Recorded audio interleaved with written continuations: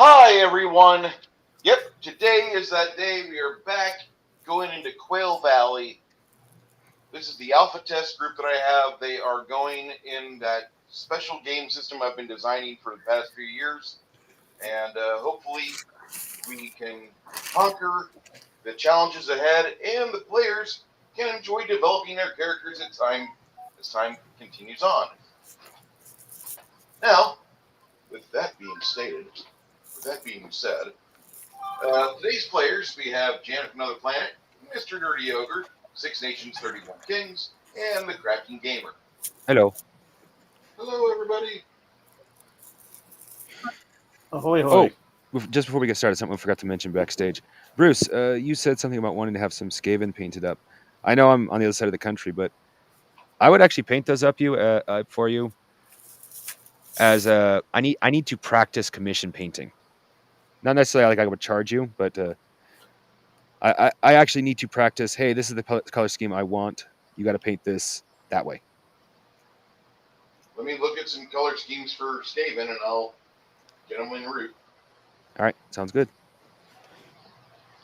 Okay. Speaking of Skaven, did you guys hear about Monday? What? I don't know, but that sounds interesting.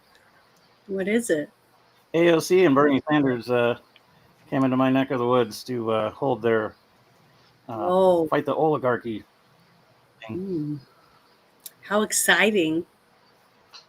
Are you going to go? 1,200 commies there. No, most of us didn't go. There was like people that had the day off or they were retired. So they could actually, it already happened last Monday? Last Monday, yeah.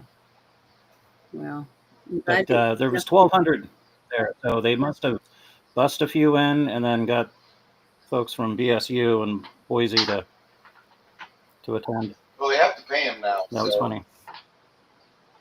I mean, they can't say like, hey, there's a super charisma person coming in. No, they're like, hey kids, do you need a few extra bucks to fill up on gas? Do you want some beer money? Go to this, hold a sign. And that's how it works.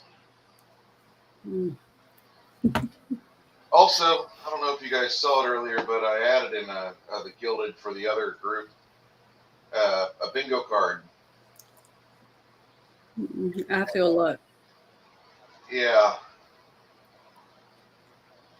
there's a bingo card now for the Terran Kill. Yeah, I looked at it. I was a little disappointed that there was no Bruce cackling like a maniacal hyena. Good. That's what Bruce reminds me of when he does that his outright something has just kicked his funny bone laugh.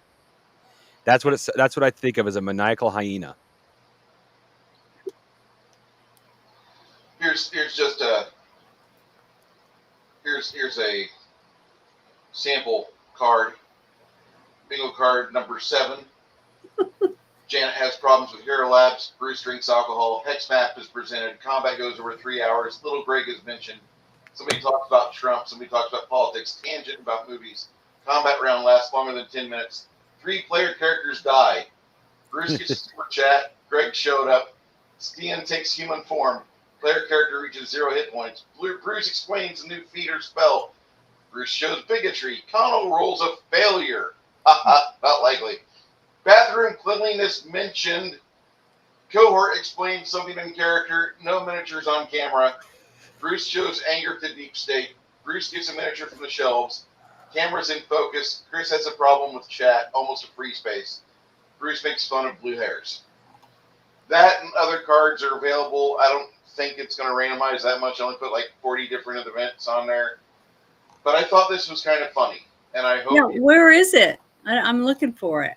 I think it's second in Gilded. It's in Terran Guild. I know. In what? Current campaign? Yep. Oh, okay. Yeah. I'm looking through there.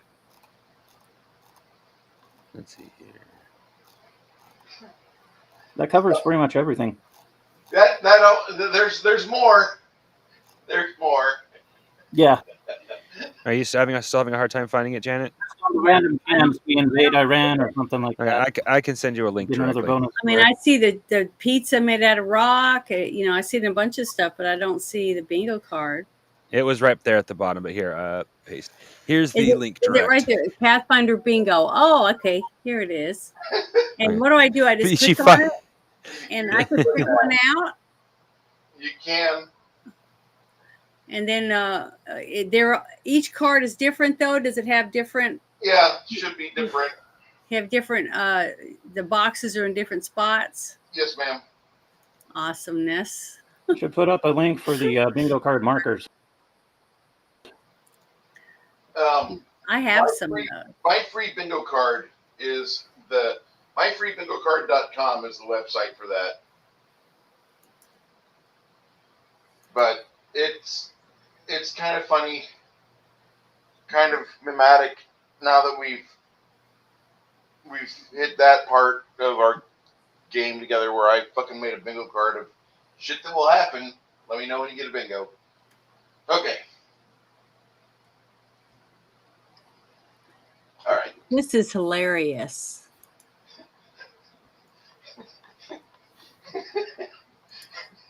I told you it happened.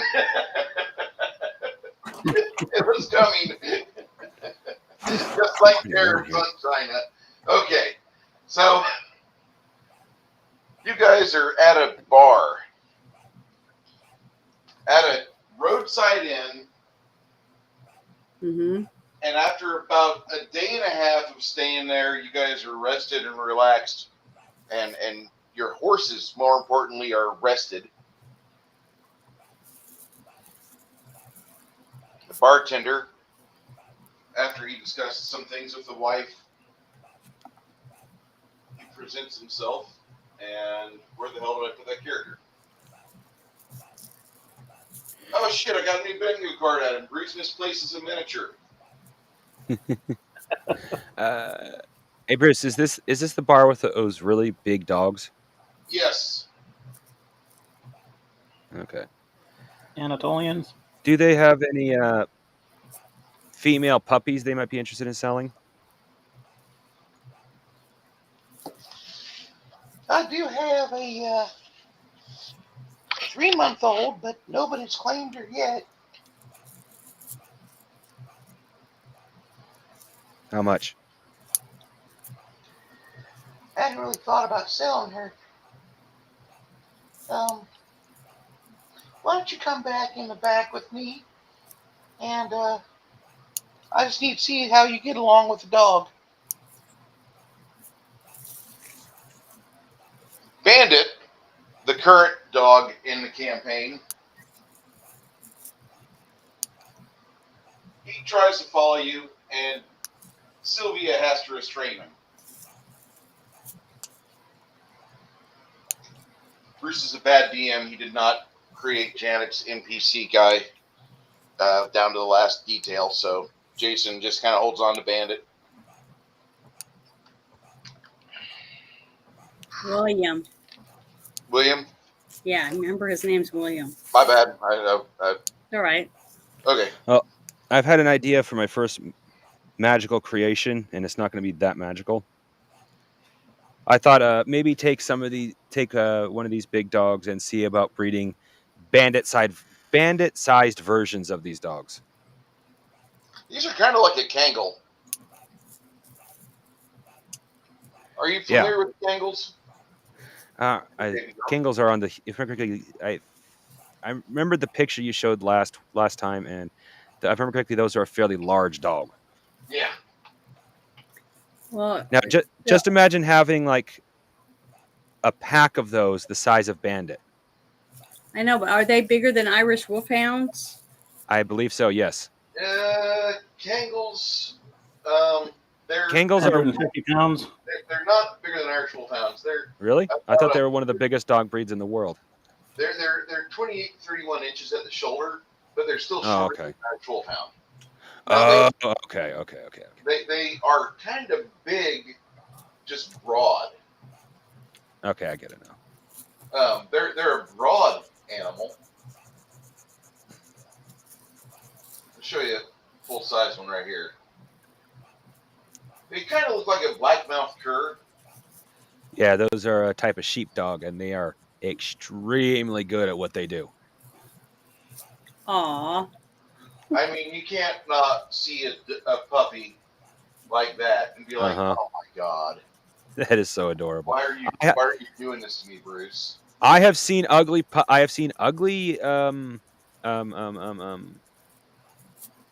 Yeah, ugly babies. But even the malformed puppy that was born to one of our dog's litters was not ugly. A little creepy, Aw, but not directly ugly. how cute. Yeah, Kangles are really good livestock guardians. Typically, See- once you put them with your livestock, they integrate and they really don't sleep in your house anymore. They're outdoor dogs. Mhm. I have known people to have Kangles, and the Kangles are so protective of the animals that local kids cannot get close to the local animals. Yeah. Mhm. The Kangles will. It's one of those breeds where you gotta. It's one of those breeds where you got to either have it be a herd dog or a. Yeah. That way your kids don't get Yeah. mangled. Kangles also have. Kangles still also have the same issue as Huskies, where they get bored easily. Yes, Hey, Bruce. Janet. The people are blurry, but the background's really clear on the picture. I was just gonna Yeah. say. But yeah, well, maybe not 100% like breed them to the size of, just breed them to the size of Bandit. Basically, what I'm looking to do is for a Kangal with the protective and strength of a Kangal, but also with a little bit of the attitude of a Rat Terrier. So Hmm. when they, so they are will be one of the most loyal and vicious dogs in existence. Oh my god, it's fucking deadly as shit. Sure. You go in the back with this A little. dog like that could be sold to royalty. Mhm. So yeah, sorry, didn't mean to interrupt you. Inside the pasture in back, or the enclosure by the stockade, he brings out this 3-month-old pup, but it's already at 40 pounds.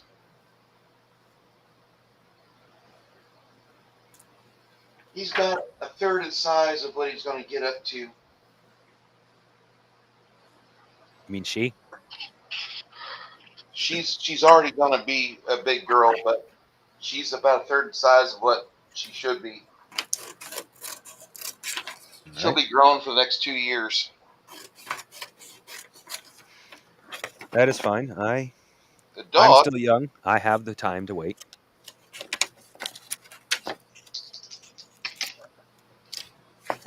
the dog looks at you and Oh, I don't want to say is scared, but she's just really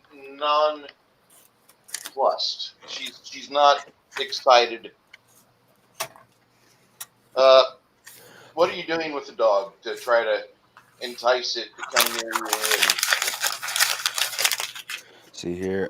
Let me look at my skills real quick. See if there's anything directly useful here. Sorry, I'm trying to get ready for both the game and painting.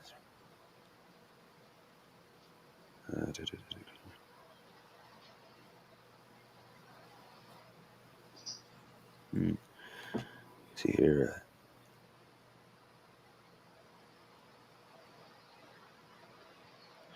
I don't have any animal handling skills, and I doubt diplomacy will work here. You know what would work? Mm. Piping hot bag full of juicy thighs. Or bones. I asked her, does she have any meat nearby? she's like, I've got a couple pieces. She heads a stump about 50 foot away. There's still some bits of gristle from the chicken. She pries the hatchet up, and once she does that, she gives you a couple bits of entrails and string. She hits you from the neck.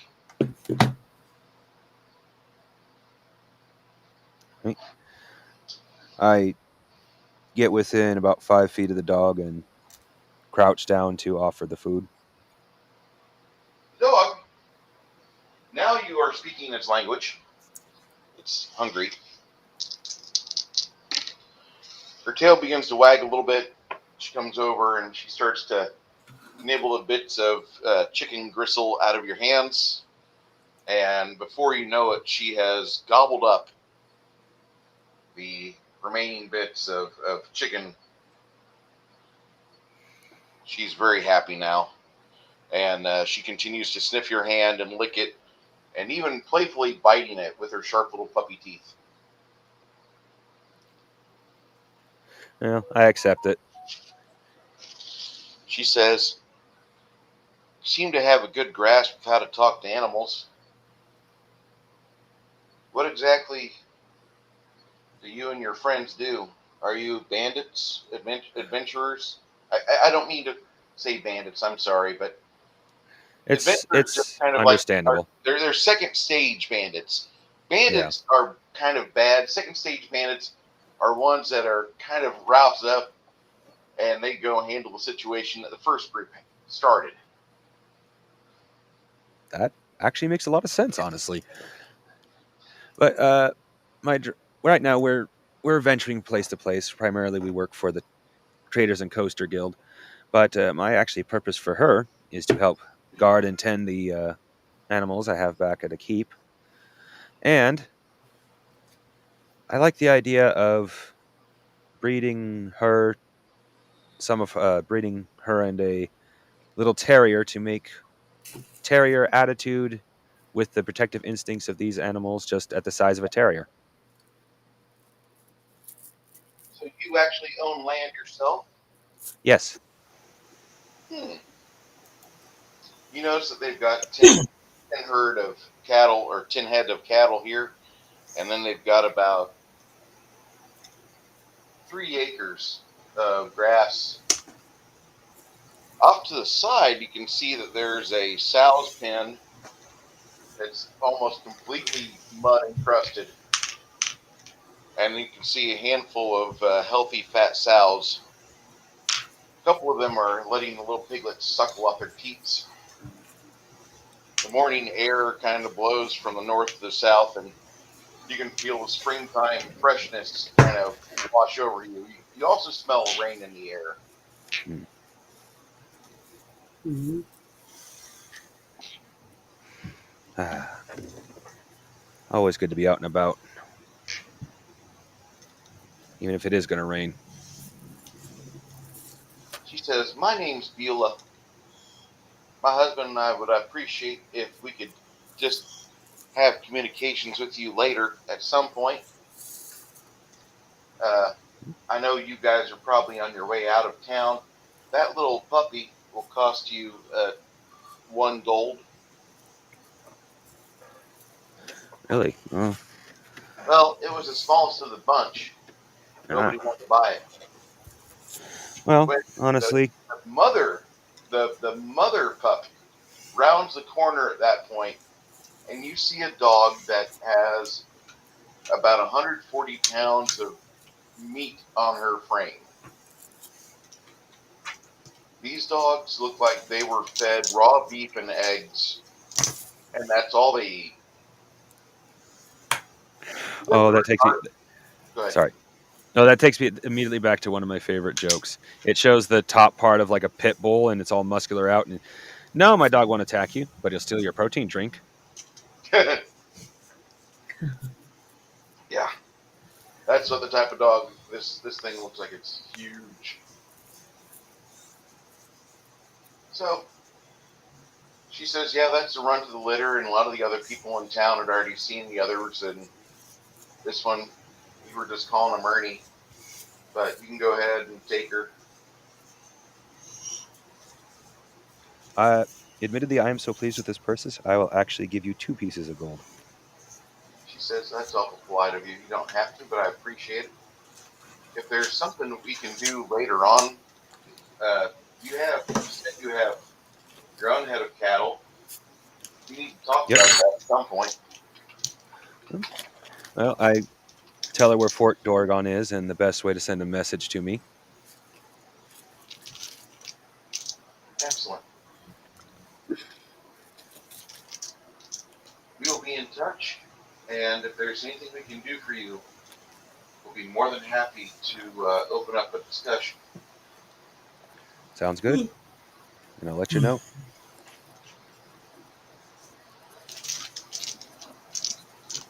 As you're packing up everything on your mount, getting ready to leave here, the bartender goes about and shaking your hand and stops by William and Isabel, and he says, "I understand you two are priests of followers of Mir. Where you're going, I don't believe Mir's touched Eckland or most of Quail Valley. There is a lot of fear worship up there, though, so you'll find people with like mind and spirit up there." Good. Mind you, Solanus is the prevailing deity of that area, Mhm. but that's not a bad thing. It's just normal to expect that. Well, I'm not afraid of other deities. I mean, people have the right to worship who they may.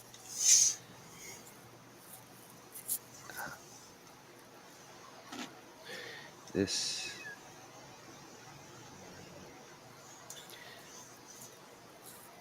I You seem to be pretty happy to receive that response from you. Well, I mean, to me, fair is fair. We are raised by our parents, and we tend to have the same beliefs as your parents. That's just a fact.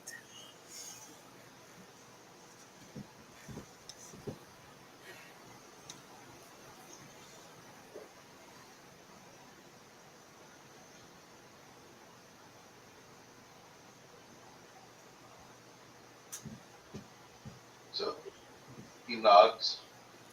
Please come back here when you're on your way back home, and we'll prepare you a fine meal of potatoes and salad roast, if you don't mind. It sounds good to me.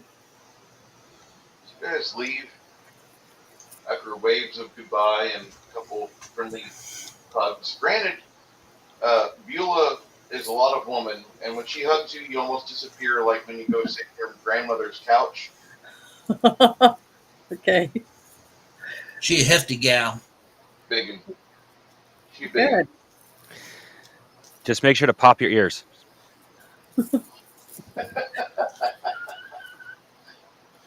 She's what Grandpa would call healthy. Yes. Yeah, my grandpa used to say he didn't like them skinny gals. He said, "Yeah, I like a woman that can shade me in the summer and keep me warm in the winter." That's what my father married. So they were happy. Oh, Bruce, Sure. I put a spell. We discussed it before. I forgot what level you said it would needed to be. I know it needed to be fairly high. Summon the bees. This is one I'm kind of interested in because it'd be great for my farm, my settlement, make it much easier to get crops growing and things like that. I'll get you the information on that here in a bit once I sit down. I freely admit I do not believe my character will be able to cast this. Like the Probably not. limitation. That's a cleric or druidish type spell. Yeah, I immediately put in level. Although I think maybe a summoner or a wizard could be able to do it. It's just going to be a spell or two level higher. Yeah. And that's like normal size bees, or Oh, it is normal size. Like giant bees. It's just honeybees. But the thing is they're summoned permanently, and if you double the mana, you immediately create a wicker or wooden hive. oh, that's kind of cool. Might come in handy when we need to make meat. It's the game has most of the combat spells you'll ever need, but there is a lot of utility spells it doesn't have. Not the bees. I just discovered that there's a gift search bar damn near on everything nowadays. So that because I communicate in gifs and memes. Yeah, I was gonna put a different GIF when you said your PC died and that you needed to work on it and give it a little love. I typed in hand job. It was funny.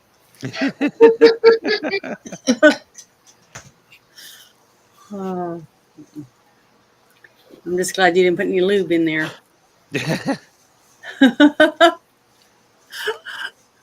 So you guys, Funny that you mentioned that. That was the first GIF that popped up. Really?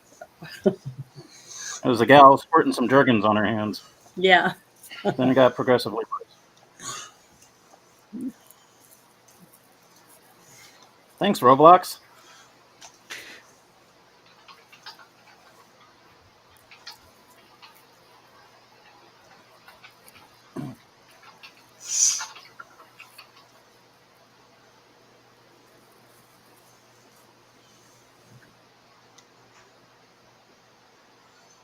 you know, apparently I need to change my safe, my safe search back on because I just binged that and I got like these blurry videos showing up. She squirts and stops a massage. Wow. Oh God. Okay. Mm-hmm. The internet, gotta love it. It's like the Wild West. I'm going to hell. We might already Pony be Express there. in the Wild Wild West, outright hard all night long. All right. So we head into Eckland a few days later, and at Eckland, there's a couple signs you see on your route into the town, and mainly the big sign south of Eckland is the notification that you're now entering you're within the Duchy of Westmarch, which it's not really that different than other places. But the Duchy of Westmarch, there's a lot of things here that are just a lot less settled. This used to be a very populous area, and now it's teeming with ruins, and a lot of adventuring bands over the course of time have made their way here. One of them, Quinn starts to sing about the birds of prey, and some of you remember them because they were really popular about 10 years ago. They were an adventuring band that they worked for the guild like you do, and they made their way into Eckland and in the Quail River area, and then they just disappeared. And it's a song, it's a bard's tale, but it sounds quite a bit like the what's that super container oil ship that sank in Lake Superior in 1975, and they made The they made Edmund a ton Fitzgerald. of. Yep, the Edmund Fitzgerald. It's a Quinn's song sounds an awful lot like the ballad of the Edmund Fitzgerald, but he's singing about this group of people, this six-man band called the Band of the the Birds of Prey, and that kind of reminds you of your associates back in Dunham on the Band of the Crimson Mantle. As you continue to ride into the West Marches, you see more and more signs of civilization. The settlements are getting a little bit closer. They're about every 3 miles apart. You'll see like 2 or 3 houses that are within a walled compound. You do note that there are signs of hostilities because some of the walls still have the orc arrows embedded in them.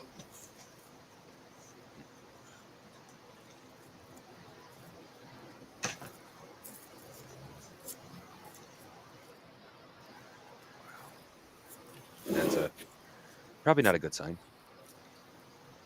Eh, it's a sign nonetheless. I mean, you're going into an area that's largely less safe than where you're from in the Duchy of Rheims. Hmm. Makes me kind of want to cast protection from arrows. Yeah, you guys take the loop The around. the Duke of Westmarch, by chance, Say Bigthorn? again? The Duke of Westmarch what? Is the Duke of the Duchy of Westmarch Bigthorn by chance? No. It's Right. Duke Rogers is the name of the man who runs Westmarch. Supposedly, he's a good man, but it is a little bit more yeehaw out here than anywhere that you've been before.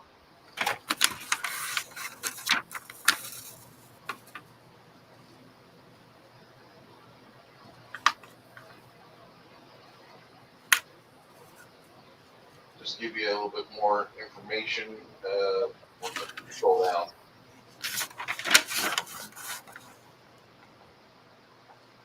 As you ride towards the capital, you guys, there's a little bit of a rise and a camping spot about 2.5 miles outside of the city where you're on a hill and the hill goes down and then arcs back towards the right. And in the distance, you can see the capital of Eckland. There's a river leading out of the city. A lot of these cities in this area, it seems like they're all river towns too. But you can see a couple barges going downstream, and one barge pulling up towards the Green Mountains has to go through the city of Eckland first.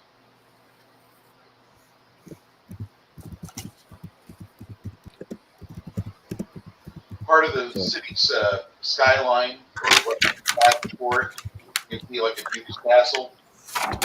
Sits on what you think is an island in the midst of the river. You do see some brightly colored, looks like banners on the horizon. Maybe those are markets. You do also realize that this is the end of the Western Ring Road.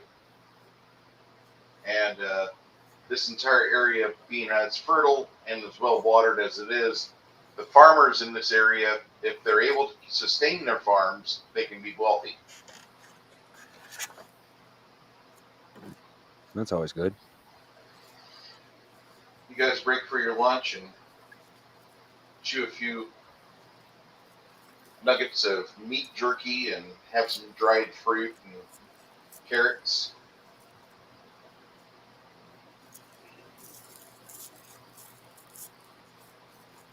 While you're there, you can see a couple wagons coming up the road towards you. It looks like another group of not quite guild traders, but it looks like they're traders.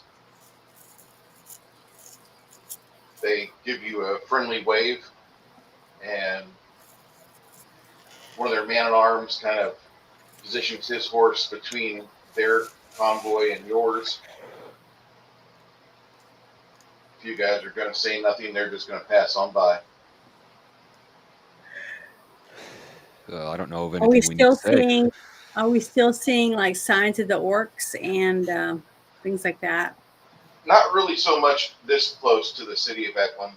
About 5 miles away you were, but there was also some light woods not too far from that.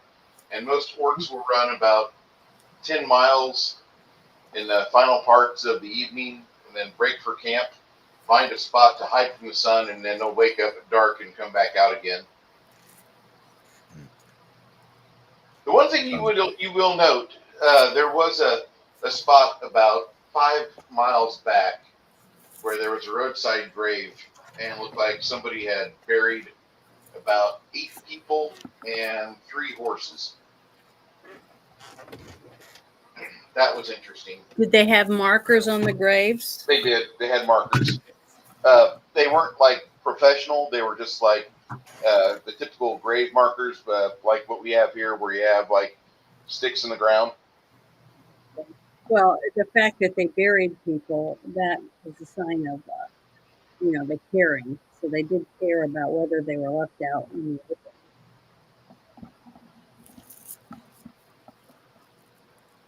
because if they'd been like the orcs, the people would have just burned them or whatever. I don't think they would have Yeah, took that, the time. no, they didn't burn the bodies. They Okay. buried these.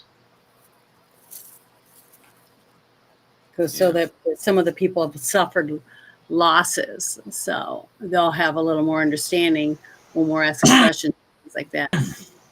So That's Queen what. tells you, says, if we move now, we can get to a inn on the north side of Eckland, and we can sleep there for the night, have running water. It's been a few days since my last bath. I'd like to have another. I'm not going to say I wouldn't. That And what sounds we good to me. is we can get in town and then get ready to head out of Eckland to the north. It's really sad, but here, where the river word for Quail River and Western Acadian Forest is at, that's in the notes for where the city of Pembrose is. And the settlement of Pembrose is a nice little town. That's where your final destination's at. That's where your contact, Lord Kyle, is at. Yeah. Lord Kyle. Anyway, you get over there, and that's who you're supposed to meet up with. All right. Later on that day, you find yourselves pushing yourself through the city of Eckland. It's not a bad city. It's just everything's in your way. Like it's springtime, and the spring wheat and the strawberry fields are definitely being hauled into harvest bays, and you can see a lot of the farmers with their wagons and their long crates. They're trying as best as they can to get to the markets before things close at noon. Supposedly today is some sort of holiday, and when you ask or inquire what is the holiday that you are so celebrating in the city of Eckland, one of the people says, it's not a holiday. The children have an in-service, and so instead of taking them all the way until 15, they're only taking them till 12. And so we all have to be done with our work by 12 to go pick up our rug bunchers.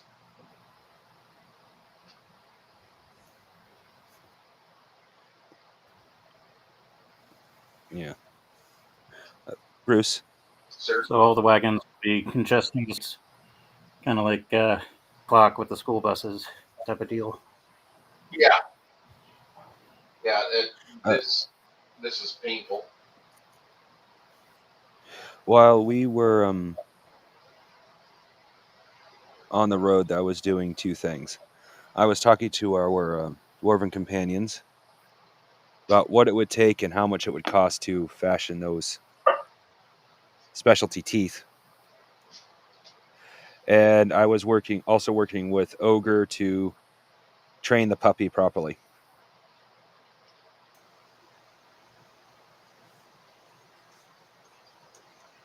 I'm sure his people have dogs. Yeah. I do have animal handling skills. Yeah. I don't. How long have we been on this trek so far? Shouldn't have been that long. Okay. Oh, you mean total? Okay. I was about to say we're in the last place, not that long. Okay, if you're talking total, it's been a while. No, I'm talking about since we left on this journey. This is about 2 months out of Ream Okay. that you've made your way to Eckland. I mean, even going to Gilboa is like 200 miles from Ream. Okay, that's a trip. That's a haul. You know, I'm not trying to besmirch that. I'm not trying to belittle that, but this here, 2, 3, 4, 5, 7, 8, 10. Yes, and we have a journey to make too, because I have an even longer journey, because I have land next to a potential cash crop. That's one of them. Yes.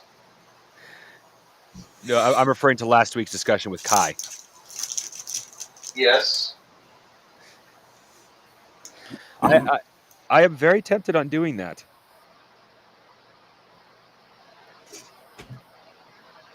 but I got to make sure I have the money to do it because I that's something I'm going to have to not just I can build it up. No, I have to like plant thousands of silver into it immediately. Otherwise, it will immediately fail.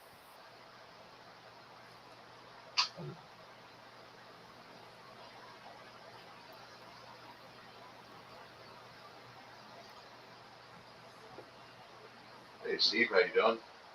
Okay, so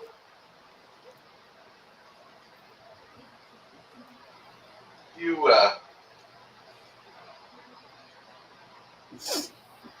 head in the city of Eckland, and just so let me this springtime. You guys are in the month of Tuimon, excuse me. There we go. I'll put it in chat so you guys can see the name of the month there. This is typically what they call the fifth month of the year.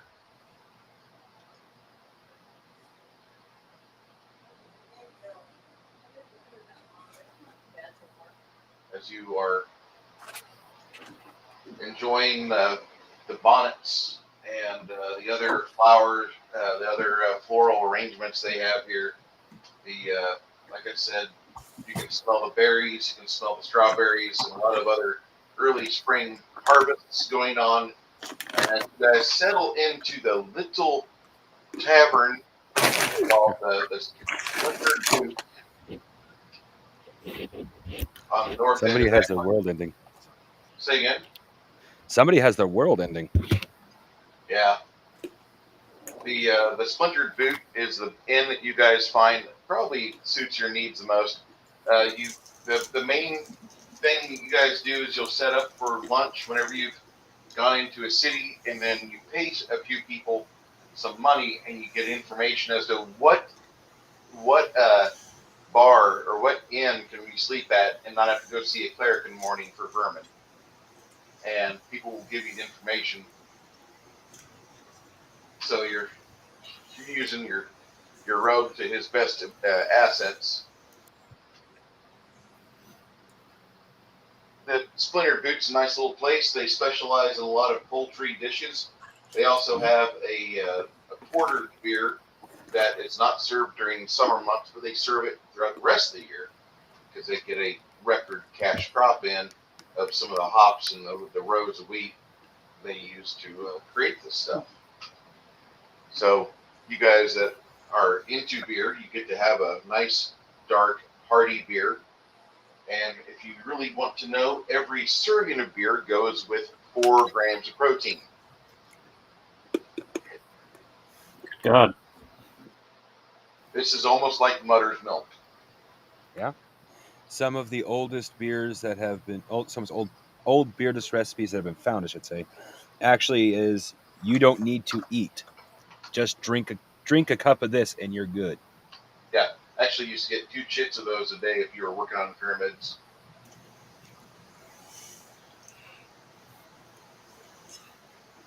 Oh, what's that scene in Robin Hood, Prince of Thieves? Friar Tuck, he's talking about grain. He's like, yes, this is grain, which any fool can eat. But let us talk about a more divine means of consumption. Let us lift a pint and give thanks for beer. Yeah, but Consecrate everything. he also like mead. Mead gives you a halo. Mead is also stronger than most alcohols of its type. Yep. And it's damn tasty. Yes, it is. Ugh.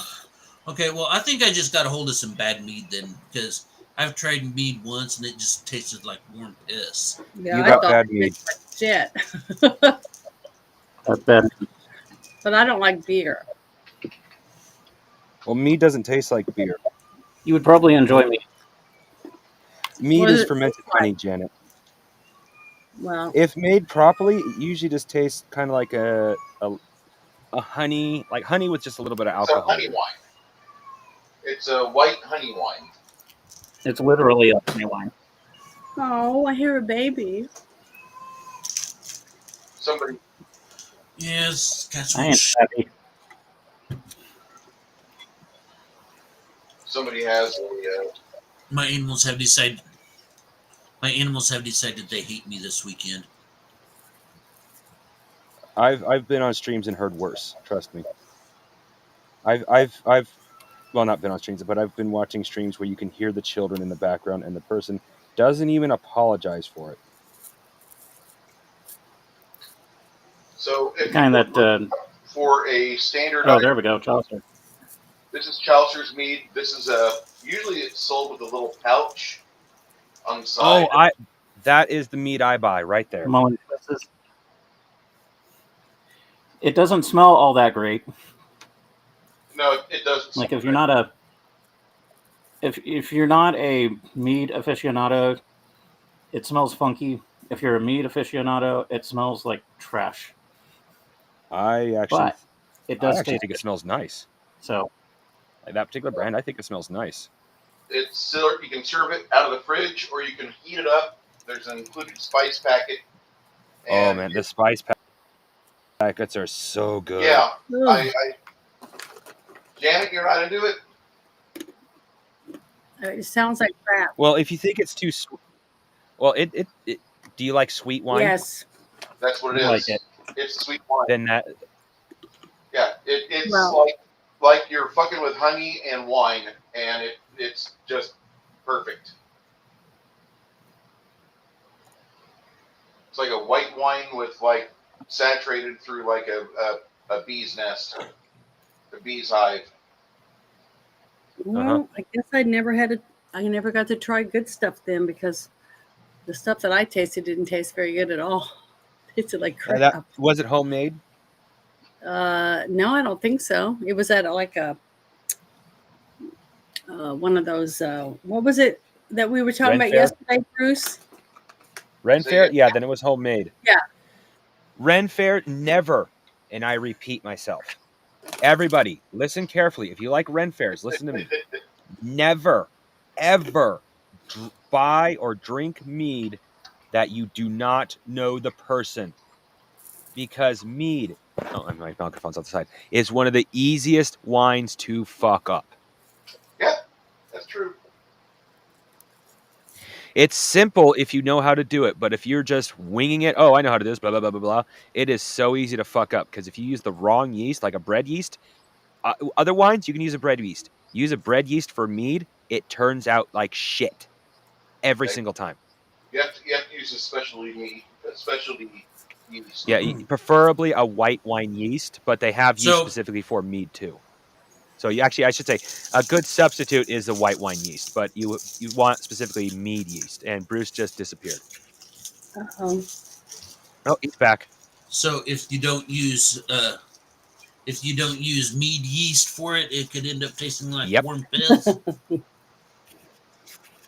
Probably lucky. why- Because whenever I tried mead, it was at a Ren Fair. that's right there. You never take Ren Fair mead unless you know the person, or they at least let you sample it before you buy it if you're going to buy it.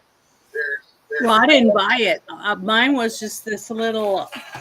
It was like a little wooden board, and it had like 6 little tiny mugs. Little. Oh Like yeah, shot well, Little taster tray. And it was for you to taste it. yeah. And I That didn't stuff's taste a good. single one that I thought was good.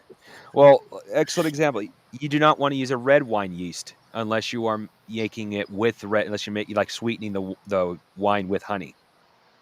Then it shouldn't be just fine. But if you're making a mead, only use one of 2 yeasts, preferably mead yeast or a white wine yeast.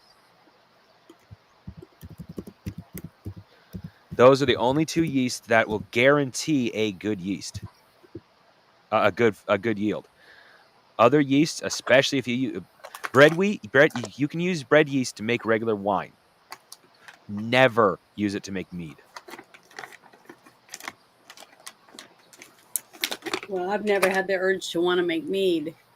Well, mead is both the simplest wine to make and the easiest to fuck up because it's very sensitive on, like I said, on the yeast you use and its conditions.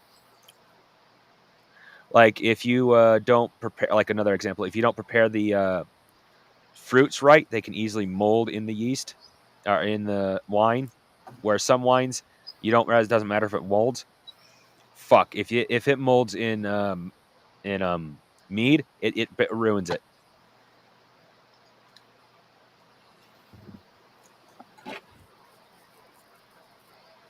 So there's a place,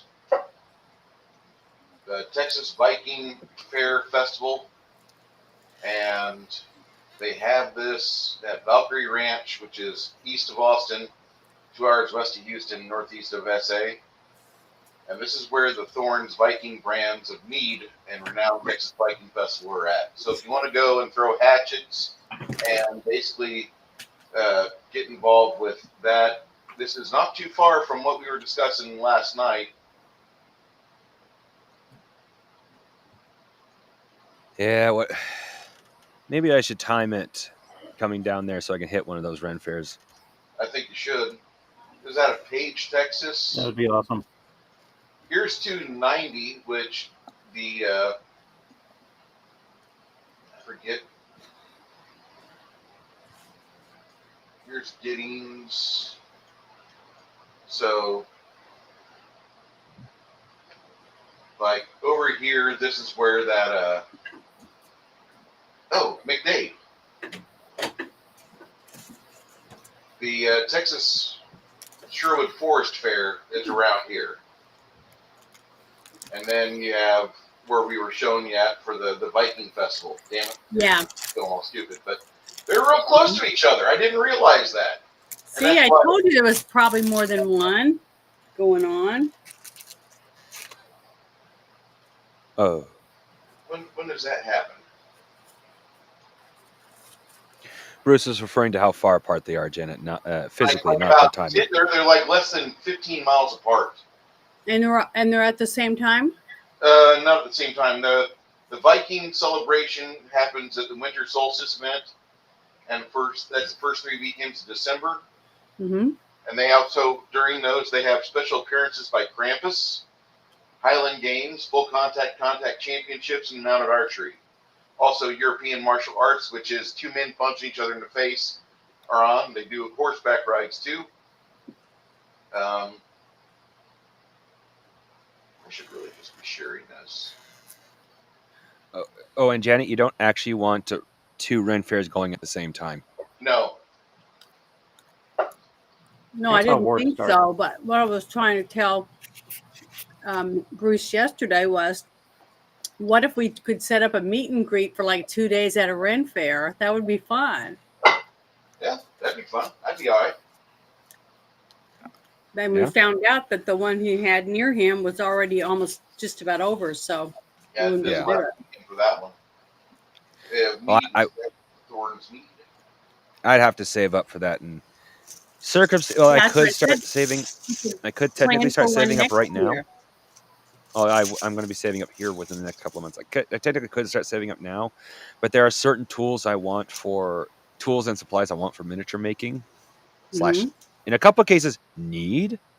Like I'm running dangerously low on Zacto blades, and they are very useful for all kinds of things, not just miniatures.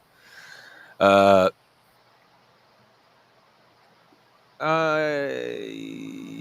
think there are a couple. They do a raid at the TRF. The Vikings invade the Texas Renaissance Festival over by Houston.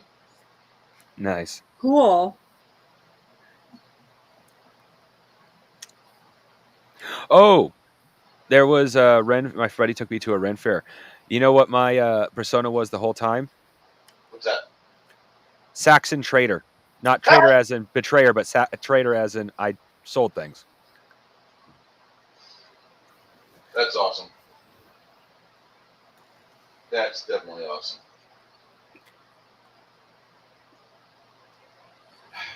All right, didn't mean to get everything all off focus there. Yeah, I want you to get your tools straightened up there, crafting, because I'll be sending you some rats to work on. Yeah. I actually want to be able to try to go professional if I can. So, which means I definitely need better tools. I want you to go professional because after talking to you yesterday, I kind of understand exactly where you're at. Yeah. It's a pain in the butt. Oh, did you read Janet's message? Apparently, we're playing Payfinder. I know I made a mistake. I fixed it. Well, with the way most people play games, that's not far off from the truth. Like, You no know, offense, but that's kind Fairly of how the accurate. high level game plays. When They're not people doing ask it to save me, the world. They're doing it to find the loot after killing the bad guy. yeah, because every time someone Isn't that asks me D&D what we're 6? doing, I'm trying to explain it to them. Oh yeah, that's understandable. I'm just saying, like, you're a little more accurate with your misspelling than you would realize. I thought that was funny when I looked up and I went, "Oh, I made a mistake." Yeah, I think it's hilarious. Sorry, Bruce, but I had to point that out. A little Freudian slip. Yeah, I guess. okay, so once you guys settle in over at the Splintered Boot, the dwarves they kind of ask you guys, were there anything you needed us to take care of while we're here in Eckland?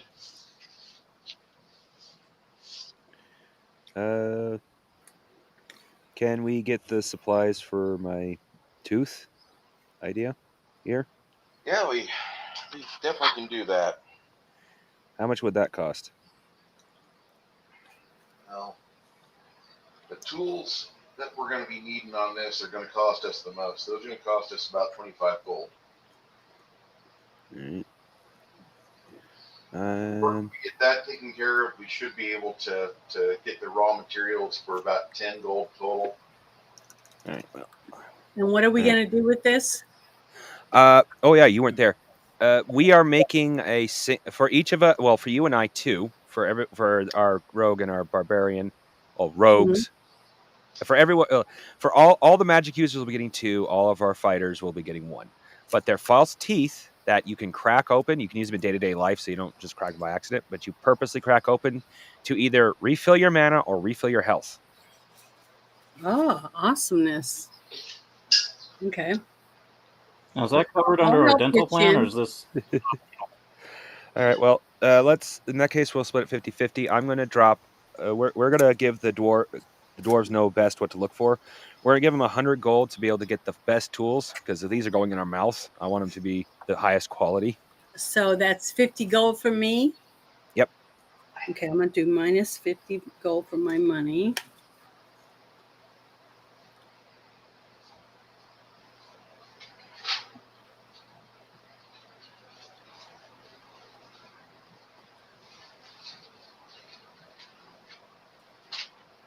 Trying really hard not to quote Dune.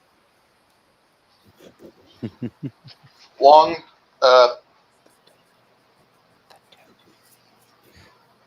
while you're working on this, you realize that you're kind of at a decision point, and you could either maximize your spell book capacity to where you could memorize up to 150 pages of spells in a morning for your spells. Mm-hmm. Either you go up to 150 pages on your spell book, or you can instead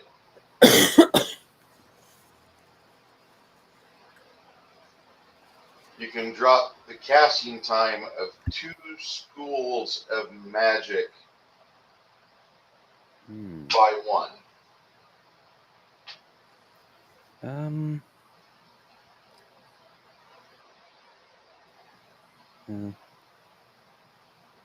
more of a general use kind of guy, so I think I'll get more use out of the 150 pages. Okay. I'm still nowhere near that 100 yet, but still that'll be useful in the future. I get it. Are you asking me that too, or? Janet, what I'm going to ask you is something a little different. Mm-hmm. This is going to be classified under your edges, by the way. It's not considered a feat, but more like an edge or a special ability. And you can either get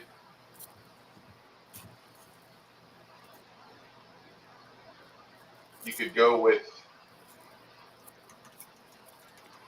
taking, excuse me, your mana points can go to 1.5 times your wisdom per level. So you've got what, an 18 wisdom? Hold on. What's your wisdom? Let me know. My wisdom is 18. Yes. Okay. You can either go up to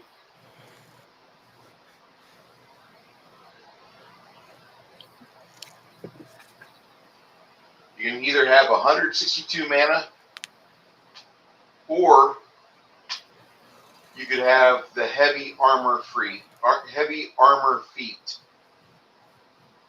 and you could start girding yourself to do more heavy cleric actions.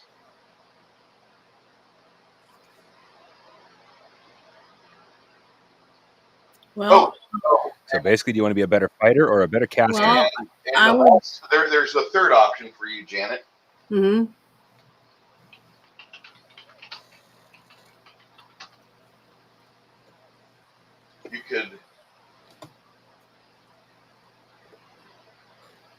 You could have divine grace,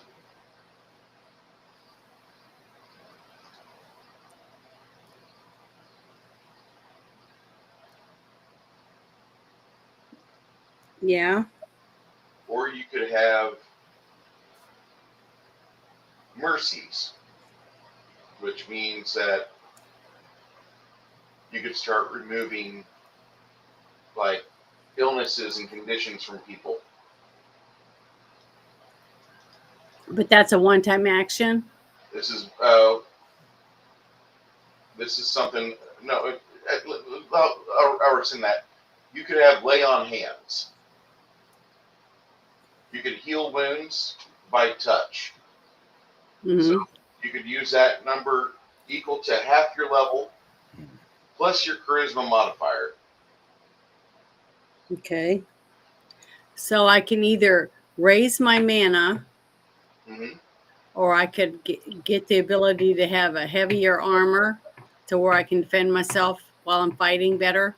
Yep. Or I can get lay on of hands. Yep. Well, honestly, Lay on hands would do. You could do a healing for yourself of a dice 6 of hit points for every 2 levels you have. hmm but how many times a day would I be able to use that? 3 plus your charisma level. 3. That's not too bad. That might be the one I take. Yeah, it's an instantaneous ability for you to do it to yourself. Because as long as I'm Yeah, healthy, I am looking. I'd be able to help, my team better. And To be you able. only need a hand to do that. You only need one hand free. Hmm. And literally, you could be gripping onto your shield with your hand and touch your fingers to your palm, and you do that. Yeah, see, that sounds really good.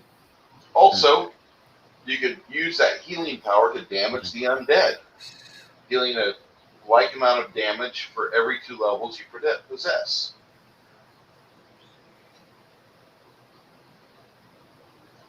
Undead don't receive a saving throw versus that damage.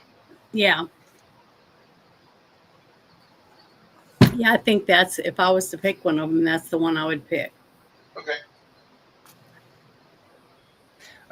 Bruce, which lay on hands is the one you're giving Janet? Because I'm trying to look it up so she has I'm getting ready to put it in the Alphatest.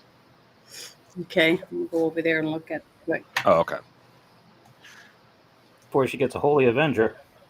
I was originally trying to look it up so Janet had a full understanding of her option, and then she just chose it anyway. It's like, okay. Well, I didn't. I was just going from what I heard him say, which one I thought would be the best one. Oh yeah, I'm just saying. I was initially trying to look it up so you understood your option. just sounded like something I would probably use more out of the three things he was talking about. Um, to me, Yeah. I don't know. You seem to get up there in the fight quite a bit, so I would say the heavy armor wouldn't necessarily be a bad yeah, option but you for guys tend to get hurt a lot too. So, uh, you. if it comes down to me, Me, not so much, but our two yeah, fighters, yes. Lemmy has proven to be the target of most things evil. yeah. So I'm a lover, not a basically, fighter. me being able to be around long enough to keep you guys healed up the best of my ability to me is the most important Yeah, from my I character. I, underst- I understand your logic. So that's what I would. I'm just saying you do get up in the fight quite a Yeah. bit, so Sometimes it. I don't have a I chance. I personally, yeah, I'd personally say that option is like 50-50 for you. So it's like it's good Yeah. either way. Well, maybe later I can get the other one.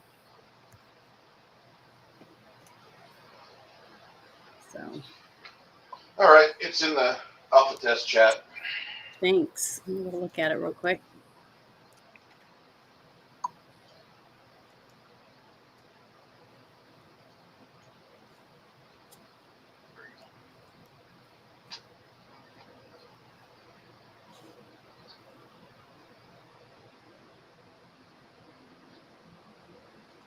Hopefully that helps clear up some things. Hey, Soy Base Germany, how you doing, bud? We're waiting on Discord. I'm waiting on Discord. I'm gonna try to write this down. It's already written down for you. Huh? It's already written down for you. You can just write on your character sheet, lay on hands. Okay. Something that'd be really useful for you, Janet, is do you have Google Docs? I don't think so. You have that I'm character sure I sheet. have the access to it. I just haven't used it before. Well, what I'm saying is you put like what I do is I don't have Google Docs, but I have something similar. I put all my spells. I just copy and pasted the spell lists from that online that Bruce gave me, or excuse me, like in this case where it seems like let me look Yeah. at it. I think that's a custom spell basically that Bruce has given you. Mm-hmm. Yeah, I would in this case I would just take this copy and paste and put in that document said that basically I have a little document called spell list. So I have all my spells on that document, so I can just read them in game. Yeah, I need Keeps you to. from having to like. I'm putting It keeps together. you from I've having to look almost it got up it all. / rely on Bruce all the time for knowing Yeah, how to because I've cast the spell. almost got everything written on my notes finally on 3 pages instead of going through like 25. So I've almost got that straightened out. So it's a little Oh yeah, easier. I'm giving you the lazy way of doing it, Janet. Well, I like lazy way. So I'll work towards that too. Yeah, keeping a physical copy isn't necessarily a bad thing though, because occasionally my thing doesn't want to pop up right away and I have to reload it. So I'm kind of scared of maybe losing something. Yeah, I always like to have notes anyways, for everything I do. Yeah. But yeah, in this case, especially if it's like in game, you just copy paste and go move on and like write it down later. Mm-hmm.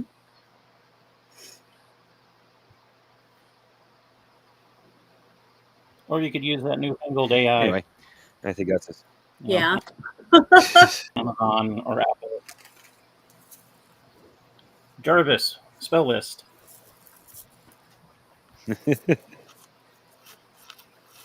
Yep. Talk about us getting lazier. Jarvis, give me a little quickie.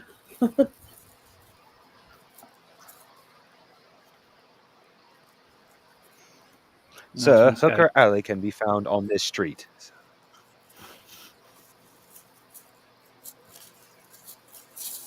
Say again, Crafty? Oh, I was making fun of his Jarvis joke.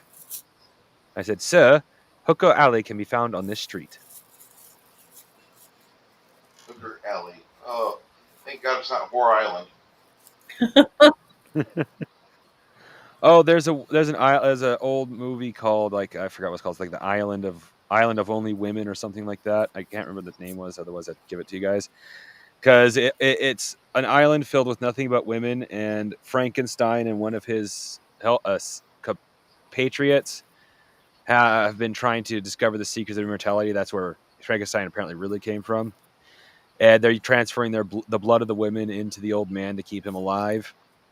And they have some sort of hypnotic device that makes people obey him and like think like him. And then Frankenstein, who's been chained up in a cave during the whole thing, all of a sudden gets free and just starts roaming the island for some reason. It's a Oh, really I weird thought movie. you were gonna when you first told me about it or first said anything. I thought it was gonna end up being like a porn. No, this is a straight up regular movie. It's like the Island of All Women or something like that. Sounds Well, like the One of those quality beef sticks, right?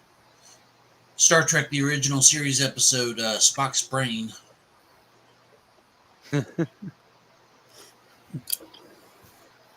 Mud Squirrels. I really wish I could remember what that movie was called.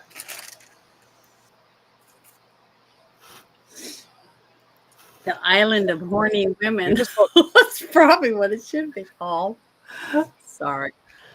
maybe the Island of Frankenstein. Actually, maybe that's what it's called here. Okay, this is bugging me. Now, was it Frankenstein or Frankenstein's monster?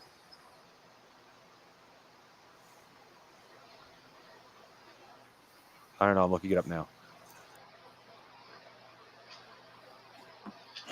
So,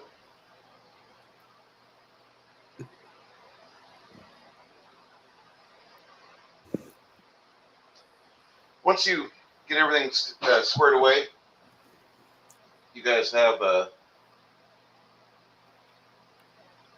time for some wine or some bits of potatoes and cheese. The supper they serve is fairly nice, although you don't really remember it a few days later. It's just a standard pork chop fare with thick, hearty baked potatoes, lots of cheese. You notice after a while that the stockade seems to still be open, even though it's very, much past dark. And the ladies at the bar tell you that this city keeps going because there's so much activity going on.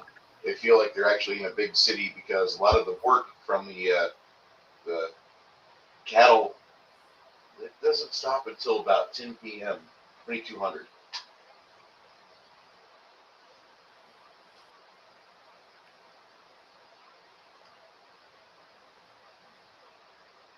Anybody want to do anything before they go get some sleep?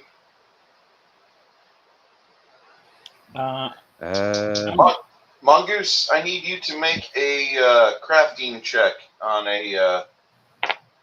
What's your knowledge arcane? See here, knowledge arcane. It might have gone up, but it's a plus 40. And spellcraft is also plus 40.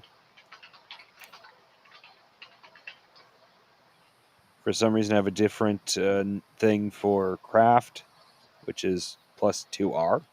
No idea why I wrote that down You got differently. 2 ranks, so you got a plus 10 plus your.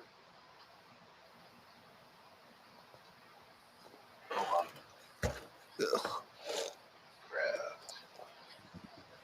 And your intelligence is 14? 15. Okay. Got a plus 20 on craft, so give me a D percentile and add 20. All right. That is a 85 total.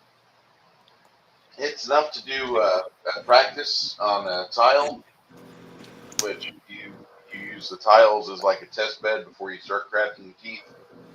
One of the dwarves kind of looks at you and he's pretty happy that you can see the magic, the rune on the tile itself. He's like, that's exactly how we do this. Okay, so now that you understand the basics of this, all I have to figure out is putting all that magic into a small tooth. Just get it in the tooth. That's all you gotta do. Mm-hmm. You All right. kind of figured things out. The breakable tooth that they have, this tooth here is not breakable. This is just like a standard tooth. But during the crafting process, Yeah. you're going to have to make a tooth, and that itself is going to require a DC 75 or better, the tooth itself, and then you'll have the second roll to slap the magic in there, because it is kind of a complicated system. Once you have the magic embedded within the tooth, then you hand it over to Isabeau, and she has to do a heel check on somebody. She has to do a surgery on somebody for a heel of 100 or better. Probably wouldn't be a bad idea to have Quinn playing in the background. Oh God. Just Well, picture a admittedly, I dinosaur. was considering the idea of having a professional put the teeth in. Have you seen? No And then offense to Quinn- Isabeau. I'm just saying that Isabeau's 6th level. I mean, she's a Oh, so basically she's the closest thing to a not professional the we got. There Got are it. some people in town maybe that have a better heel roll than she does, but she's 6th level. She's really fucking good. She's kind of like one of those girls that, you know, she does her own thing, and she could make, you know, roughly an equal amount of like 80 to 90,000 a year doing what she does in our world comparatively. You know, nobody's going to complain about her making 80, 90,000 a year. You know, the only thing she's going to be like, I just would like to have a, you know, 6 digits just once. If Isabeau was in this world, that would be what she'd say. She'd like, just once. I just want to hit 6 digits once. Just let me pay taxes on that once. Or let me fight taxes and try to get money back on that just one time. I just want to see it. I just want to know. I don't want to be greedy. I just want to see it just one time. Yeah, I would print the check out and frame it. You know, like Mr. Krabs' One of those first dollar. plastic surgeons. Oh my God. The best plastic surgeon. Hold on. Let me see if I can find it.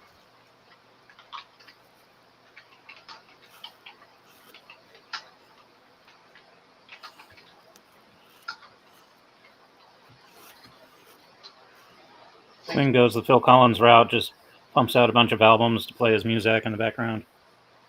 Boost up your score. Hobnobbing with the aristocrats and nobles. Yep, there we go. There's the best plastic surgeon I've ever seen.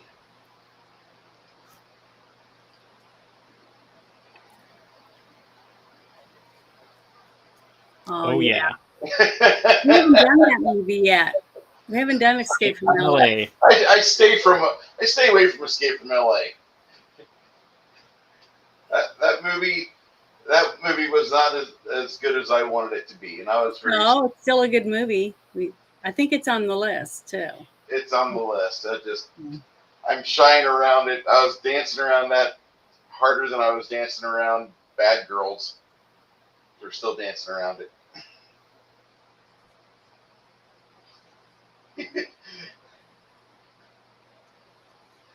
Okay. Anybody got bingo out there yet? Oh wait, that's next week. I haven't even marked on it or anything. There's supposed to be 30 cards in that, but they're going to come out. There's going to be a lot. See, I printed one out and cut it out and everything. It's ready for my game. Oh God. When we're gonna play it. I have it ready next week, Janet. Okay, well I'll be ready.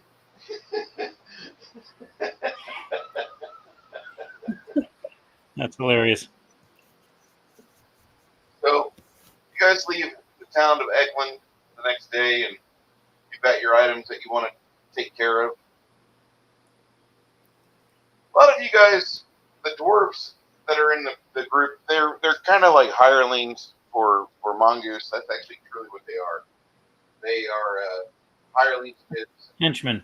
henchmen. They do a lot of good work, but it's mainly focused on the crafting work that he needs. Quinn plays a fairly nice tune. He's not singing, but he's strumming his mandolin the whole time. And for about 2 weeks total, whenever you guys are moving, Quinn's there. And either he's strumming his mandolin with some travel music, which you're pretty impressed with the fact the guy knows as many songs and as many bars as he does. But for 2 weeks, he doesn't repeat. I just want you guys to be able to appreciate that. This isn't like you're driving cross country listening to top 40 radio that repeats itself every 3 hours.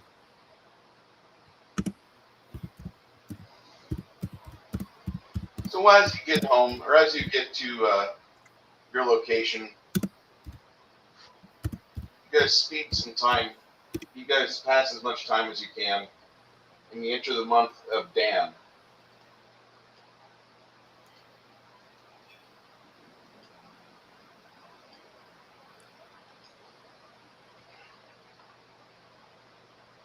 So, as you enter that month, you guys are fairly happy with everything that's going on. Seems like there's a little bit more heat in the midday to the end of the day than what there usually is. Some of you start feeling that you're kind of missing the bitter briskness of the early spring months that took up the majority of this trip. You're also wondering exactly if you're ever going to be able to spend a long time at home. Because it seems like you spend more time outside of home than in home. You didn't expect that adulthood would be like this. Throughout the trip, Good thing I'm single. yeah, throughout the trip, yeah, you're happy you're single. Occasionally at night, you can hear the discussion drift down from where Isabeau and William are sleeping.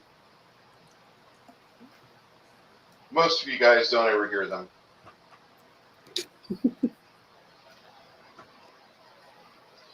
Janet, Oh, either he's not that good, going or on. Janet. Not much is going on because we're not married. I was about to say either he's not that good, or Isabeau's just real modest. Yeah. Isabeau If this caravan's a rockin', don't come a knockin'.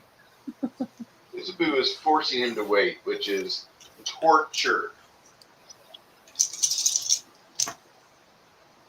Guess she can't be a paladin then. Paladins can marry. Paladins can breed. Yeah, but it's torture.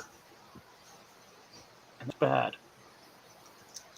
No, the worst person to ever endeavor to hang out with is a church group that's focused on having a happy marriage.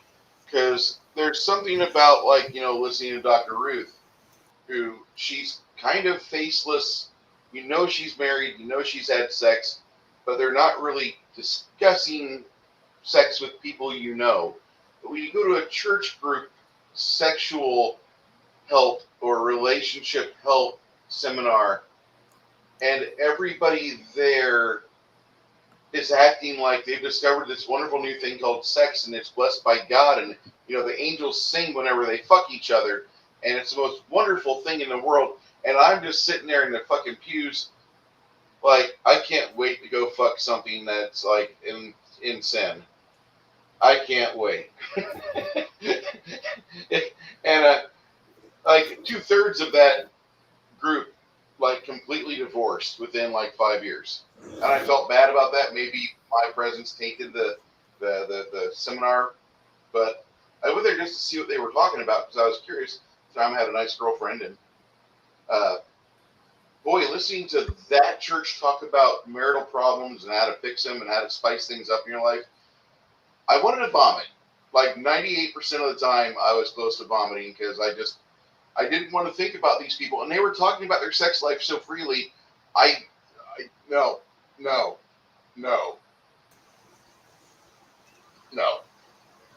All these people driving minivans with like half dozen kids. Sorry. I mean, I was really happy they were blessed in that aspect, but like, I didn't want to hear the nitty gritty. I didn't want to see the spill tapes, okay? And I felt like I was seeing the spill tapes. Okay. Fair I enough. have a question. I have a question. Is this considered a religious rant? Yes. Okay.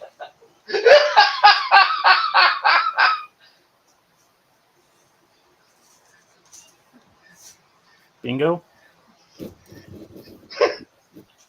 Yeah.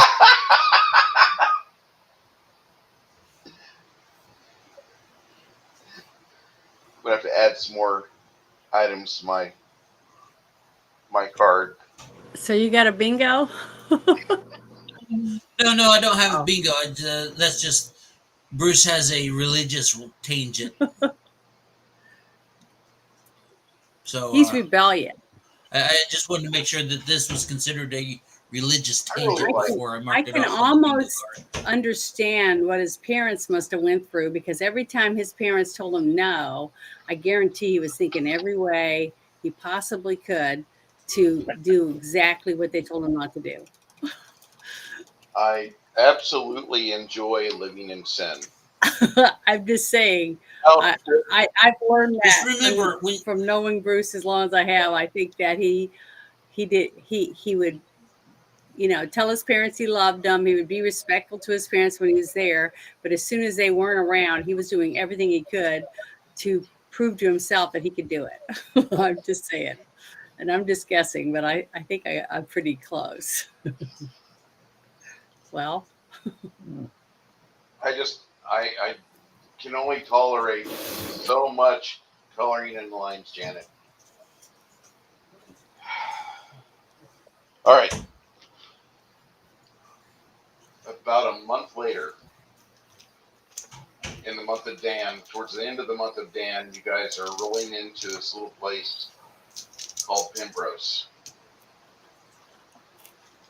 Pembrose is kind of neat. It's a kind of a quaint little town.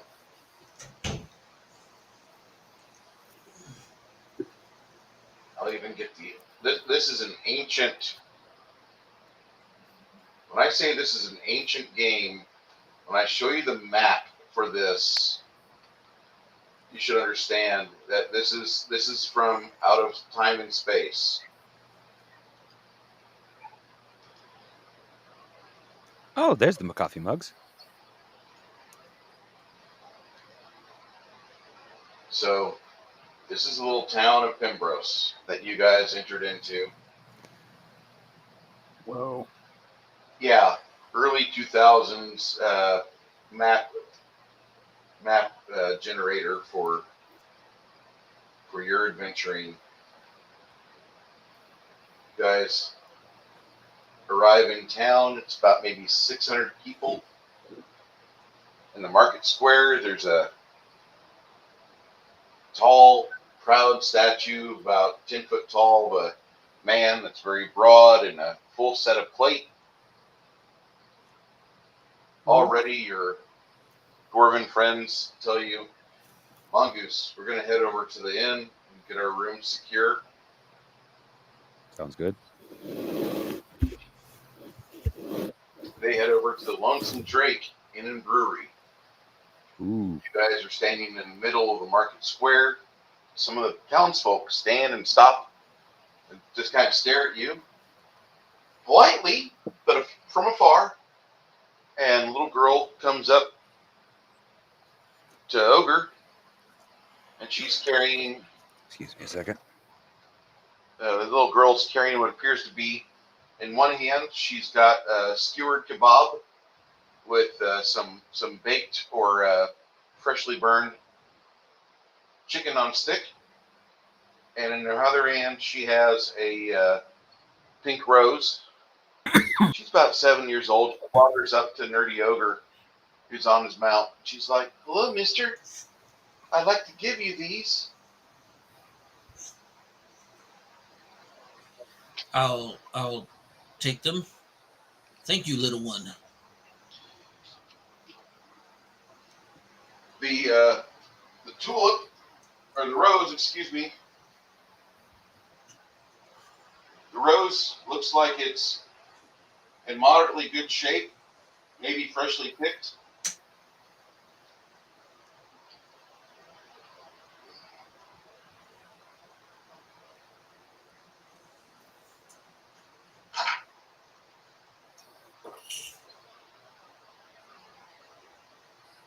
And I don't have.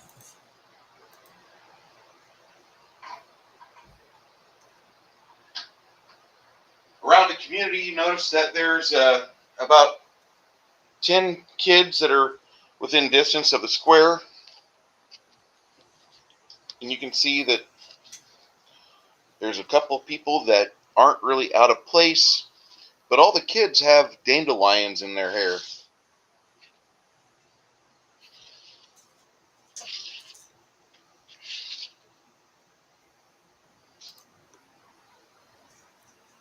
This isn't some Wicker Man shit, is it? Because I've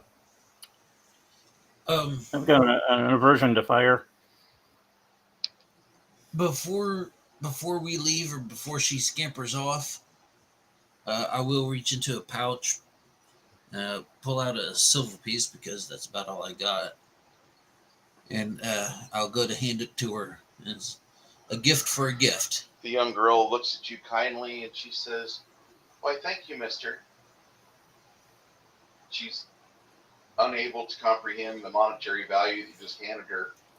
But when she goes back to her mama, she exclaims, "Mama, mama."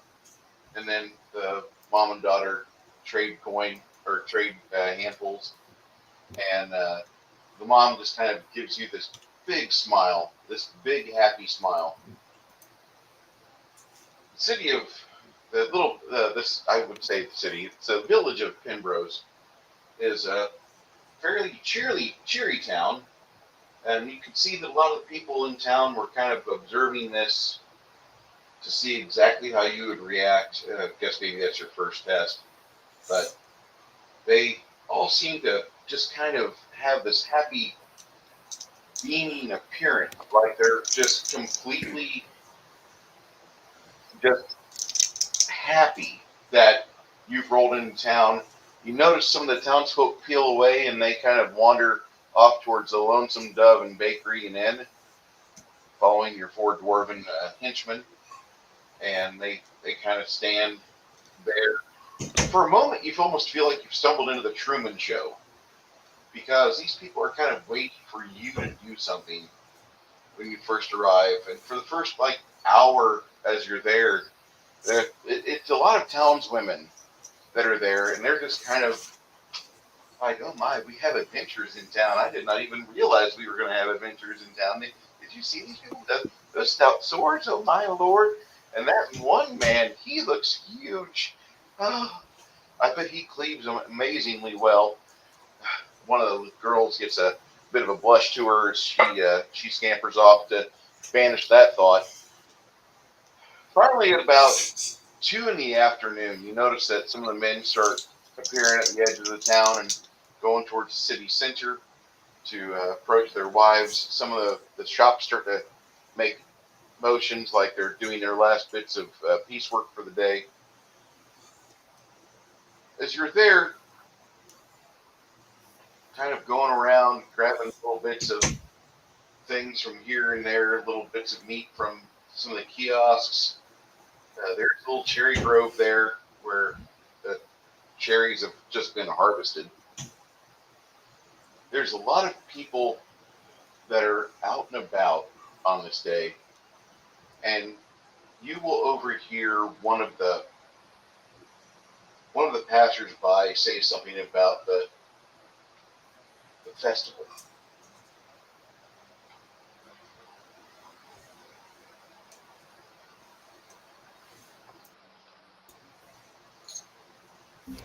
So what did they say about the festival? Mainly that fact that tonight, being that this is the night of the celebration of it, they're going to be having a rather large celebration. And as they're doing that, you start seeing around the next half hour wagons starting to come into the city center. And you can see them putting together a very large grill and very large baking area. A whole, probably 3 carts full of various coal and charcoal bits become unloaded, and then they put a grate over it and wall it off with some temporary bricks. Mm-hmm. At the Lonesome Dove and Bakery, you can see your four dwarven friends stepping outside with their tall mugs, kind of eyeballing the whole situation as the metalsmiths and masons prepare to get the temporary oven in place.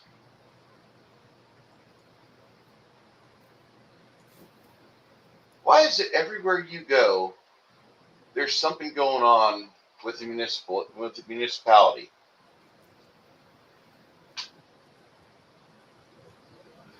Oh, if I have it, I'm pretty sure I do.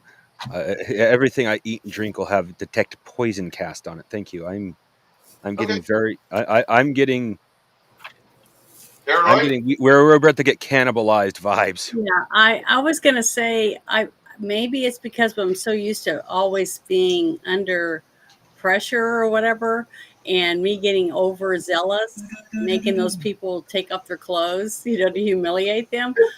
Maybe I'm in that position because I was gonna say the exact same thing as you did, crafting. That I'm having a very suspicious feeling, and I was wanting to cast detect magic around, where I'm Janet, looking. Janet, there's if you ever cast that in Pembrose, you're going to be able to see just fine that nobody has a whole lot of magic on them. Now, the one thing I will say, Hmm. there is what Thorbian, the blacksmith of your dwarven friends, Yeah. he comes over and he notices that there is a lady inside the bakery that she has the largest jewel, the largest gem he's ever seen. It almost looks like it's not created to be a gem dangling around the grubby neck of a 50-something woman inside a small hamlet far away from any excitement or activity. This Yeah. is there that thing has got a purpose. And one of the other dwarves agrees. Is like, yeah, I get it. That's an unusual cut for a diamond to be in. That's not normal by any means.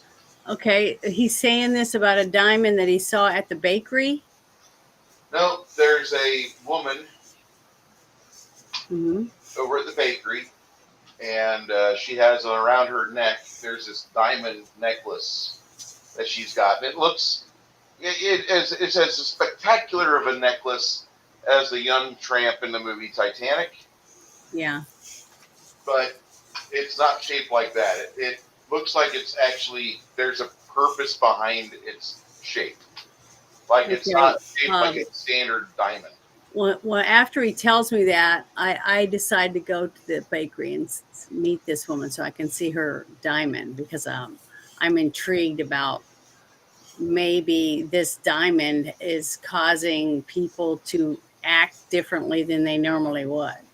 As you go into the bakery, you hear a set of horses stop, and you notice that there's a team of what appears to be 10 horses, and there's a man on one of the horses that he obviously is somebody of importance, but he's Hmm. trying to take the effort of looking like a regular guy, and he's doing a poor job of it. This is kind of like somebody who has been elected to DC that he's decided to return back to his roots, Hmm. and he tells his buddy, "Do me a favor and go over to that really nice department store we have off the Beltway and get me some Levi's jeans and some some of that new flannel that just came out. I'm sure it'll look great.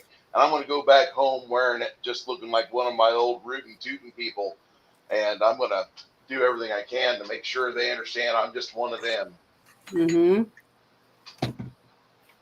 So you see this guy, and he steps off his horse. The other 9 guys around his horse, Isabeau, they are looking around rather fearfully at first, like, they don't know what to expect. We're in Pembrose. This is the land of the enemy. But these people, all of them look like they're a cut above, a tax bracket above everybody else. Like if there were collared shirts and khaki pants in this world, they'd all be wearing it. They'd be in that Patriot Front outfit with the sunglasses. They don't look like they're normal people. They look like they're from the government, but here to help. And as you hear him step off his horse, he's like, "Hey, listen, I don't need help. I'm just 26, for crying out loud. I'm not my father." One of the retainers says, "I'm sorry, sir." "What'd you say?" "I'm sorry, Lord Kyle." "Thank you." Okay. So we go in here. We're going to go buy some wines. And after that, we're going to hopefully run into those adventurers that are sent. They said they've seen them coming up the trail the past couple days. They should be here today.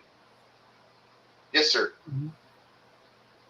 And as they pass by you, "Isabel, you're kind of out of place here because you are wearing chainmail that's well maintained and kept, that is got some evidence. It's been in a few fights, but it's been repaired since then.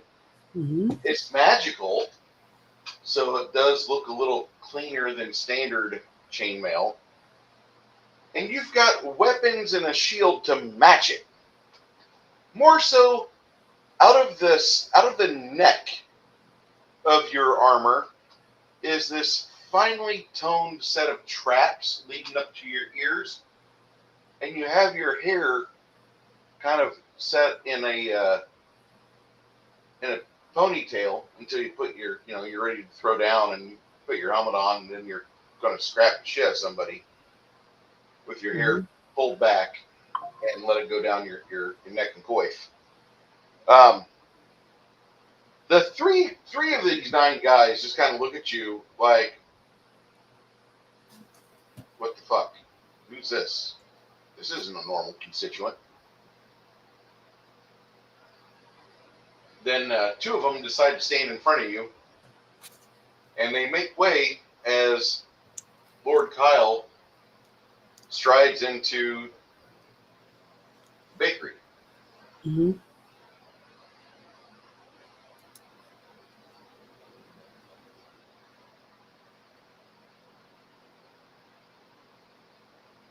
"What are you doing?" I'm looking around to see if I see that woman. I'm still interested to see the woman in there.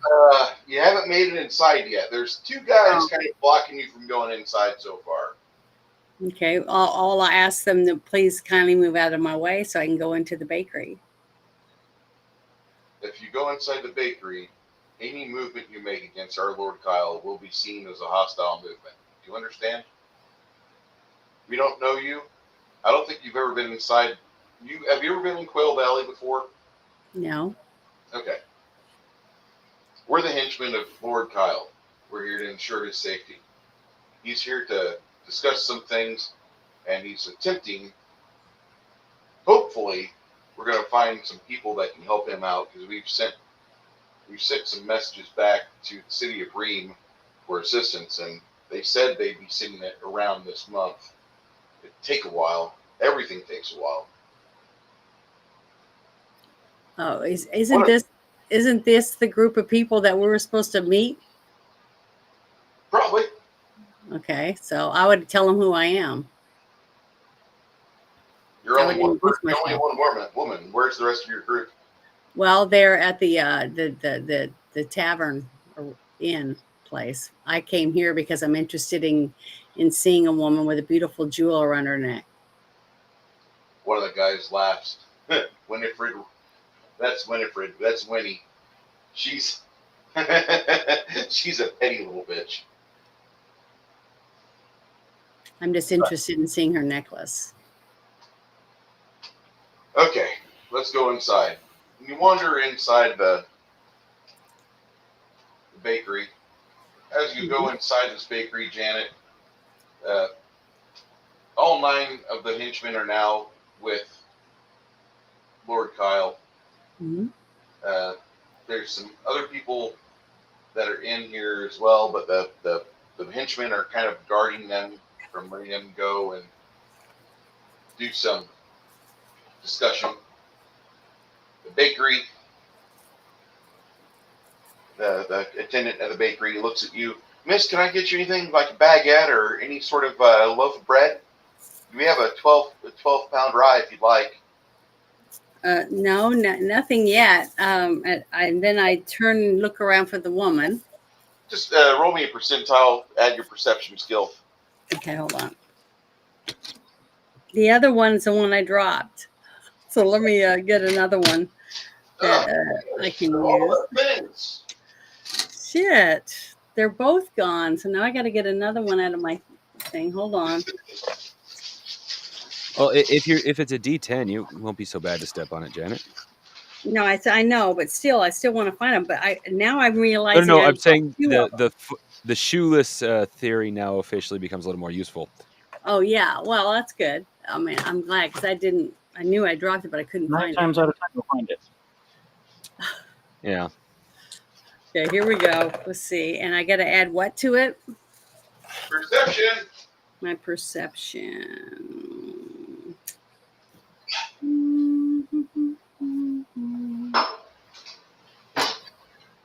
Where is that?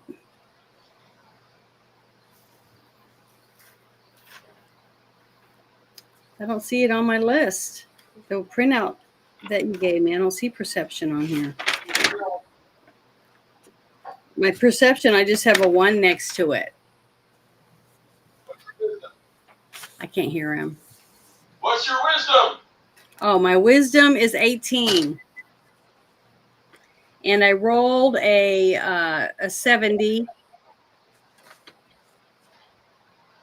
And the other one's a 0, as normal. So do I add that together or what?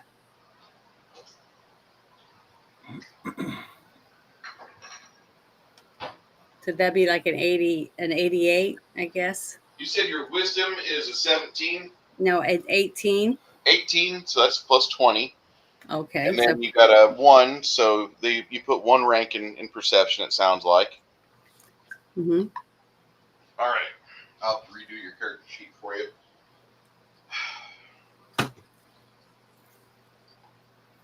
Just 25 plus what you rolled. Okay, and I rolled a 70. You're in here and you're looking around for this lady, and finally you see her, and she's been standing behind some other men, kind of upset looking. She's kind of pissed, not used to having to kind of share the room with people. When you first see her, it looks like she acknowledges the fact you're looking at her, and she's happy. Somebody's looking at her. She likes this. She loves to be the center of attention. Then your eyes drift down her grubby neck, and you see around her neck the most fabulous, deliberately shaped diamond on a platinum chain that you've ever viewed in your life. What shape is it? It looks like it. Actually, the proper name of this.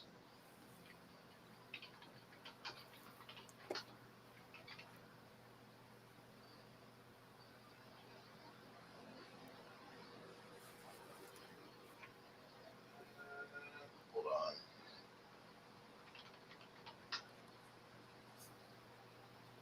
Oh, almost forgot.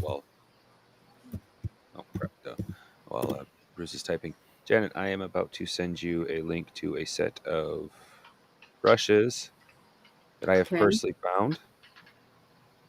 I You absolutely send it in DM? love a direct message to you in Discord. Okay, thanks. They are goat hair brushes. Mm-hmm. It sounds And yeah. The Yeah. bigger ones, hold on to onto paint for eternity, and they come with huge brushes, which would be great for painting the surface area for your starships. Awesome. Okay, well, thanks. Appreciate it. I found these in my sister's personal collection of brushes, and I may never go back to synthetic brushes. If anything, I'm probably just going to replace brushes with more goat hair brushes because Well, my things are sister, amazing. Sandy, she, for her profession, she did nails, acrylic nails, Yeah. and she only used sable. Which Yeah, was my pretty sister does acrylic, and my sister does acrylic nails too, and that's where I found, like I said, her brushes, and it's like I love them. And this So, is literally the same exact set she uses. so I can see why you would do that. Oh, in fact, I'm gonna put it in gilded for everybody, not just you. But yeah, you got the direct message that way. Thanks. Okay, she's got what appears to be what is normally called an occult study, an indicardiogram on her So chest. it's like a is it an ovally shape or a circle? It's more of a various pointed star.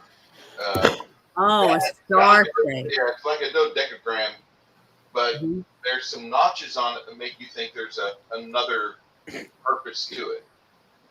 It's actually a 13-pointed star. Indicardiogram is what I believe they So call it. it looks like a diamond that you could put on a staff or a wand or a special stand on a table. Yeah, Interesting. yeah. Can I is there a way for me to discreetly do the spell, to see what kind of magic is coming from that stone without upsetting Janet, anybody? you have detect magic, not determine or whatever. I know there's a Oh, spell for it, but you don't have it yet. You have damn. you have Do detect you magic. have it? If you want to detect magic, Janet, you can. The longer you study it, the more you can figure out. But when you cast detect magic, some of the people in here notice you casting the spell, but a lot of them don't. One of the henchmen sees you, and he immediately just glares at you, and you continue casting your spell, Mm-hmm. but you don't register any magic coming off of it. Okay. That's non-magical. And the one thing you know is that Lord Kyle, the crossbow he carries slung around his shoulder, that heavy crossbow, that thing's huge, by the way. Mm-hmm. It's magical. Okay. Your spell's working, but her necklace, as expensive and whatever it may be, that thing is not magical. Okay, but it could be used Mm-hmm. to perform a magical spell because we use diamond dust to resurrect. Mm-hmm. So, what could you possibly want to do with that necklace or have already done with that necklace? Mm-hmm. Yeah, that's interesting. Okay, I'm gonna take notes on that. I'm gonna note that, and then I'm gonna just walk up and tell her how beautiful I think her necklace is, and see maybe if she brags about it. See if I can get some information. Her hand unconsciously goes up and touches her necklace as you say that. She says, "Oh, thank you so much. I saw you riding into town with all those men. Who are you?" And I'll introduce myself to her. I'm Isabel. At the mention of your name, Isabel, Mm-hmm. Lord Kyle's head snaps immediately in your direction, and he starts whispering to his friends, and all of them kind of give you a bit more of a wide berth. Winifred notices this, and she's like, "Are we in trouble?" She asked me if I'm trouble. Yeah, are we in trouble? No. I was in the tavern, I guess. I can't remember the name of it right now, but I was in there and they were talking about your beautiful necklace. Somebody had mentioned it, so I wanted to come here and There was just see it. 4 dwarves in here. Oh my! I've never been around 4 dwarves all at once. There's a bunch of dwarves that live up in that city of Eckland, but Hmm. nope, I don't like dwarves. They are smelly and they're underground people, and they just have a propensity for dirt, and they like the rocks, and she is silent because she notices everybody staring at her, and she has her outbreak of bigotry. Hmm. If you have bigotry on your bingo card, go ahead and mark it off. Um, But the what a thing fucking is, I just tell her that, that that I just appreciate her showing me her necklace, and that, and I wanted to ask her, where she was able to obtain it, how she obtained her beautiful necklace, because it's just breathtaking. my husband and I have been married for years, Hmm. and he thought that it would be a fine anniversary present. And so what he did, he had Tinker fashion it for me out of love and out of his undying devotion for me. In the back of the bakery, you hear somebody cough. Okay. So I just smile and nod my head, and then tell her, "Thank you so much for letting me see it." And then I just excuse myself from her presence, She and says, then I slowly find work everything my good. way towards the gentleman that said that in the back of the bakery. The other persons, as you are maneuvering away from her, she tries to tell you that I've tried everything I can to make my entire wardrobe match this necklace. It is my entire personality. The other men, the henchmen, kind of separate the two of you, and that's when Mhm. Lord Kyle strides up to you, Isabeau, Okay. and he's like, "Isabeau, Yes. are you from the city of Gilboa? Yes, I am. You're obviously a cleric of Mir, correct? Yes, I am. What exactly, what exactly could I do to have you and your friends join me for dinner tonight?" Well, if you're not busy, why don't you come with me, and we'll go meet them right now if you'd like, and you could ask them yourself. I would love nothing more. That would Okay. be festive and pleasant. Well, I tell them, can you give me just a moment? Yes. And so then I walk over to the back of the bakery to meet myself and introduce myself to the gentleman that said bullshit You under see his a breath. halfling behind the counter. Mhm. You can see his little head. That's about it.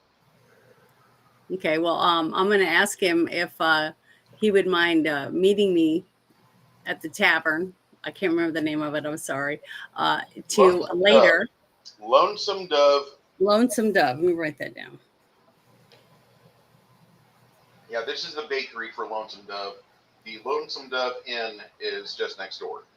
I tell the little halfling that I'd be happy to buy him a drink if he would later, when he's off of his work or whatever, to meet me at the tavern, His name because is Jeremy. I would like for him to tell me why he said what he said when she said her comment about her diamond, and then I nod my head, and then I leave. So hopefully he'll come later, but if he doesn't, oh, now I know what he looks like.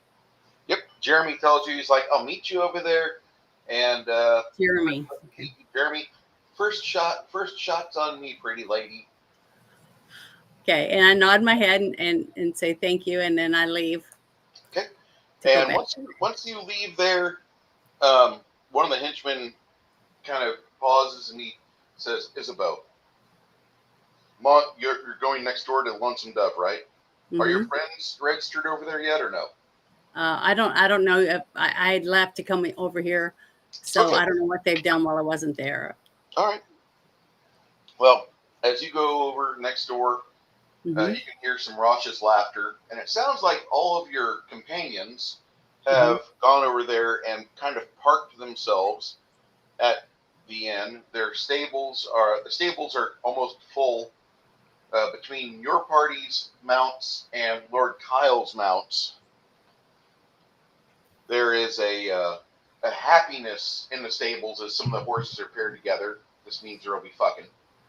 And Mhm. then you guys notice that your group is enjoying a fresh chicken. Mhm. Mind you, your group is 12 people. One chicken will not suffice, and so they've ordered more chickens. Okay. You Good, see, because I'm hungry myself. Bring there's forth the army of Legend of Zelda chickens. God. 4 fried chickens and a Coke. Oh, there's an excellent meme about that. It's like a video. It's like a gamer girl, something girl, and a guy. It's a really funny ass comic. But anyway, one of the jokes they have is they show the gamer girl sitting there, staring at chickens roasting in a cage, and the dude's like, "What you looking at? Revenge." And then it shows a picture like with her playing Legend of Zelda and getting attacked by the chickens. For those who don't know, in Legend of Zelda, the chickens are immortal, invincible, and literally the deadliest thing in the game. There could be one, they're called cuckoos. One chicken, no matter where it is, in the entire fucking, like, for miles around, one chicken. You attack it 3 or 4 times, it crows, and an entire army of chickens just comes to attack you and will keep attacking until you either load a new zone or die. So nobody eats chicken then.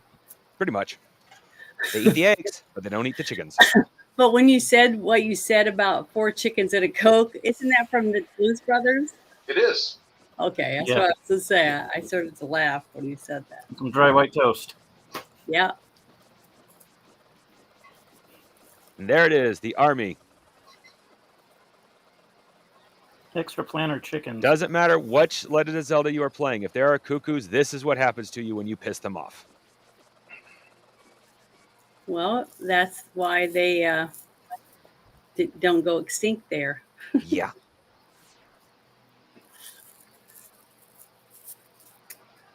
I thought So that was funny. now that we're in the tavern and everybody's ordering some more food, I'm going to sit down next to William and order me something to eat and something to drink. William looks at you and you watch his eyes just crawl over every millimeter of your face, and he's like, I am so ready. So am I, but we have to be patient. It's worth it. I'm worth it. So, and I think he knows that too. But that's why I wanted to come with us, because I was getting worried that he was going to get tired of waiting on me. So, That kind of reminds me of a joke.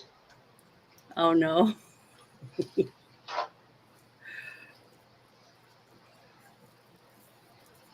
There's a Johnny Heidelberger. He lives in Kansas. Not a very approachable man. Not like the other people in town. He's not into, like, hookup culture. He turns 28 years old and he's still not had sex. Outside of the little Kansas town where he's at, there is a little monastery for the locals and surrounding area in Omaha, so they can have like a good group of priests come out of it. And at the monastery, he notices they provide other services, so he's like, what do you do? Well, we do have a nunnery here. Hasn't really been used much, but we do have a few ladies here. Really? Mm-hmm. I have an idea. So he waits. And right now, there's a war going on in Eastern Europe. And one of the things he does, he kind of keeps his eye on, like, family services. And he finds out there's a young orphan girl that's approximately 7 months old.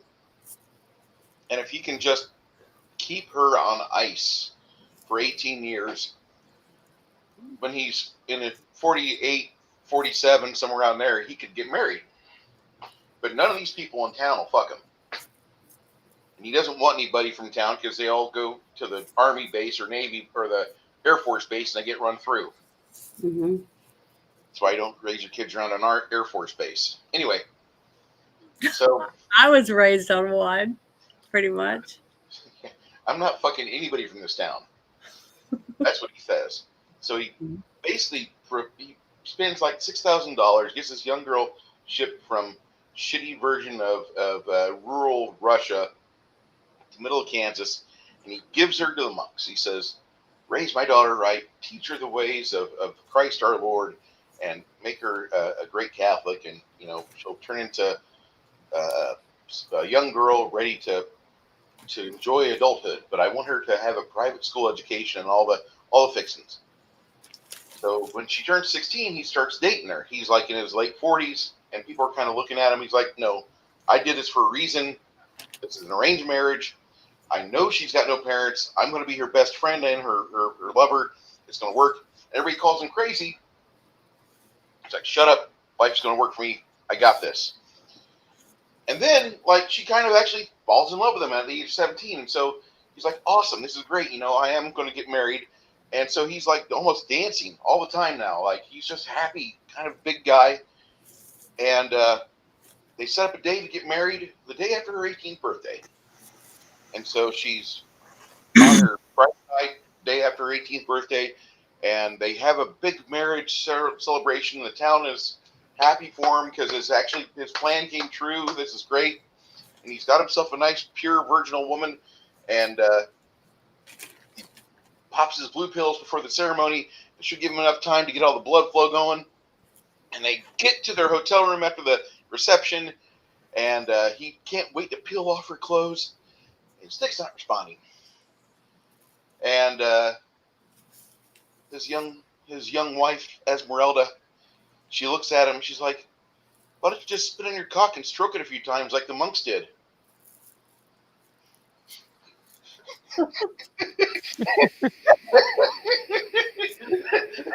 That's horrible. I swear to God, that's a con moment if I ever heard of one.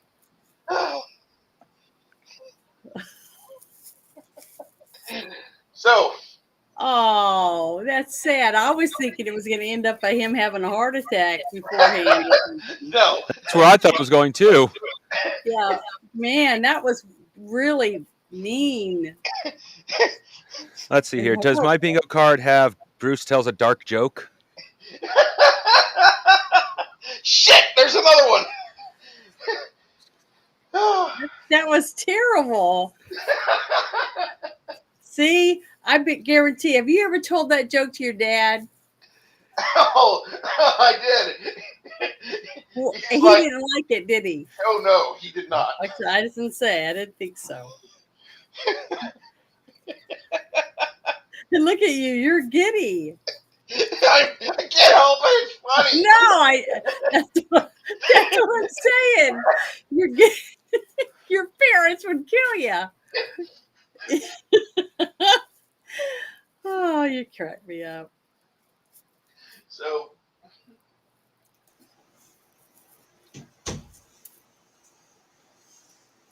but I wanted William to see our life, what we've been doing, so he'd understand the stress and the pressure and what we were dealing with out here. To kind of get a better insight on who I am. You see what I mean? But to be with me so that we can work on, our relationship, on who we are and how we treat each other, that type of thing. So to me, I was trying to help us. You know what I mean? So we'll see.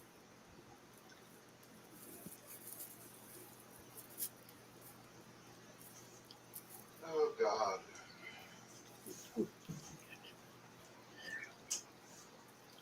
So. The Ballad of William of the Blue Balls.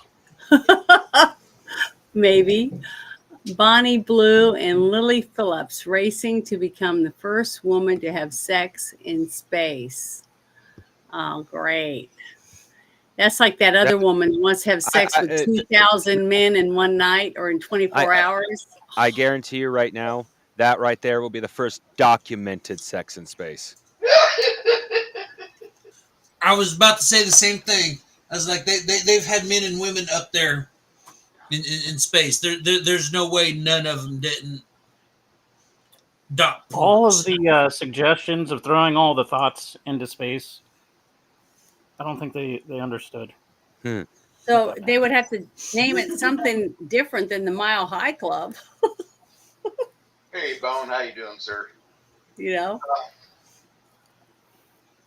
Yeah. So Hi, Bone. you guys are sitting at the bar eating. There's a rack of 7 chickens that are brought off the rotisserie, and people are telling you, like, they're moving the butchers in with the meats. They're getting ready to get the preparations for tonight's Daisy Festival. Mm-hmm. What are you here for? Some of the people in town are asking, who are you? What are you doing here in town?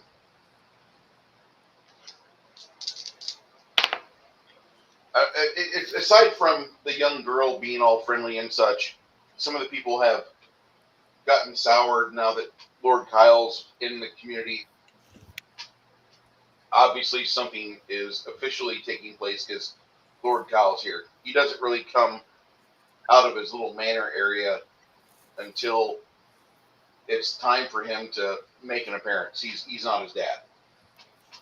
That's what one of the bartenders says. And he once he sees his first henchman of Lord Kyle, he doesn't repeat that comment tonight. Yeah. Kind of an absentee landlord type thing. He's not his dad. His dad was connected with the community. His dad was a really good protector of the valley. There was people in the area that were part of his adventuring crew.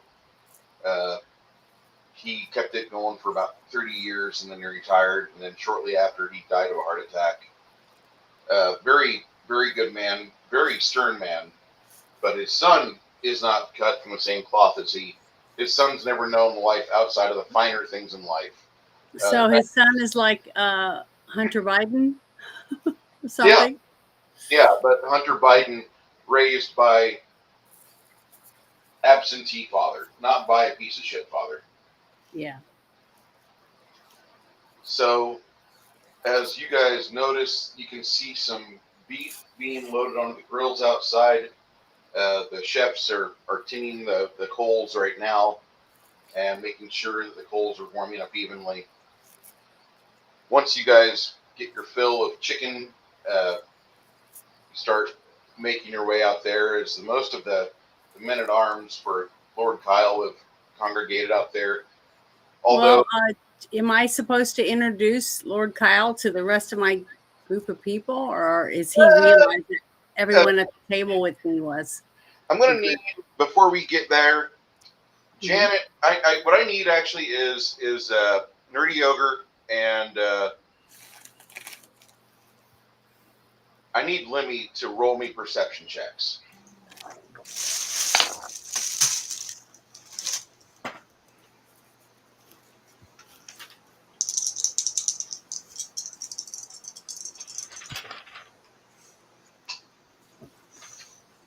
I got an 80. Is that good? Okay. So while you're there, I got a and both you and Nerdy Yogurt are there, and you guys both hear this from one of the ladies in the bar as she's getting a piece of thigh and chicken leg prepared. She's talking to her friend, and she says, "Of course, Winifred's out and about today.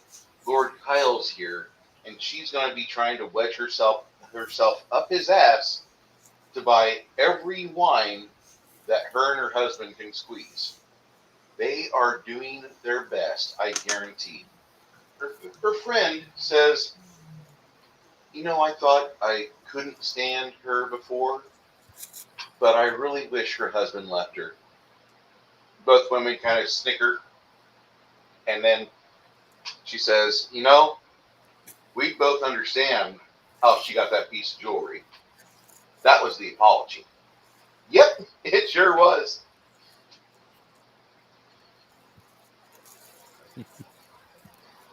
So the husband did something and hurt her really bad, so he bought her a piece of jewelry, a gorgeous one.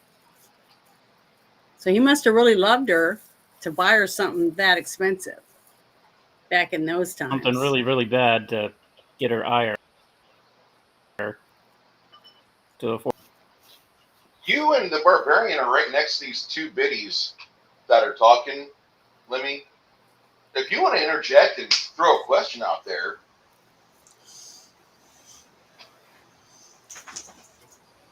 So, Yeah, why not? Couldn't help it over here. What's the story behind this, Jewel? The lady, oh, hi. My name is Isabella. I'm Esmeralda's cousin. And my name is Betty. What we are, we're just some ladies here in town. Our husbands work at Forge. We have a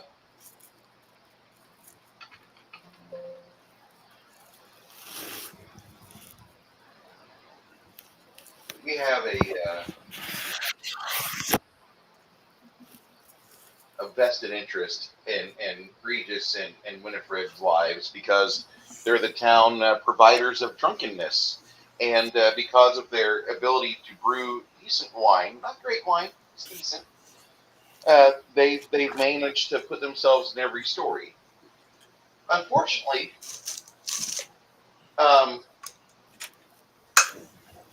Winnie got a little upset because her husband, her husband kind of philandered off the pasture, and he went to this town not far from here called Bostwick. There's a lady over there named Lavina, and she's a barmaid in the village of Bostwick. She's quite a cute character. And he kind of remembered what it's like to be a man. And he was going over there for a season.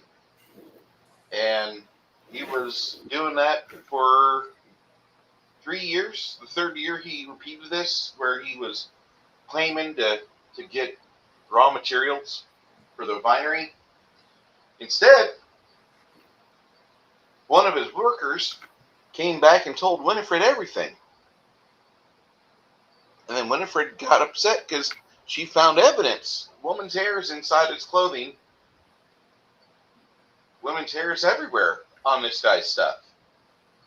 And so she confronted him about it. And Regis, realizing he could lose everything, Winifred has a brother who's a lawyer over in Ream, and she could call and he'd be here in a half year to rip that guy completely clean of everything he ever owned.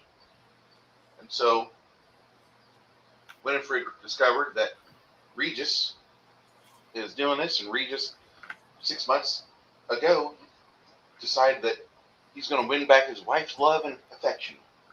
And knowing that she's a greedy little bitch, he went over to Tinker. Tinker's one of our town jewelers.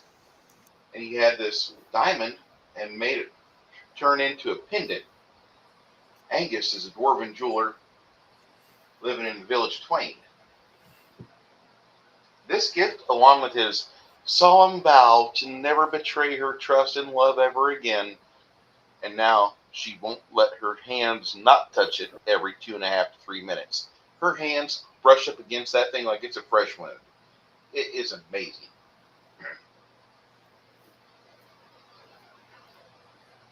Interesting. Mm-hmm. Fascinating.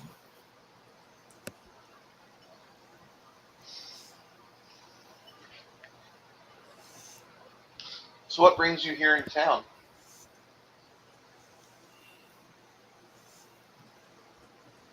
Little business from the trader and co.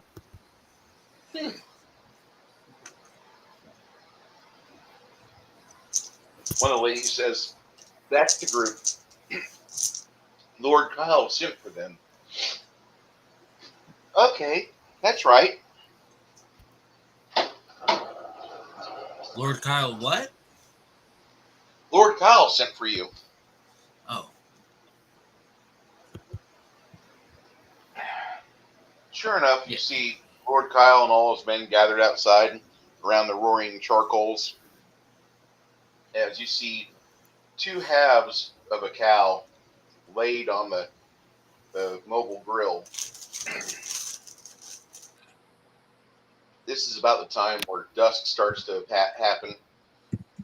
And you guys start noticing the twilight as the celebration of the city's Daisy Festival kicks off in earnest.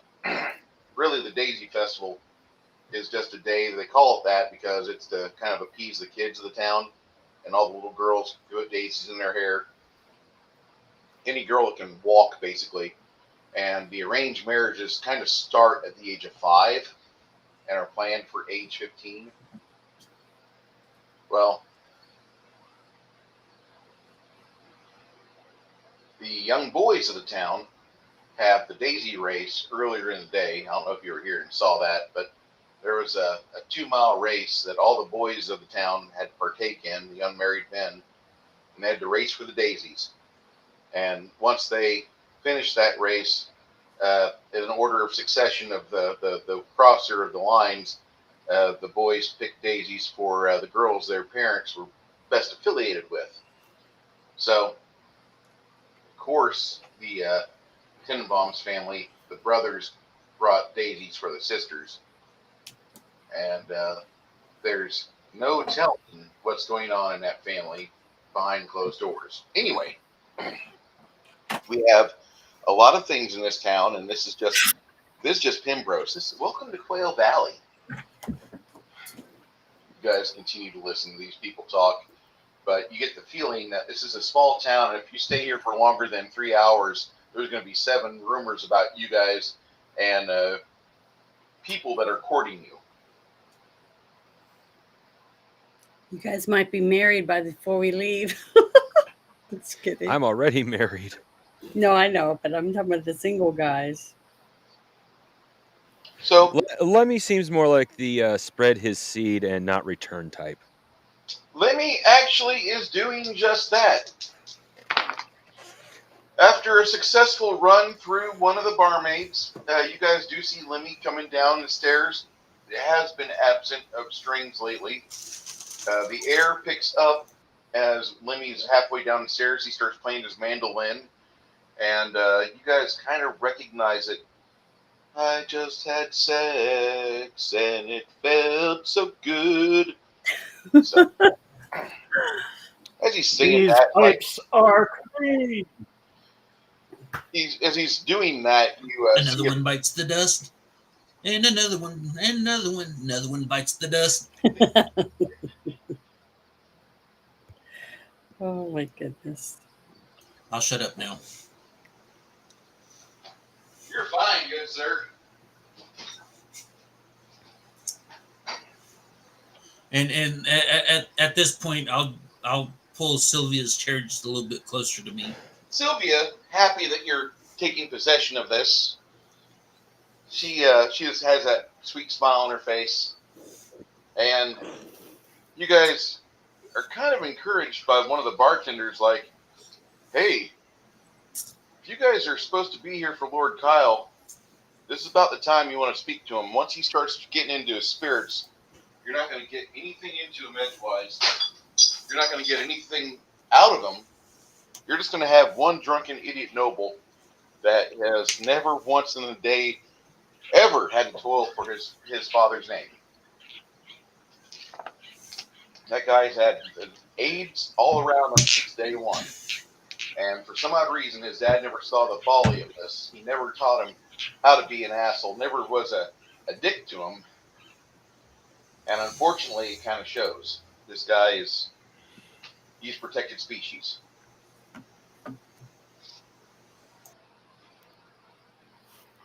Just like Tom Cruise. So you've got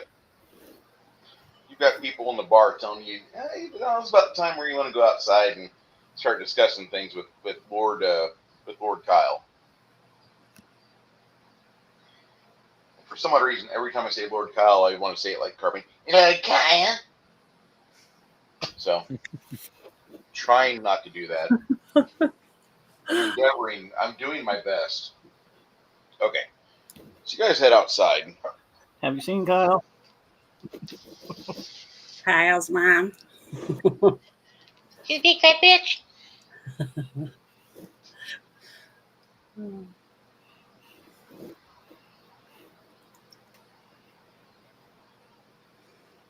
I'm trying to find a figure right now that'd be best for Kyle. Give me a second. Bingo.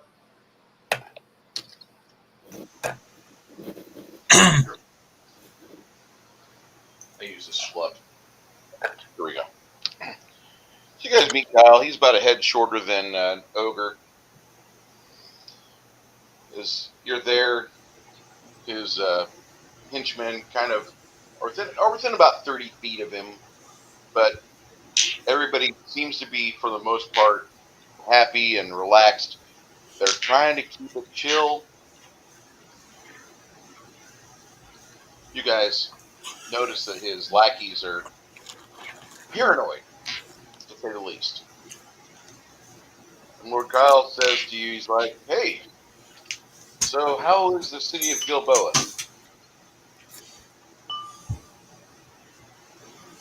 It's doing pretty good. Pretty fair. Can't complain. Not that anybody would listen. Have you been there the whole time, or do you travel around and do stuff?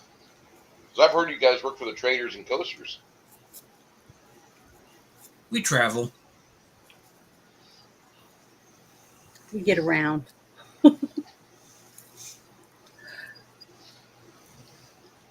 Never heard a woman say that.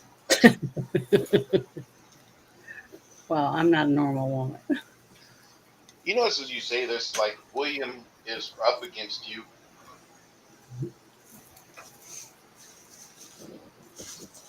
He steps off. He's like, I'm sorry. You guys will note that William, by the way, is the most paranoid when the rest of you are all here, because he's scared that Isabeau isn't his. You guys can tell. He's trying. He's also young. Mm-hmm. Couple more So- Get 'em battles. young and raise them right. Papa's Berry. It'll be all right. Well, I reach over and I grab his hand and give it a squeeze to let him know that he should just be himself. I thought you were going to be like Lois from Family Guy. Grab him by the crotch. that. This is mine. No, it's not mine yet. But I want to reassure him that Assert your dominance. I'm not into. I want him to see me interact with everyone and realize that he has nothing to worry about, because I wanted him to come with us. This is my rifle. This is my gun. This is for killing. This is for fun. Fun. He's I've been heard part that. of your group for the past 2.5 months. Mhm. Yeah. He's scared. Anyway, after I'm Lord Kyle. I currently have a place in the northwest of town. But with all the important things going on, I do have to be around and about sometimes.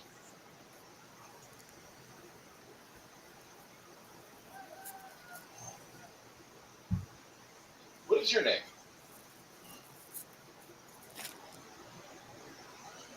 Who's he talking to? Ogre, the rest of you? Oh, I'm just call me Mongoose. You don't want the answer as to why. Okay. I'm Isabeau. You've already met me. I am Ogre. My name is Gilbo.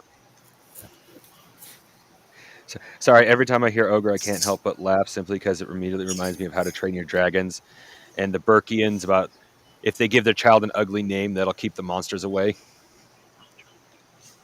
Mhm. Yeah.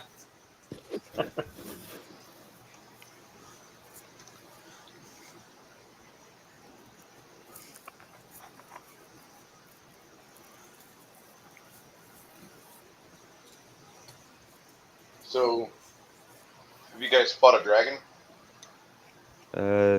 No, we haven't even met Not one. yet. No, I thought they came striped. Nobody? Nothing? I was kind of curious. We have one here in the Quail Valley. I haven't seen it myself, but there's one here. Hmm.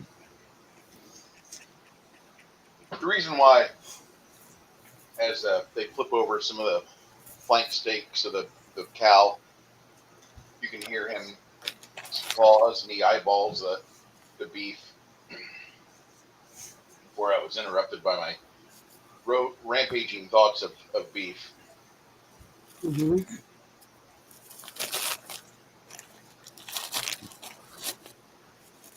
Let's see. There's Here. Oops. a life that I wanted to have, but I was kind of sheltered. My dad didn't want me to have the same life as he did, and therefore I know how to wear armor. I probably am not as adept as the rest of you in armor, but I can shoot a crossbow pretty good.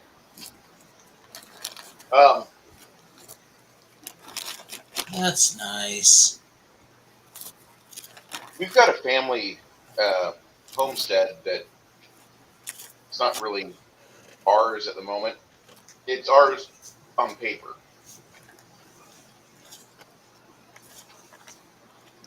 Oof. So that's not good. I love it. It was built a long time ago. It was supposed to serve as a base for foot soldiers and protect the valley, and that's actually in the Kyle's name. And it was abandoned about a decade ago when I was a kid. I was an older adult, but an older kid, but not an adult yet. I sent some of my men to explore it, and there's an unfriendly group of hobgoblins that are in it. Yeah. Yeah, that's what I As thought. opposed to a friendly group of hobgoblins? It's possible if you enslave them just right. I'm sure things eventually work themselves out.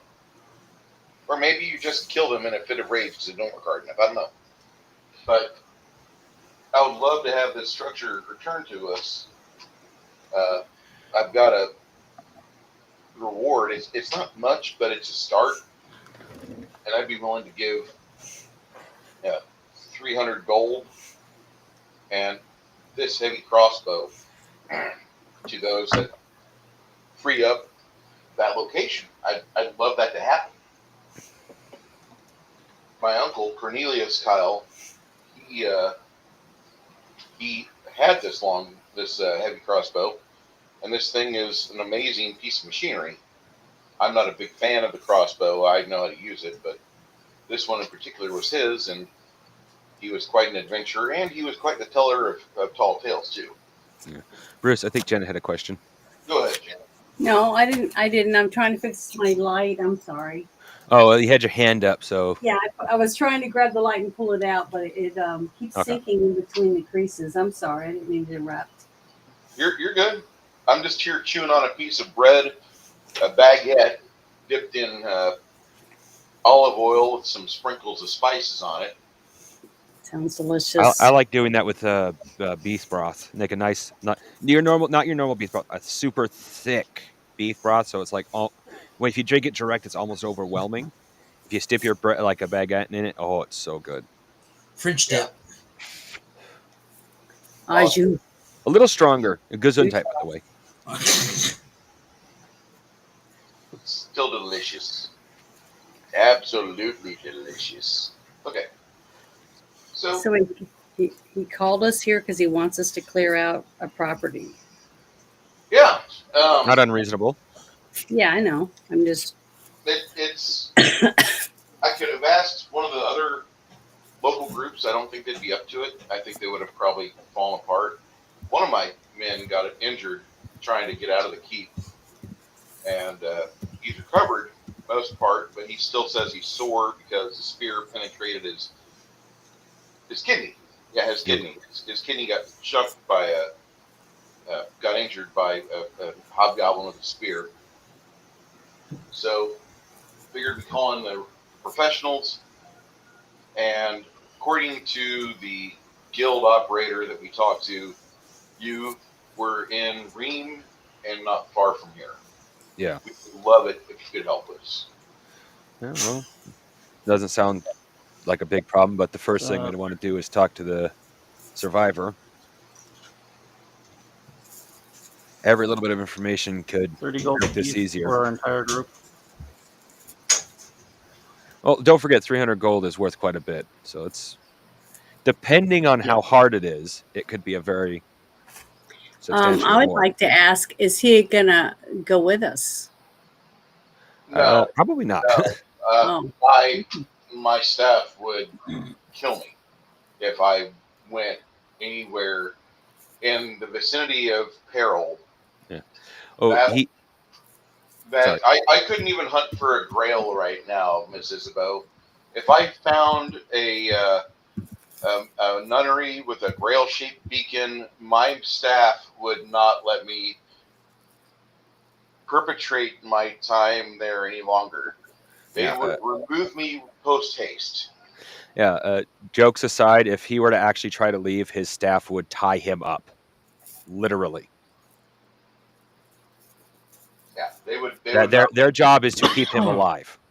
Apparently, something's going on I don't know about. I'm supposed to stay here and continue to receive tax revenue and then forward up the amount for the state to the city of Eckland and blah, blah, blah, blah. But these people apparently need me here, and I don't have any brothers to inherit my title. So there's fear.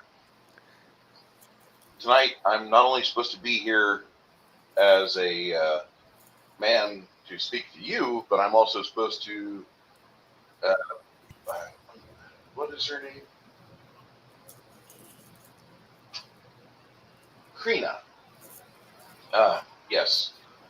Krina, she's almost of age, and I'm waiting for her to turn of age so we may marry. My parents arranged this before I was born. Her parents and my parents were good friends. They fought together, and the grandkids were going to unite the two families.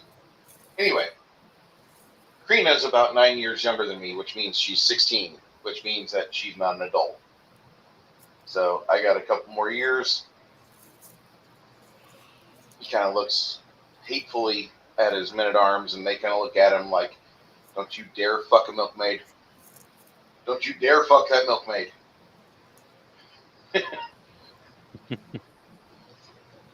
So, Lord Kyle of the Blue Balls. yeah. Seems to be going around. Well, there's a guy that's a famous wizard, a friend of my father's named Cruz, and he lives in Twain. That's a town not far from here. And then the birds of prey were in this area looking for. There was something underground called the Vault of Laren Care. You can see some of the townsfolk just kind of throw their eyes to Lord Kyle when he says that. One of his henchmen says, "You know, that's just a bad rumor, right? There's no Vault of Laren Care. Laren Care wouldn't have buried him his holdings here. There's nothing here for him. There's no reason why he would be here. Yes, there's a few passages underground, but there's no reason why there would be anything like that." Lord Kyle looks at his henchman and he says, "Do you say that because you're fearful of me getting wanderlust? Or do you say that because your parents are low gentry, but gentry nonetheless in the city of Ream, and you're just waiting for a small inheritance to fund your own expedition and check it out?" The henchman is silent and just kind of looks away. Some from column A, some from column B. Also, while you're here in the Quail Valley, there is another town called Bostwick. Bostwick is a cute little community. There's not as much to do there as there is here. Of the three towns that are within close proximity to each other, they're really not close. They really aren't. They're a little bit of a haul, but everything here feels like it's just a stretch of your legs. It takes months to get somewhere. No, you have within Quail Valley. We got Pembrose, we have Bostwick, and we have the Twain.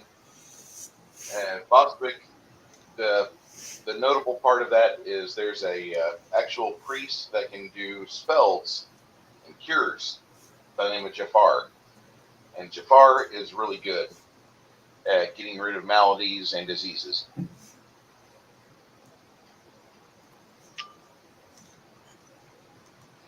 Nice. Luckily, I don't think any of us are suffering that yet, but I mean, I'm trying to just give you a lay of the land. We don't get to travel much because my henchmen are deathly scared of me sustaining a single scrape or getting hurt on a blade of grass. I don't know. You notice as this continues on, they are feeding him more and more whiskey.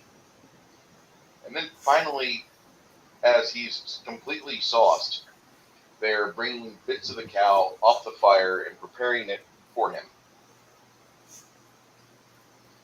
I don't know what the hell, like, these guys are just, they're wanting to have a retirement. They were told about a retirement, some magical retirement plan. And next thing I know, I can't go take a piss safely without having one of them stand in the bathroom and make sure I don't kill myself. Heaven forbid. One of the henchmen comes up to you guys. You know, guys, probably not going to get much more information that's useful out of this guy tonight. The noble is closed. What do you tell him I'm closed for? Sir, you've only had 12 shots of whiskey. I mean, how much more drunk do you need to get? We were trying to give you bread and meat, and instead you just had the meat. You don't have any bread. You haven't fucking, hydrated properly. You haven't put anything in your body to help soak up the alcohol, return you to your senses. This is exactly what I'm talking about. You guys are always here making sure that I don't fuck up or I don't trip over my own dick. What the fuck? What does a man got to do? Sir, you're not a normal man. You're not one of these people. You're not one of those people. You are Lord Kyle. And if you don't keep yourself sane and in possible working condition, what's going to happen is we're going to take you back to your manor. We're going to put you on house arrest. You'll never fucking leave until you finally have Karina come in her fucking front door with her womb ready to take your fucking baby batter and make your mom and dad some fucking grandkids. You guys leave. There's a point when public embarrassment gets to a point where like you don't want to be part of it. This is it. It's like being over at your friend's house and your friend gets in trouble and mama starts yelling at him. Like, I'm kind of stuck here. I don't want to be a part of this. I didn't want to be part of this. I just wanted Pepsi. Right, Six Nations?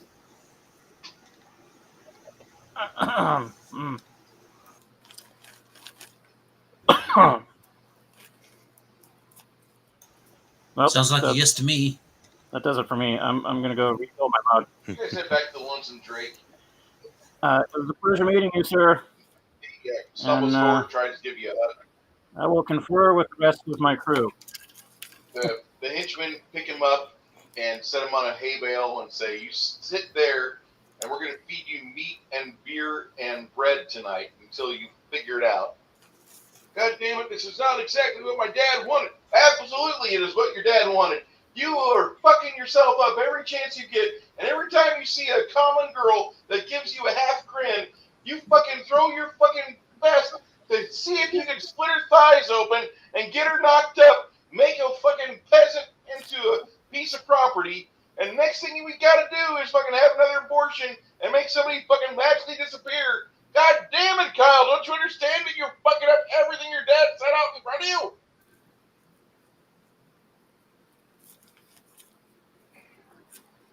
You guys leave.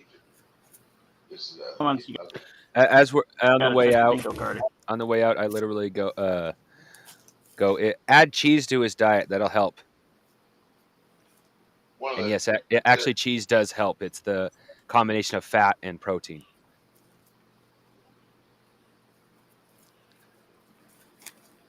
too much protein, and women look at him and get pregnant like Elon Musk.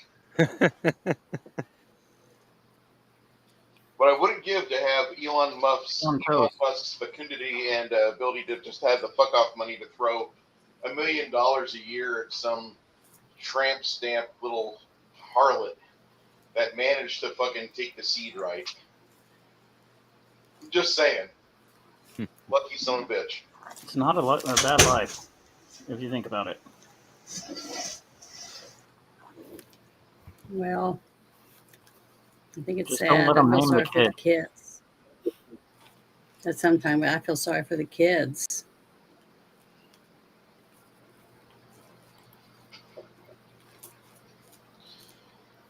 Okay. Yeah. I have to pee, and I apologize, but if you have a bingo card, you might want to take some time out and look for the intermission with girls on horses. And make sure you check off Bruce Goes Pee.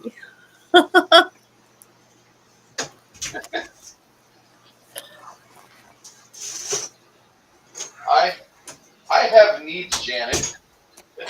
Well, we all do. I love you. We all have to pee. All right, guys, intermission.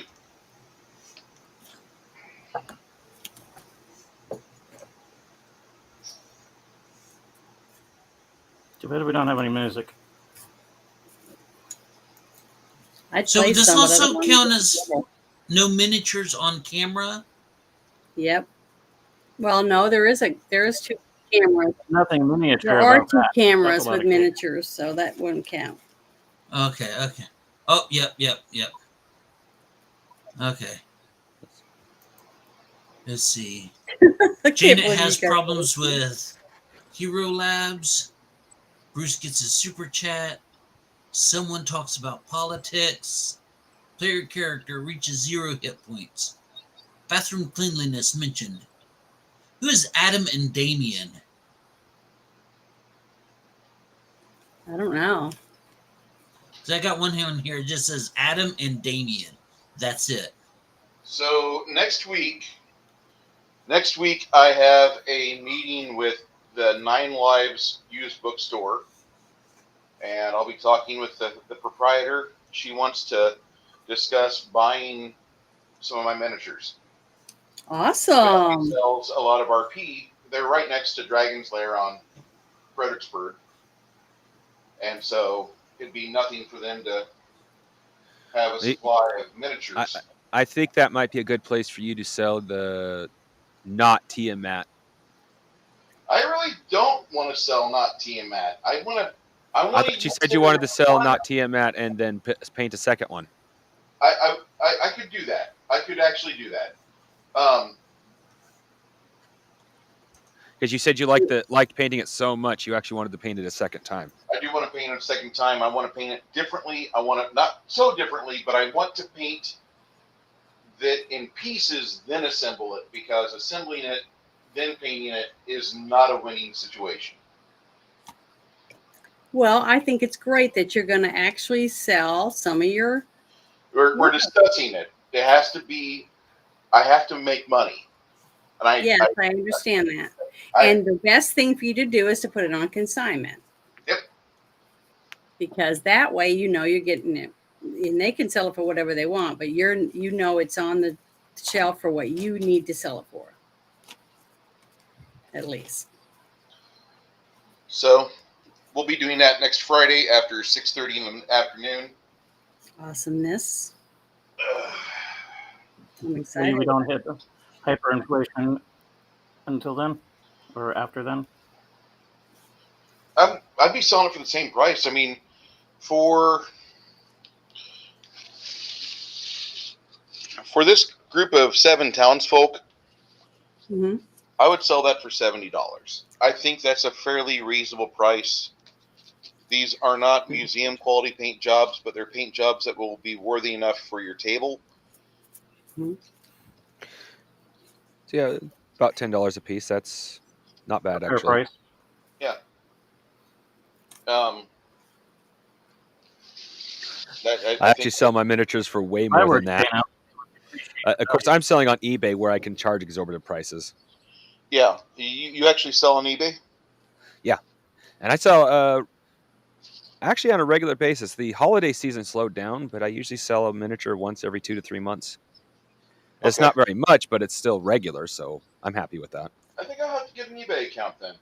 Yeah. And did you sign up for audio, like I said? I did. I just haven't put a whole lot of samples on there yet. Okay, well, you need to just take a little bit of time and do that. Yes, ma'am. Well, I'm trying to help. I think that you've got good voices. And I think that you will. Once a few people get to listen to you, they're going to say, "This guy's funny as shit." I'm glad I entertained. That's all I can really say. I wasn't expecting to. Well, So, um, after you guys go back to the bar, the Lonesome Drake, it's not Lonesome Dove, my bad. Lonesome Drake and Brewery. It's the cleanest, most reputable inn and eating establishment in the city. Finally, you see Boris has retreated from across the street. Mr. Stinker and his wife Irma are here. You saw 2 young boys over there helping tend the coals and flip the meat.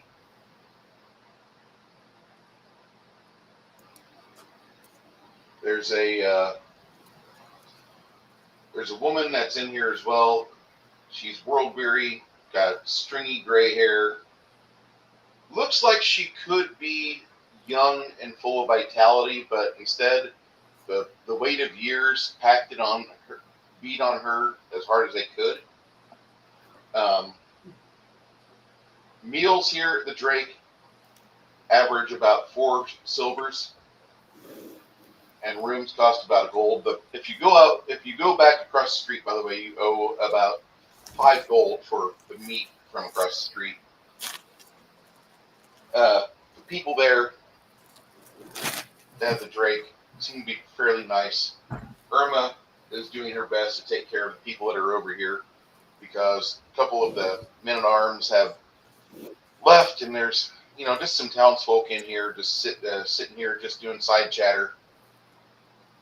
Irma says to you, "Is there anything I can do for you?"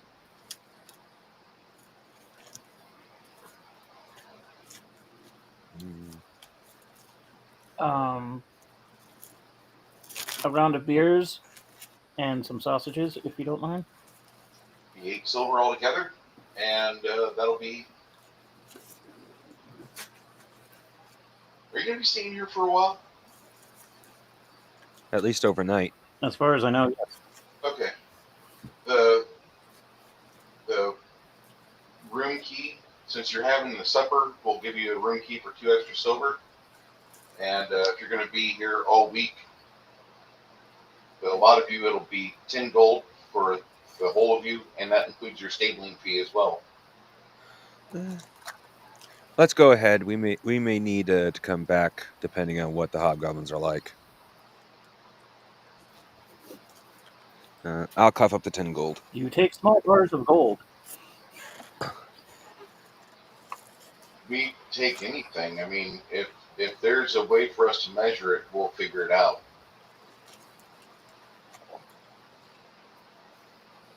Don't worry, Six Nations. I got this. Are you sure? He says, so I can just give her Gives me 10. a chance to use my Yep. nifty little Yeah, I'm sure. money belt. I'm planning out what I need for this city because I'm looking up information as we play. So that doesn't hurt me, but I also can't get willy-nilly either. That's why when Janet offered to help, I immediately jumped on it. But I want the best tools and supplies, given the fact these are going to go in our mouths. Hmm. So Yeah, that's why I gave you money, because I trust you with our lives. It's not like those Chinese knockoff contact lenses that cause Mm-mm. blindness. No, no thanks. Holy crap! Current price for gold is $3,343 60 cents. Wow.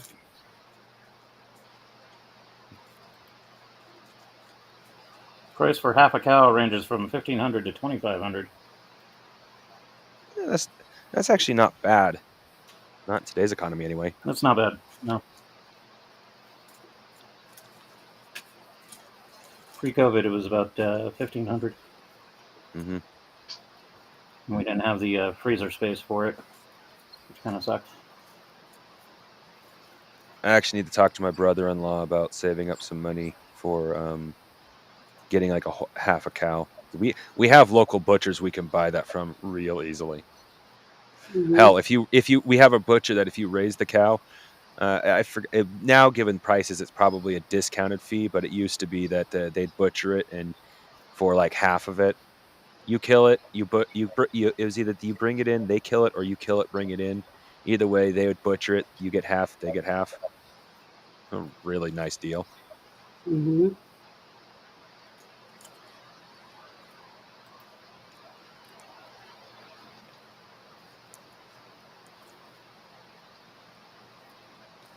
so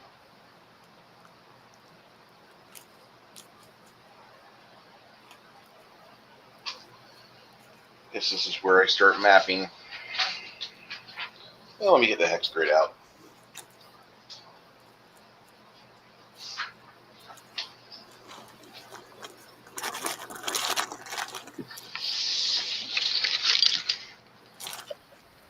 Huzzah!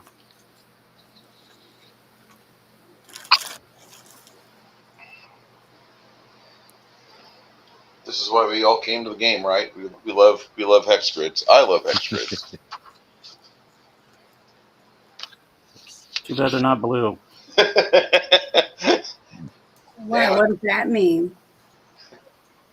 All the grognards would get moist. Literally, Janet. Shit. I think I do actually have something. Hold on.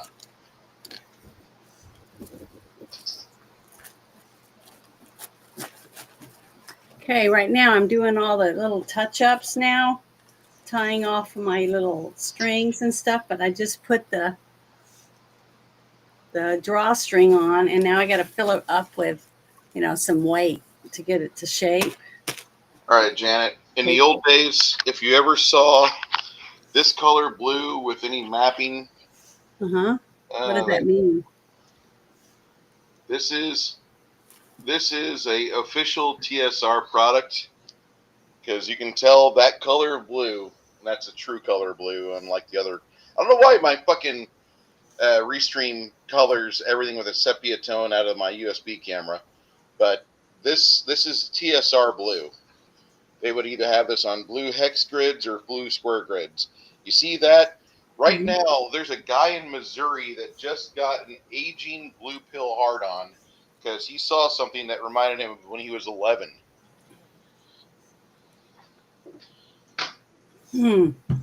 Grognards love that color blue. And when I say grognards, I mean that in the most respectful fashion. We all know that means veteran. Okay, so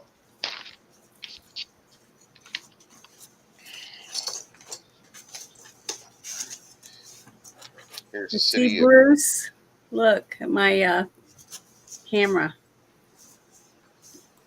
Have you talked to Mindy? Not yet. I'm still got to, tie up all these little things how I Oh, hooked it together. that reminds me, Janet, I am sending you a metric shit ton of the gray silverish bags.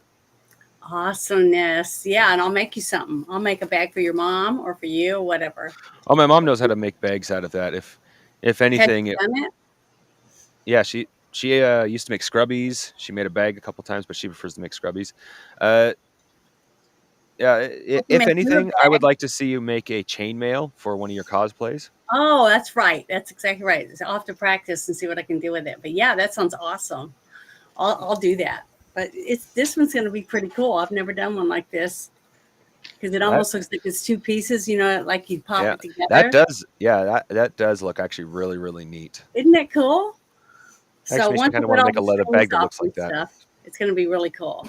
But yeah, this is the one. When I'm finished with it, I will send it to Mindy. But the thing is that once I'm done, I'll pack it full of bags and put some weight in it, and then I'll hang it up. Let it hang Yeah. to help shape it and to soften it a little bit so that it's more, handleable. You can use it and open and close it easier and stuff like that. So, but this is what I've been working on. Oh, that reminds me. What I'm sending you isn't just bags. It's also what I intended to send you as a Christmas present a while ago. Aw. I just Okay, forgot. awesome. You're so sweet. But this is what I've been doing. Just wanted you to see it. I'm almost done. Thanks. Well, it's actually a fairly common Christmas present I give out every once in a while, and my family has yet to complain. Good. Can't wait to see it. I'll make a video like I did the last time. Yeah. I almost started crying last time when I opened all this stuff. It was awesome. Oh, I will spoil a little bit because it is a mistake. I sewed a J on, but I accidentally made the J backwards. So it's definitely a unique The mirror object. version of it. Yep. The alternate. It's from the Mirrorverse. Yeah, there you go. Awesome. I won't care. I'll be thankful. Yeah. Well, I was gonna be like, I gotta remake this, and I was like, first off, Janet celebrates uniquities, and a mistake like that does make it even more unique. Yep. I know a lot of people are like, well, unique is unique. Well, it's handmade, which in and of itself makes it unique. Yeah. The fact like that very this. few people, if anybody, will have a backwards J. Oh yeah, like that. See, this is what I have all my dice in. Yeah, it doesn't zip as easily as I would like it to, but it still does zip at least. It's called the Well, I Persian got it flaw. open now because I need dice. Oh, well, I'll spoil a little bit. It's not actually a Christmas present in this case, so I will spoil a little bit. I'm just not gonna spoil what it looks like. I'm sending you a set of dice I traded from my sister for a double set of dice I didn't know I had. It's like, wow, I got 2 sets of that dice. Hey, Jesse, want to trade really quick? Because when I seen those dice, I thought of you Oh, immediately. Well, I can't wait to see it.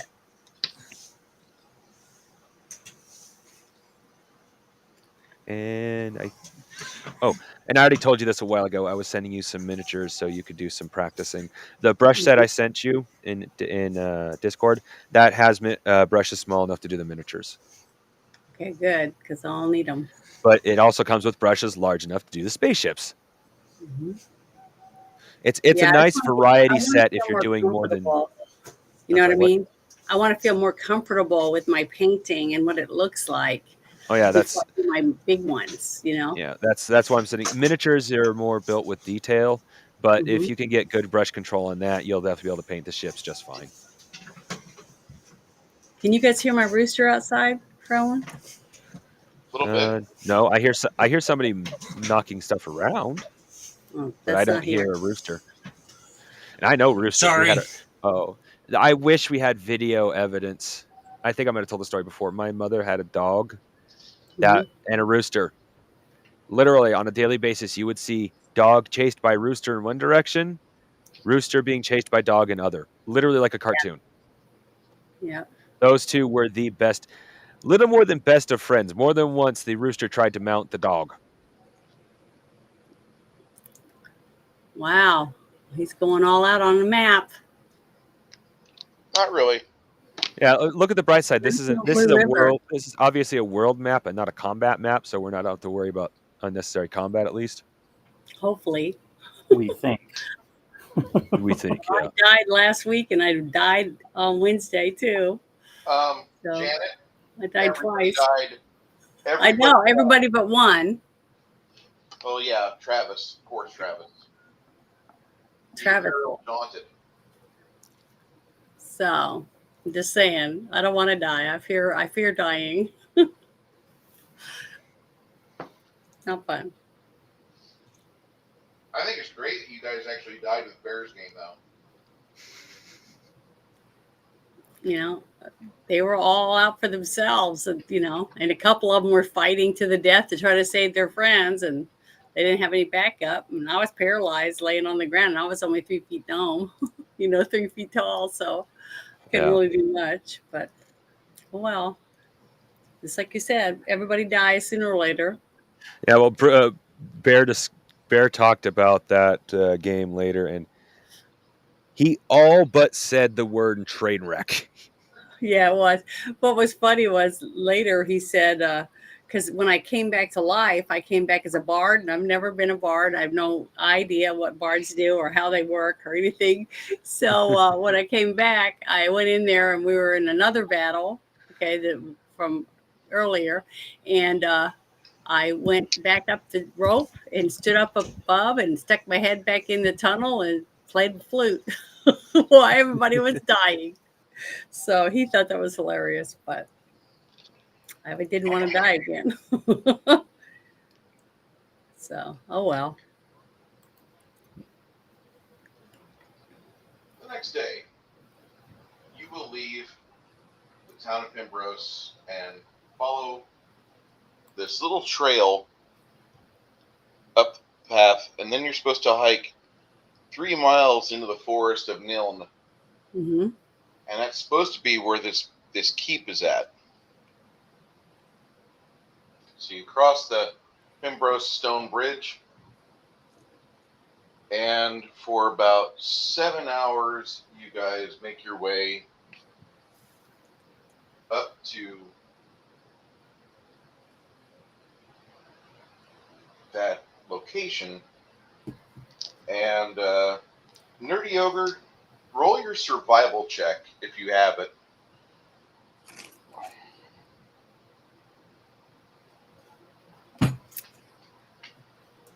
Okie dokie. Um,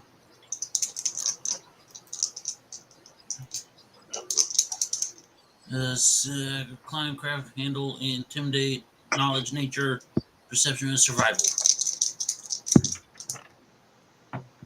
See, I rolled a 52 with my survival being a 30. So that'd be 82.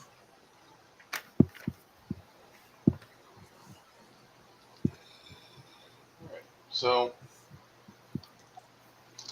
you see that there's plenty of activity, animals here and there that are littering the riverside trail. You see some large footprints of what could only be described as an ogre's footprints. But you don't see any, aside from the signs that an ogre crossed through here, you don't see any ogres.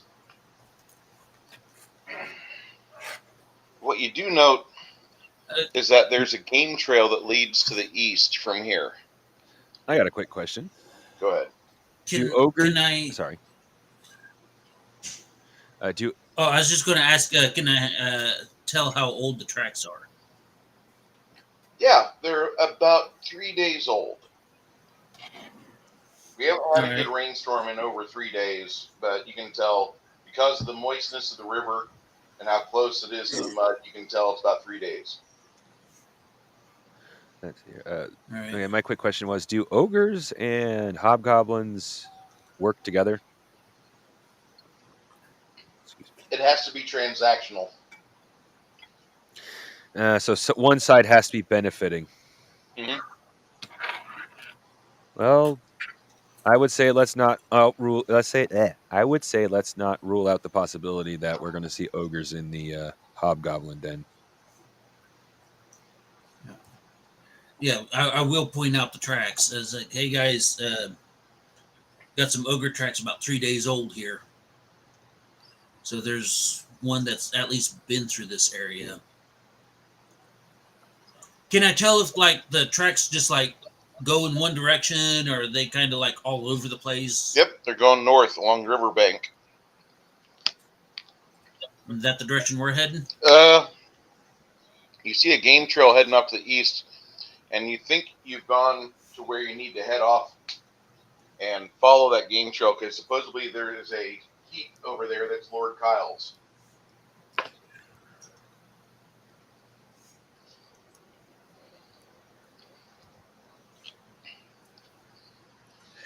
Right. Yeah, we got 3-day-old ogre tracks heading north. So let's keep our eyes peeled. So, how And our far away nostrils are flare. we from the actual cabin or keep that we're going to? About 3 miles. Okay. So it's not more than a day's trek, but it's still a long trek. Yeah.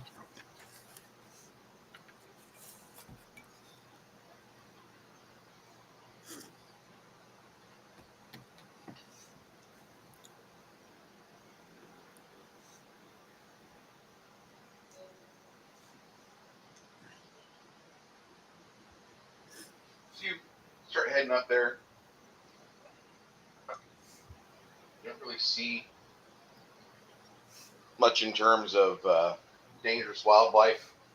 You do note more than one of you sees a passing of what appears to be some deer, maybe earlier today. It made its way through here.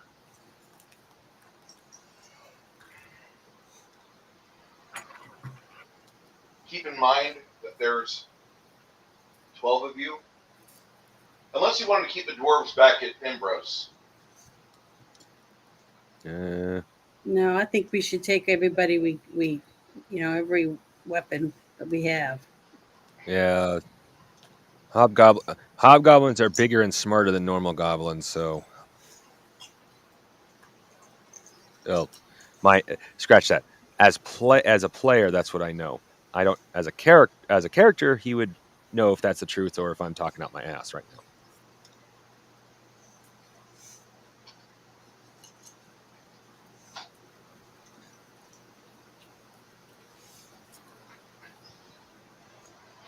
I'm just saying more the merrier on our side. Yeah. Janet, you got Yeah. used to that in that other campaign, didn't you? Used to what? In the other campaign, having like everybody mount up. Yes. It isn't safe to go with half your team to anything because you just don't know what's going to happen, and you got to always be ready. At the same time, though, you want to protect the people you got, so sometimes keeping them behind is safe. Well, it depends on who they are. If they're not a fighter, they're a thinker or a tinkerer, you would want to keep them safe. But if they're your dwarves are they okay with weapons? Yeah. Are they as skilled as your ogre? No, they're not as skilled as ogre. No. We have Janet. They can't shoot arrows.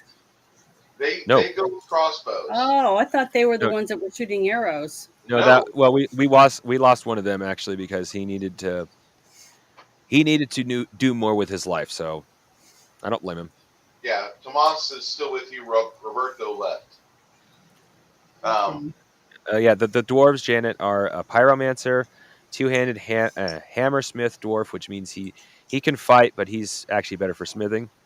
Yeah. Axe-wielding cleric dwarf, which means he's once again he's like you at that aspect. He's not as good as ogre, but he's better than I am at fighting. And a straight-up dwarf wizard. So ogre is still the fighting powerhouse. Well, the fisticuffs powerhouse. Okay, so basically, then the one that makes our works on weapons and stuff, then we should just leave him there. Well, what I was thinking about letting the dwarves choose. Dwarves get bored easily, so if they want to stay behind because they got something to do, or they want to join us because they don't have anything to do, is what I was going to let them do. They're under contract, but on the same hand, the contract says if they can find lucrative opportunities, they're welcome to do so. It's like slightly encouraged. Hmm.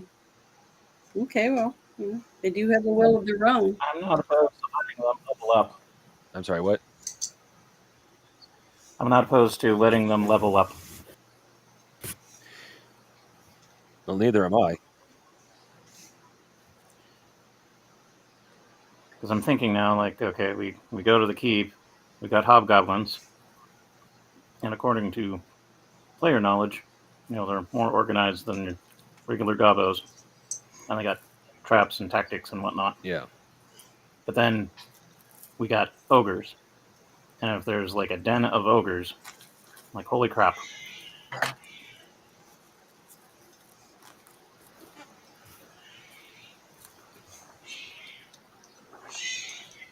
Somebody got a cat in the background? I thought I heard a cat. I'm sorry. The other side of the house.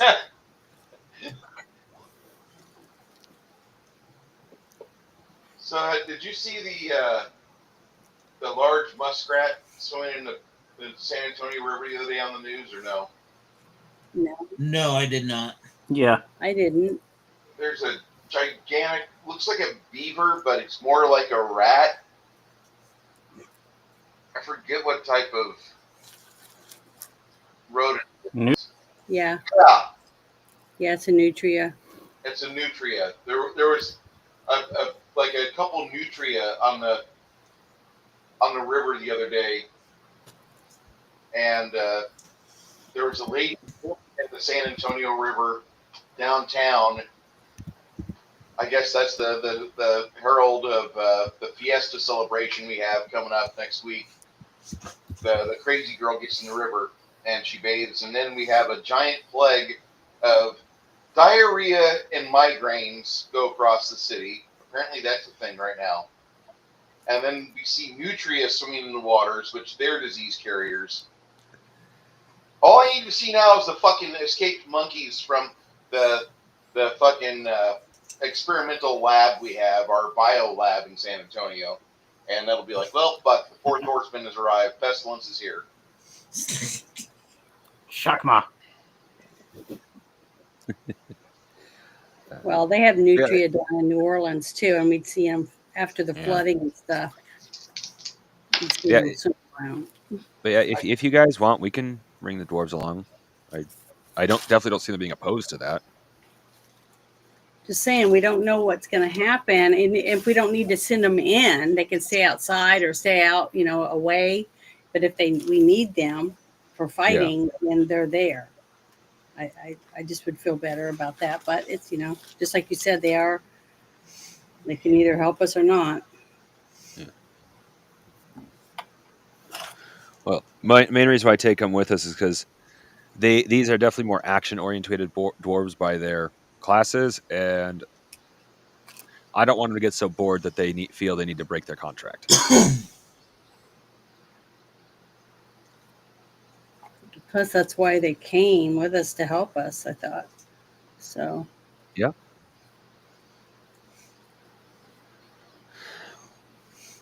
Well, actually, they came with us because I gave them the opportunity to stay back at the keep and do dwarven things, or come with us.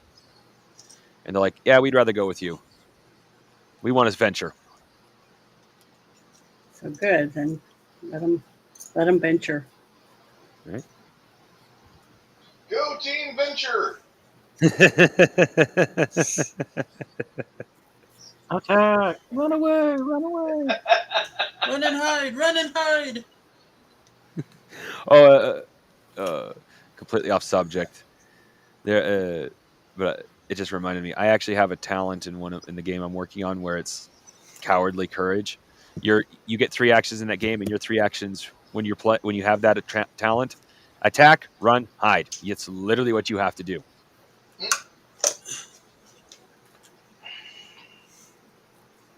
So, after about another hour of walking through the forest as quietly as you can, clank, clank, clank, clank, clank, clank, clank, clank, clank, clank, clank, clank, clank. The wizard just sitting there grinning. I'm not making that noise.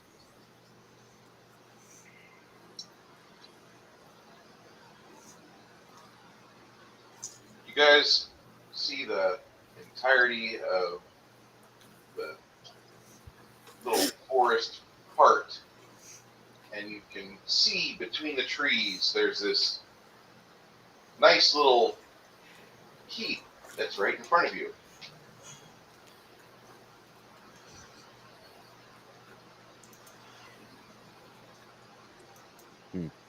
At this, So- at this place, this Hobgoblin Keep, you can see that there's a large, looks like multiple story keep, possibly 2-story. It's got battlements and towers. All right. Here's a nice picture. Have we started getting shot at? Not yet. This isn't last week. Okay. Well, well, my suggestion is, guys, we take all of our buffing spells, power up as best we can, Yeah. go charging in like Roman. maniacs. Yeah, I'm gonna. I don't really see us luring them out.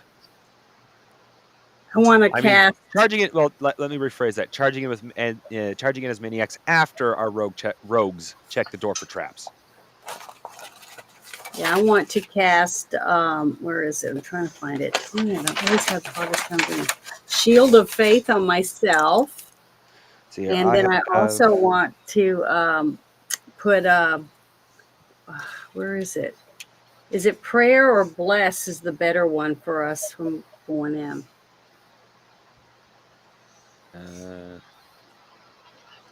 Prayer is +1 to hit and +1 to save versus fear. Yeah, so that's one I'm going to put on. That'd be either +5 and +5 in this campaign, or Okay. prayer allows a +5 to damn near everything you do. But that's a 4th level spell, and that costs you 16 mana. That's fine. Okay. Okay, I'm going to take minus 16 mana, and everybody add that to your attacks and stuff. Do you want to do that right now? Or do you want to wait until combat? Because Well, I want to be prepared to do it as soon as we see the enemy. Yeah, because most of what I'm going to cast actually has a decent lifespan, mostly on myself. But I can give everybody with edged weapons Ragged Edge, which has 1 minute per level. So that could be cast now, because I'm pretty sure we'll end up in combat as soon as those doors open. Yeah, I But think some so of the stuff too. you cast is better for in battle. Yeah. I want to cast Shield of Faith on myself because that lasts. And then as soon as the doors open, I want to cast prayer. Okay. So I'm All right. letting I am Bruce know that. casting. I have scrolls. I've got a few. I've been making some scrolls of the protection kind, so I can do stuff like this. Not just protection, but the buffing kind. So that would be a scroll of protection from arrows, scroll of mage armor. There it is. And there's 12 of us. How many people have edged weapons? Me and William both have swords. So Sylvia has a couple of daggers that she uses. So basically, it's safe Quite to say pretty much effectively. everybody. yeah. Not me. Okay, Everybody I don't. has at least one. Okay, that is more scrolls than I have. I only have 6. So I'm going to have to chew into a little bit of my mana.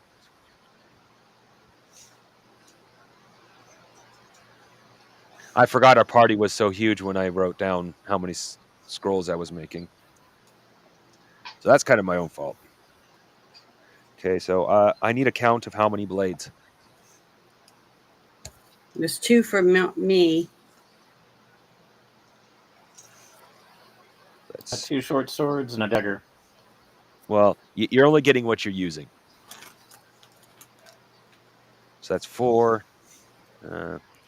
Does Sylvia have more than 1 dagger? She uses 2. So that's 6.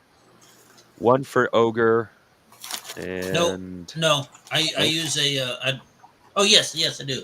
Sorry, I got confused with another game. Yes. then we have our axe wielding cleric. So that's 8. That's 2 I have to cast for my spells. I use the war axe in this one.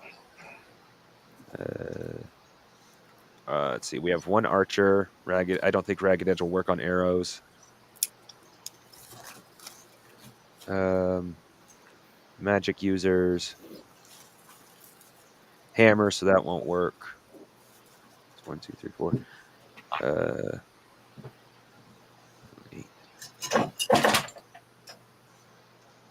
8. Does Quinn use a sword, or does he use arrows?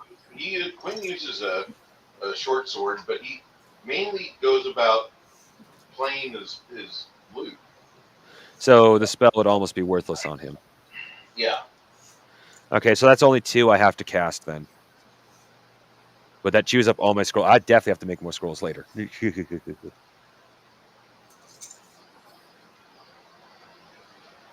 All right. Let's see here. Make sure I am reading it. Oh, that's too far. That's the wrong one.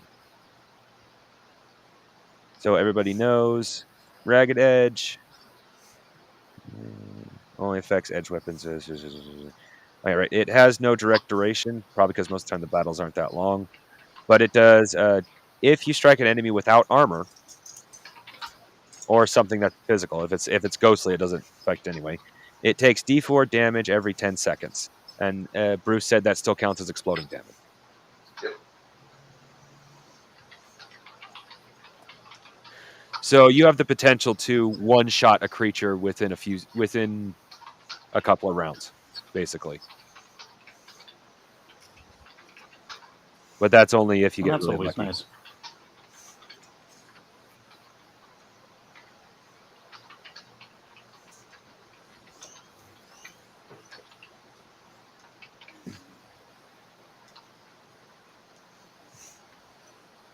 I use the term round loosely in Bruce's game since there isn't technically rounds.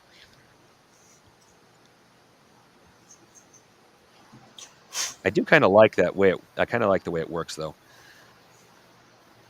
All right. So, Approximately what time of day is it? It's after lunch, probably close to about 2 or 3.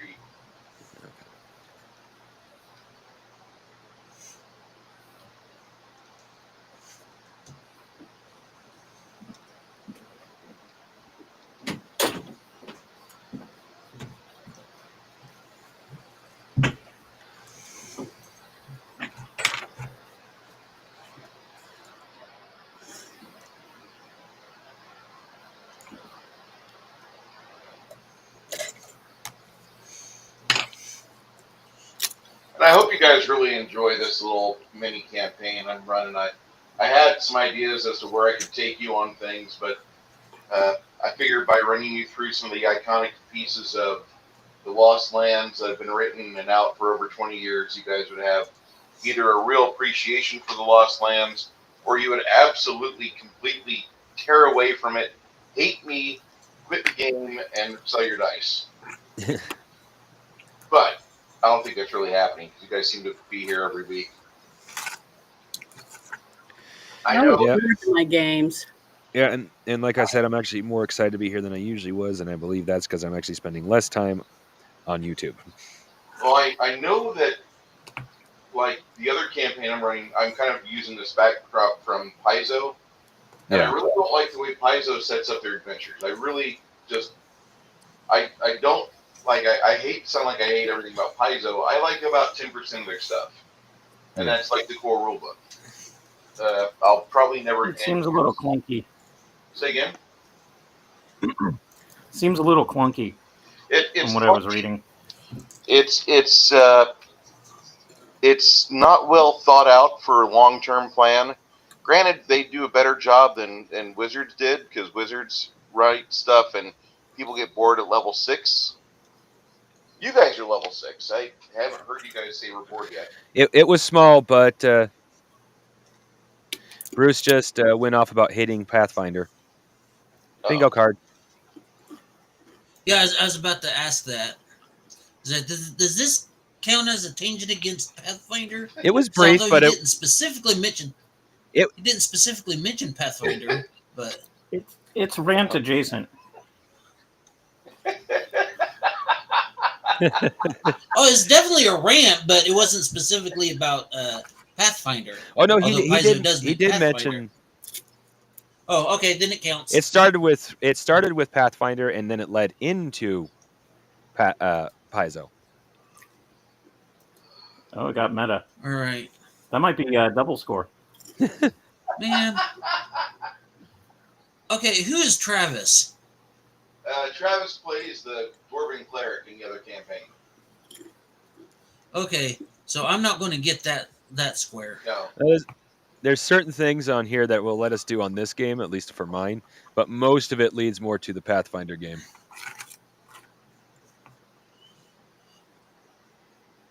I'm just waiting till we get a chance to do some spell jamming. Well, I'm sitting at this right now. If one of the players reaches 0 points, I get a bingo. Oh, nice. And there's 2 others if I could get a bingo too. But I don't want to say them because Bruce will either purposely do it or purposely not do it.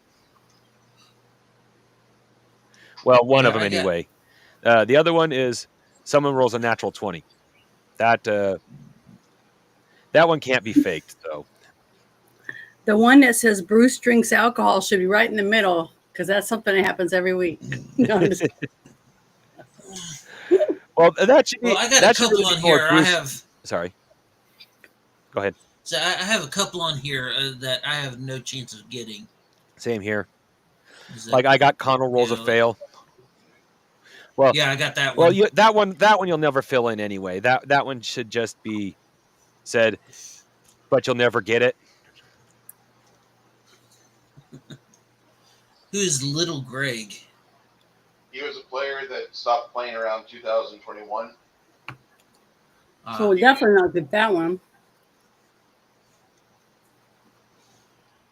And, Yeah, and because Yeah, on the other game, yeah. Not on this one. Uh, On this so one, not I have gonna get stacks that of one. notes. okay, now here's a question. I genuinely asked the question because I didn't know about it. So, but does asking about Little Greg count as mentioning Little Greg? Yes, I would say it does. Actually, yeah, it does. Okay. Because I mean, I did. It's same with Adam. I got one here that says Adam and Damien. That's it. I don't know who Nothing that else. is. Okay, Neither do I. that's an old one. Is that considered a freebie? That's not considered a freebie. That's like you can't mark that off for today. But Adam and Damien, that's a story that happened in '97, and Travis would remember it. Maybe Connell would remember the story as well. I don't know. But there's a old friend of mine that he had a dog that was part wolf dog named Damien. And Adam came over. Adam had 4 dogs. 2 of Adam's dogs were females, and they were in heat, so they spot on him. And so the wolf dog won't leave Adam alone. We're all playing D&D and AD&D second ed, and we're playing for like 7 hours, 8 hours total. And the entire game, it's like, Damien, get away from me. Damien. And Adam talks with a lisp like he's Butthead or something. I don't get it. Butthead, Damien, get the fuck away from me. Stop it. And then after the night concludes, Adam's going to stay over the night because it's like 3 o'clock in the morning now. So Damien wakes up as we're all going to bed. Or I'm still up because I'm playing on the PlayStation. And all of a sudden, Damien wakes and he stretches. He does his yoga stretch. And all of a sudden, his head snaps. He smells Adam, which smells like bitch in here. And now Damien gets in position. Damien mounts Adam. And when Adam wakes up to the dog trying to hammer the khakis he's wearing, the dog starts to snap at Adam. So I have to pause my game and get up and grab the dog before the dog bites Adam. And I get the dog, I throw them in the garage and have them stay in there. And Adam's, I just sit back down and I start laughing at Adam. I'm like, good God, dude, this is the funniest shit I've ever had. You never come over here without a fresh pair of jeans, okay? Ever. And I just keep laughing, and Adam's like, it's not that funny. So I tell this story the next day when everybody comes back to conclude the campaign on Sunday, because that's how we did. We play Saturday and Sunday, same campaign. And Adam, as the story starts, Adam says, Ruth, it's not that funny. So with Adam saying that, like, I told the story and made a charisma check, and everybody laughed. And now you guys are like the 700th some odd people to fucking hear the story of Adam and Damien. All right, Plus the friends. I got two quick questions then. One, does Bruce complaining about some of what Texas has done earlier in the show count as Bruce shows anger to the deep state? No, the deep state would be federal. Okay. Well, then the We next haven't got question I there yet, have but soon. discusses. But it would constitute. Sorry, go ahead. Go ahead. I said, but it would constitute as someone talking about politics. Yeah, that's what I was going to say. Oh, I might have that one, but So my next question is discusses an old campaign longer than 2 minutes. Was that what just happened? Yep. Yeah. Boy, was this a program that made this for you? No. Oh.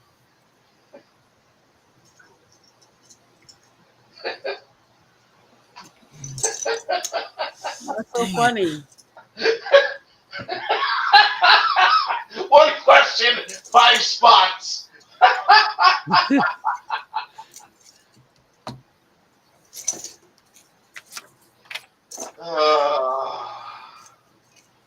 Oh my God. Oh yeah. Now the bathroom cleanliness mentioned. Yeah. That'll be was that about a buggy He strip? does that all the time in the other game. what? Only because Chris complains. Like, did you try to clean before I came over? Really did. You know, they're talking about his toilet seat and all that stuff. It's not the toilet seat that's a problem. It's the fact that, like, sometimes, the wife will, like, leave a brown mark all the way down the side of the porch. Mm-hmm. Whatever. The wife, yeah. You got to see her toilet. Nobody ever goes and sees her toilet. Okay.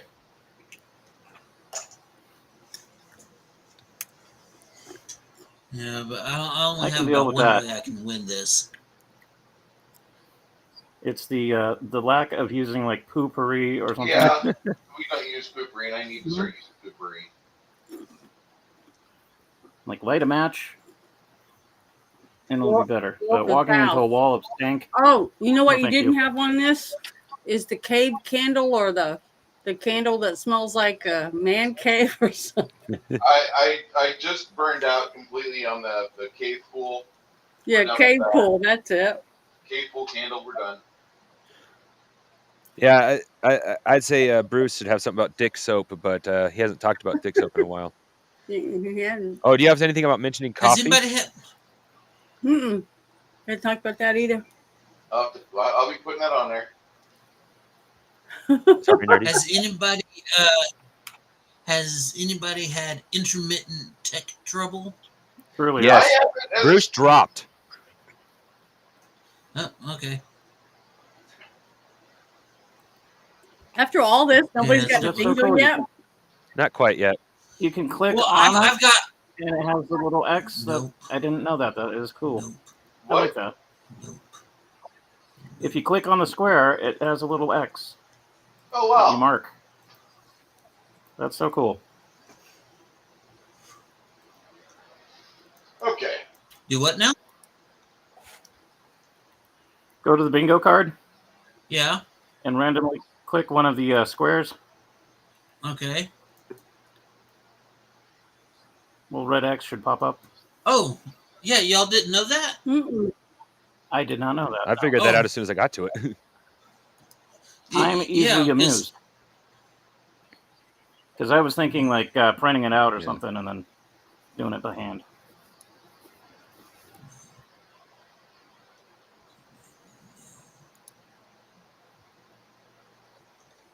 Technologize. Thanks, Elon. I love Elon. I hope he lives a long time. I think it's great. And I love hearing people complain about him. He hasn't said anything about anybody's hair, so can't do that one. I've got like 2 ways I can. There's only 2 ways I can win this. I got 3. I get a bingo. Nope. I only have 2 rows in which I can get a bingo. All the others are like. All the others have something in there that I can't get. Like Janet having problem with Hero Labs. Yeah, because I'm Travis not is on muted. Hero Labs right now. Exactly. Yeah. So that right there. Need a religious How long have we been tangent. playing? Natural. 3 hours. Oh, because Yeah. so this isn't considered combat though, right? No. No. Oh, okay, well I could have a bingo. It says combat goes over 3 hours. I could have a bingo right now, Yeah, we haven't had a combat yet. No. so I won't get that one. Well, when we start combat, start the timer. There's. Go ahead. The combat in this system is different than Pathfinder. Pathfinder is long and clunky and just everything I despise about RPGs. You cannot double mark a spot. Sorry, guys. But the thing is, you've been playing that game for how long? 20 years. Okay, there you go. For Excuse me. somebody who hates it, you sure have been playing it a long time. It was the only thing we had. Now we've got mine, and mine will be this. I'll be running that from now on. I'll figure it out for even sci-fi. It'll work. Okay.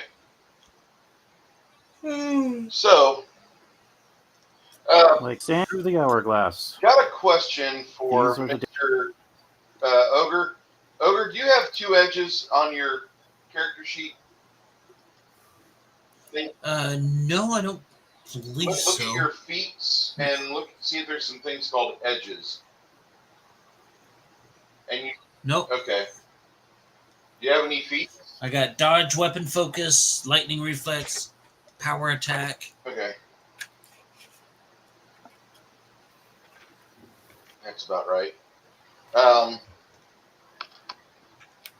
You should actually have 1 more feet. I have edges on mine. Yeah, you're supposed to do them like every 3 levels.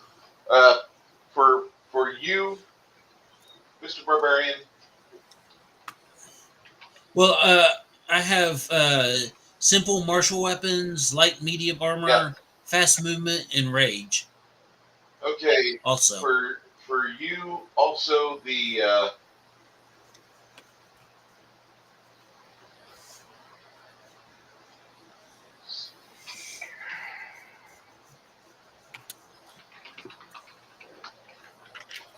While Bruce is looking that up, for those who have someone rolls a nat 20 or Bruce rolls a nat 20, that's just in this game that counts as a critical roll. Okay. you really don't have criticals in this game. You just have more damage because of exploding die. Well, yeah, but I thought you had a threshold of where you like rolled a critical on like skills and things like It's that. like 98 or higher on the die. You have to roll really good on the die.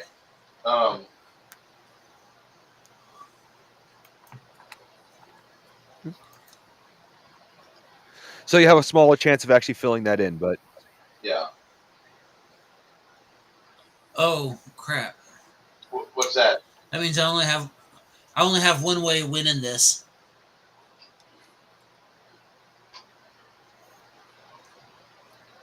Because I have someone rolls a nat 20, and I was thinking, well, that'll just be like a critical.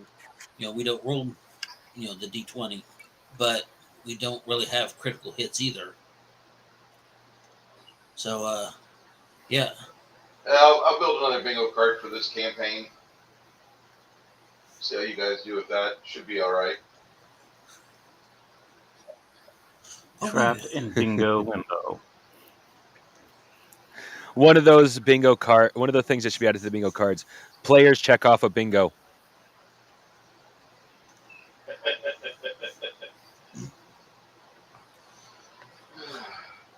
Okay. You said you have mobility there, Nerdy Ogre? Yeah. You have combat Is expertise? it? No. Under character abilities, I have simple martial weapons, light medium armor, fast movement, and rage. You have, and you know, okay, the reason I was talking about feats combat expertise and then gang up, and what gang up does is that when you got friends that are flanking a target, you can establish a plus 10% like you're flanking with somebody else, even if you're not flanking. But you got to have somebody else, some other friends, already pinchering a target in a flank attack, and then you can get in there and get that plus 10% to hit as well. So you take combat expertise and then gang up. Those are the two feats you want to write down.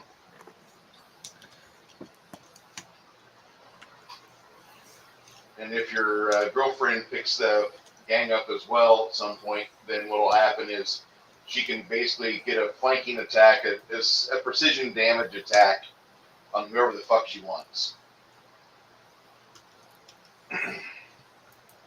Okay. All right.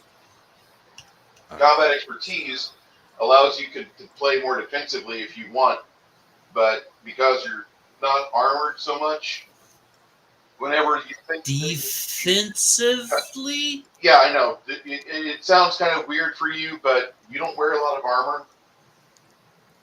It's just something that this.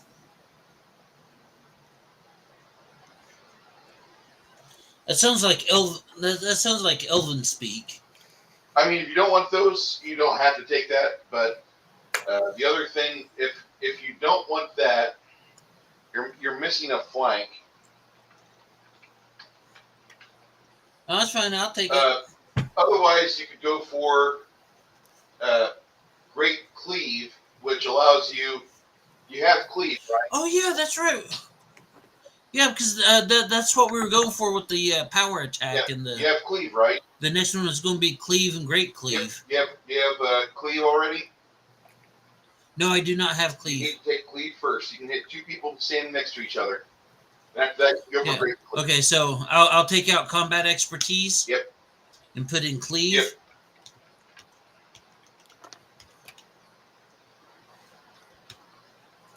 And should I take out gang up and put in great cleave? Not yet, because I was trying to show you the path to gang up, and that feat wouldn't really, like, you have 2 first level feats, 3rd, 5th, and you would need to wait another level, but you would just get cleave for right now. Okay, so just cleave? Yeah. I don't have the gang up? No, you don't. Okay. You won't want that anyway. Cleave will provide you more fun. Okay. So, you guys start to enter the clearing where this keep's at.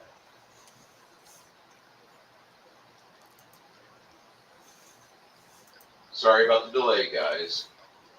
That's okay. Well, if anything, that should be a bingo thing. Like, Bruce pauses the game to level up a character. It's not a bad thing, but it makes good for a bingo thing. Yeah. Yeah. I'd rather have everybody at where they need to be than simply, oh, yeah, we should just play the game. It's like, no, we should actually have everybody where they need to be. That's kind of part of the point of the game.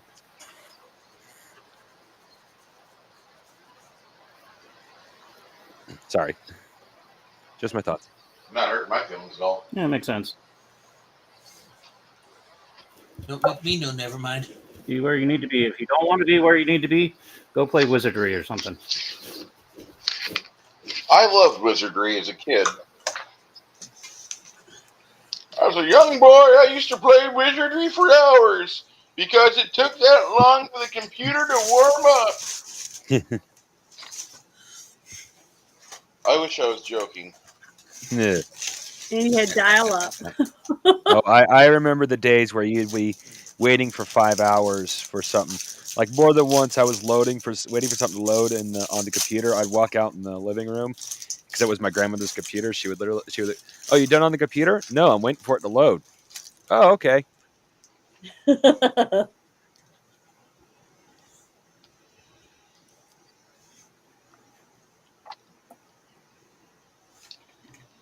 Hmm. And then This somebody, could be a rant for the deep state. Ooh, I have a better way of making those rolls in Nat 20 more viable for at least until Bruce gets an actual thing, and it would be a good thing for the actual bingo card for this game. Bruce or someone rolls over 100. That will be It's not coming. That will be very regular after time. Even for Isabeau, she'll be rolling over 100 on her well. pads. Well, I know a bingo card, but some of these bingo cards are going to happen some of what's on this bingo card will happen even during our games pretty much every time. Like, I'll let everyone decide if they're going to count this one or not. Like, someone talks about Trump. That happens for both games, almost every game. So that's almost a free spot.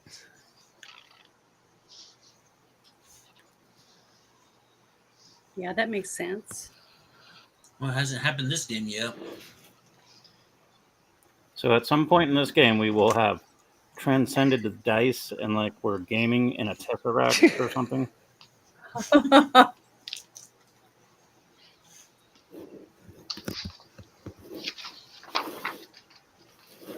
All right. So when you get here,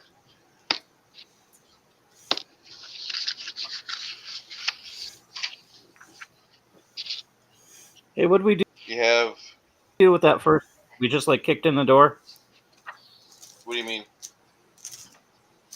Well, what When it got set happened? on fire by the guy. No, what happened as we were approaching, we decided to take a safe moment, do all the buffing that we can. If the gate was closed, we were going to even if They really don't we were have going a to check for gate. traps, and as soon as we determined we could, they have a cart. They have 2 carts on their side. 2 carts for hurting people as they try to charge.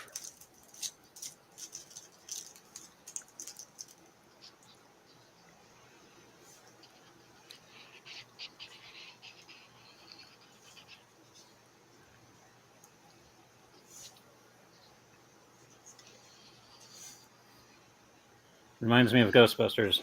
Go ahead. Great stratagem. Get her.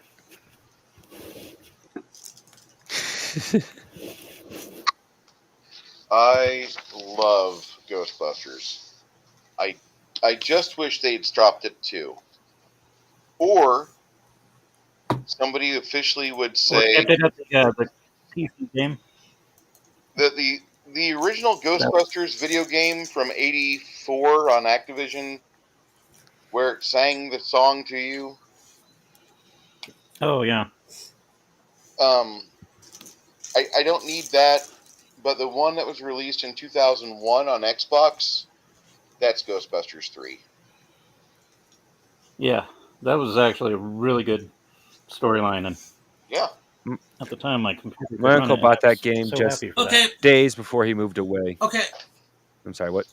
I'm not so disappointed in the last 2 Ghostbuster movies, mainly because in the early '90s they had come out with a second cartoon series called Ghostbusters Oh, the Extreme. Extreme Ghostbusters. Yeah, Extreme Ugh. Ghostbusters, and like the Ghostbusters like went their own way, and Egon, he ended up being a professor at a university, and the new Ghostbuster team basically became his students. You know, because he had a class of what, 6, 7, which was up from Yeah, last semesters. the the goth chick, the dude in the wheelchair, the Latino guy. The black dude. Yeah, they basically checked off all the boxes. Yeah, the but 90s they and- weren't. It wasn't horrible. It wasn't horrible. Like- They weren't trying to push an agenda like they would nowadays. Yeah. Just kind of diversify it all, and I didn't. There wasn't a problem with it. It was a good show. So yeah. So My and my that's major what- problem with it was the use of extreme, because everything was advertised as extreme. And it was like, why'd they get that one word stuck in their head for a decade? Why?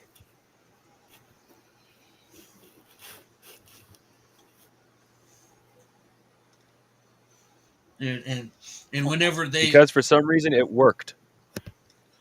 and whenever they announced the 2016 Ghostbusters 2016, that's what I was hoping it was going to be. I was sorely disappointed, as was pretty much everybody. But that's what I was hoping. So whenever they came up with was it Frozen Empire and the other one? What the other one was? Yeah. Yeah, So here's the best Afterlife. the best movie, Afterlife. There you go. the best movie quote about diversity ever. Here we go. Roll it. I'd like you to meet your new pitcher, Amanda Whirlich. Jews, figs, niggers, and now a girl? Robert that, punk.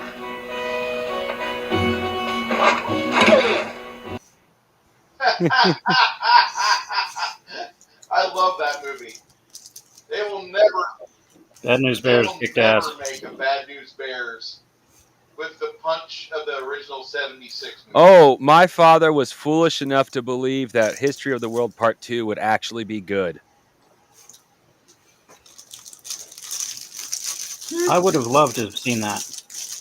I've talked to people who have. It's a piece of garbage.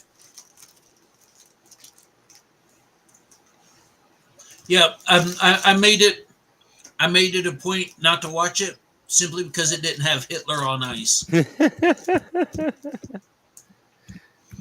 Like I looked and I found out that they were not going to have Hitler on ice, and I was like, nope, it's going to be garbage. Well, he unfortunately, it may have been. My father was like, "Oh well, it's fuck, I already forgot his name. The Jew director, actor, fuck. The guy who made History of the World Part 1. Mel Brooks?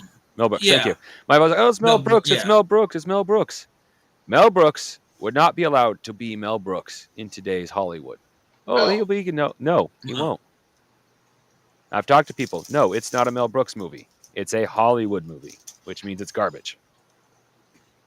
Yeah, if they had taken what they had put in the advertisement for History of the World Part 2, Uh-huh. the original film, that thing would have been Jews kick-ass. in spaces.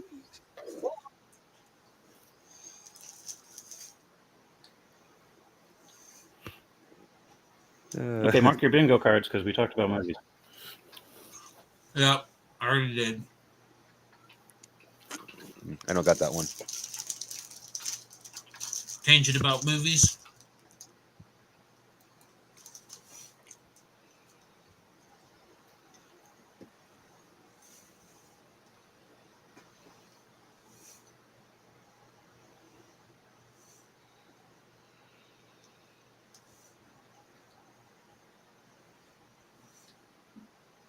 Am I still here?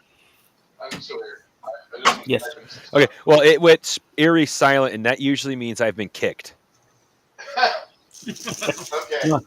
I was looking at the screen, looking at the wagons, and I'm thinking, how am I going to pick the locks on the wagons? There's no locks. Hey, Janet. Yeah. I go do my sneaky Can you up to the door, but there's no door. can you use Hero Labs? Yeah, but I don't have it set up for this character. Oh, that's fine. That's As okay. long as you have problems with it. Oh. No, I don't have any problems with it. Yeah, that has to be next week for that one. But no, everything's. But yeah, it's easy to use. I mean, I'm getting better and better at using it. No, he's hoping you can't use it right now, so Oh no, I he could can't try. use it. So he could Yeah, give me a bingo card. I have nothing on here that Wait, is that technically a win for that space? it should be. That means yes, you guys can mark that off. Well, it says has a problem, not can't use. Oh, Yeah, Janet has problems with Eurolabs. yeah.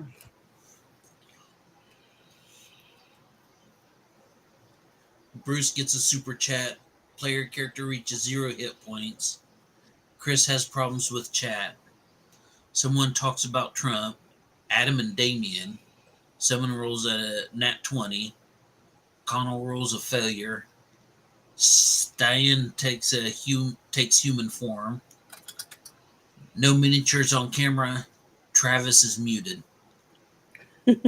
Travis is always that's muted. kind of a free space. What? Travis is muted? Yeah. Travis also says combat longer than 10 minutes says this free space is genius.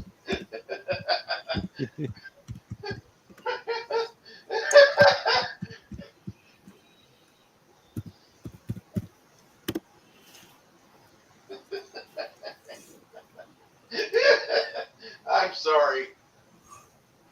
I like that website. It's actually pretty awesome, honestly.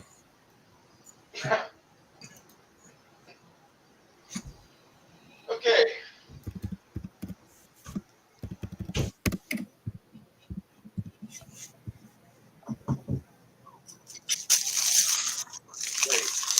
Transcend color water brushes.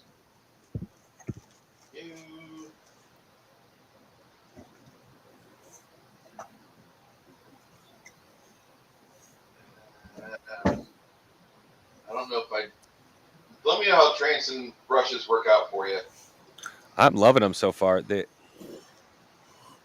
Okay. are. I ended up for example, I ended up with a little hook on the one I like using the most. I gave it a little bit of treatment and kind of bent it back, for lack of a better term, and it did not destroy the bristles. It just went back. Huh.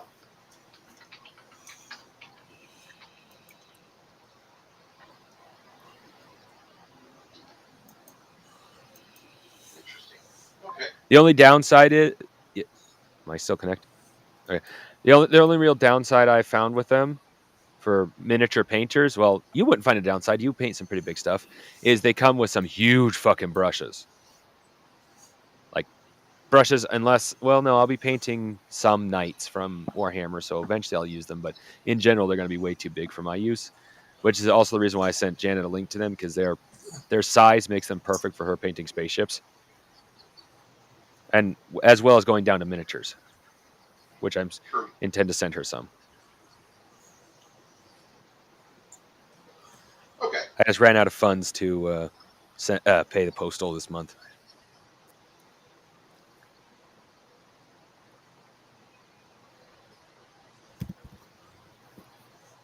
So once you see this,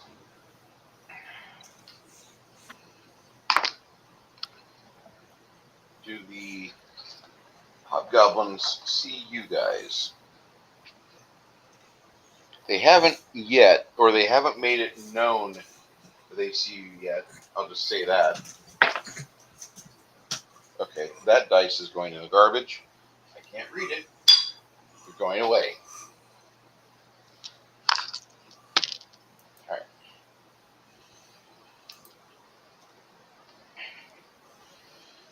So you guys kind of hear some noises in the keep.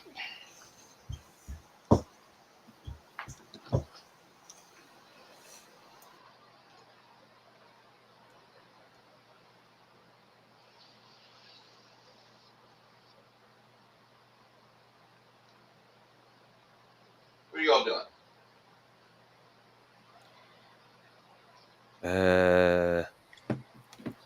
If we try just moving those carts, we're going to end up getting stabbed. By what? Okay, what about these doors to either side? Those are on the other side of the wall.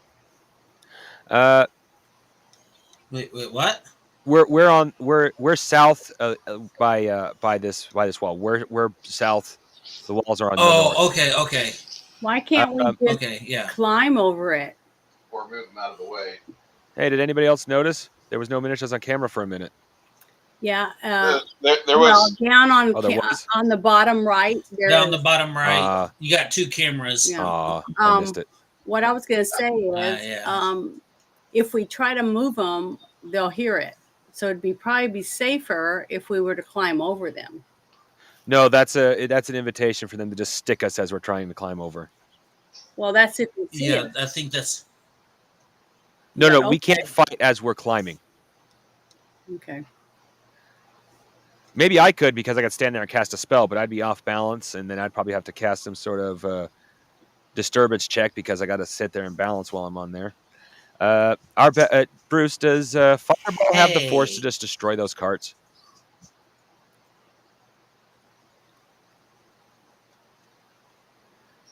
I'm confident they know we're here, so. Yeah. Okay, well, does anybody have a spell that makes an area silent? Janet does. I didn't think I had a spell like that. Janet, you have a 3rd level spell called Silence. If it's not in your spells, Janet, it's something that you and Bruce discussed a while back, so it should be, actually. If it's not, pretty sure you should just write it down. Okay, well, I'm writing it on here. How many mana? Total of 9. That's the cool thing about priests. Okay. -9 mana. Hold on, let me write that down real quick. Okay. I guess I'll use that spell.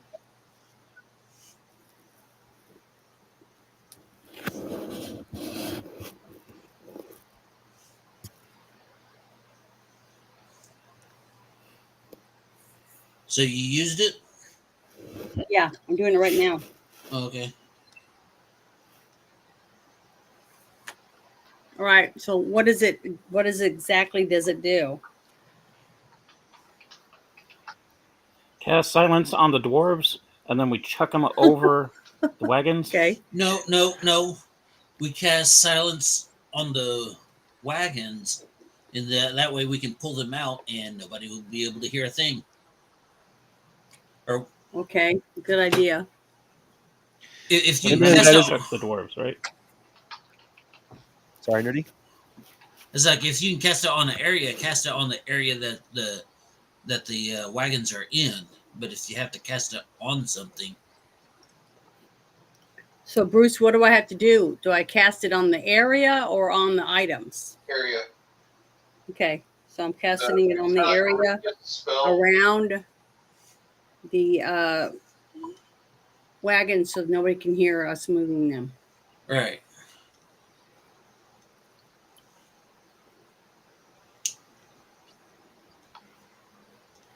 And I'm getting your spell ready in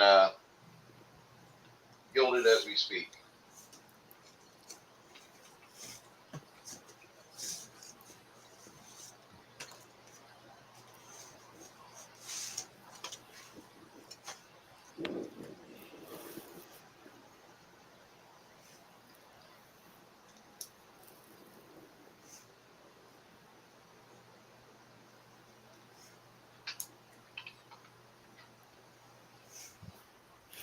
That'll be a kick-ass spell when you can cast it on items, and then just ensorcel a rock, pop it in your pocket. Be all sneaky.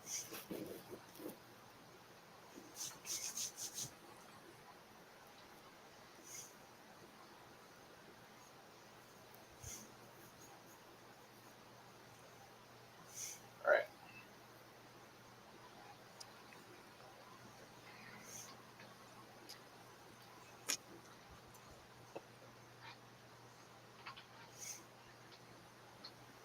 Bruce? Sir? I just discovered something that makes me giggle inside. You could build, and with the expanded rules for buildings, I found that they have to build a bank. for the city that I'm thinking about building in for the lucrative bank we discussed, the lucrative thing we discussed last week. Yeah. Put the bank up and say, all right, one of the rules, if you want to go through our help with the city, you have to put all your money in the bank. But on the plus side, you get a 10% return a day. Ah! You couldn't make that money back. You couldn't make that money like that. How many are actually coming back? True. That's reflects my confidence of them returning. 10% and a free toaster.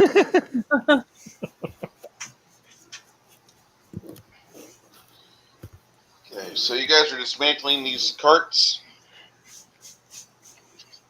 Yes.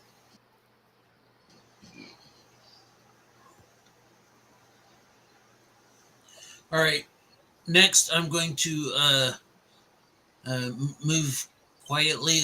Well, in the whole area, but I'm going to move as stealthily as I can to the corner here on the right. No, up. Yeah, to the no. We're trying to go this. We're trying to go north, right? Yeah, in here.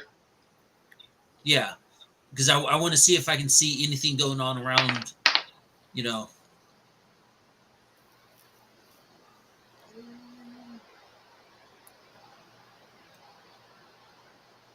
Okay. Do I see anything like around the corners? Inside the courtyard area, it looks kind of still. There's a few weeds. There's a few pieces of scrub.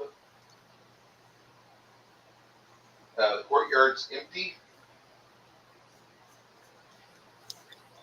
Because it's daytime, right? Yep. Okay, don't they sleep during the day? Typically. Okay, See, like piles of bone and broken armor. Lots of hobgoblin shit in the middle of the courtyard area. All right. I'm going to come back outside of the silent zone, and I'm going. Also, I'm going to look along the walls. There are there arrow slits. See a couple over to your left. And what about to my You right? see some murder holes, yeah. Definitely. In the area where I'm at right now? Kind of like above you, yes. Where there's a little tower area above you as you go between the walls here. There's like a gate with a portcullis that hasn't seemed to work. But you don't hear any noise yet. I'm not going to hear anything with the silent spell active. No. All right. I'm going to head back to the others and outside of the silent area, and I'm going to. Hey, okay. So all I've seen in the courtyard is a bunch of shit scattered about. You know, not literally, but it's just what you'd expect from a hobgoblin tribe. Be careful going through there. There are murder holes up above us and along the walls, but I'm not seeing any movement. Yeah, you're kind of confused about that. well, if they're sleeping and we can get close enough and our wizard can cast sleep, we can maybe get Ogre to sneak in and just cut some throats while they're asleep. That depends. Sounds terrible, but Yeah, but that depends, Jen. I have been paying attention to what we can and what I can and can't affect, and we're starting to reach the level where sleep is becoming less and less effective. okay. Well, they're already asleep, so if we can just keep them a little deeper sleep, so we can sneak in and get rid of them before they wake up, that'll give us less to fight. That's all I was You saying. guys are looking That is true.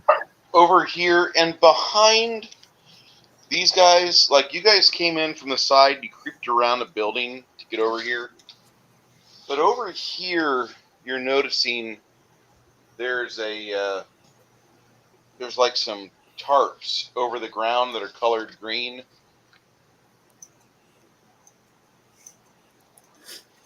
Over where? Yeah, It's we like- can't see. Can Behind you us. bring that one up? Or I was going to say change the cameras to the yellower one. I'm gonna ink it real fast. Are you saying that there's spider holes? There's some. Or is it a mass grave? It looks like there's some tarps that are kind of anchored in to the ground.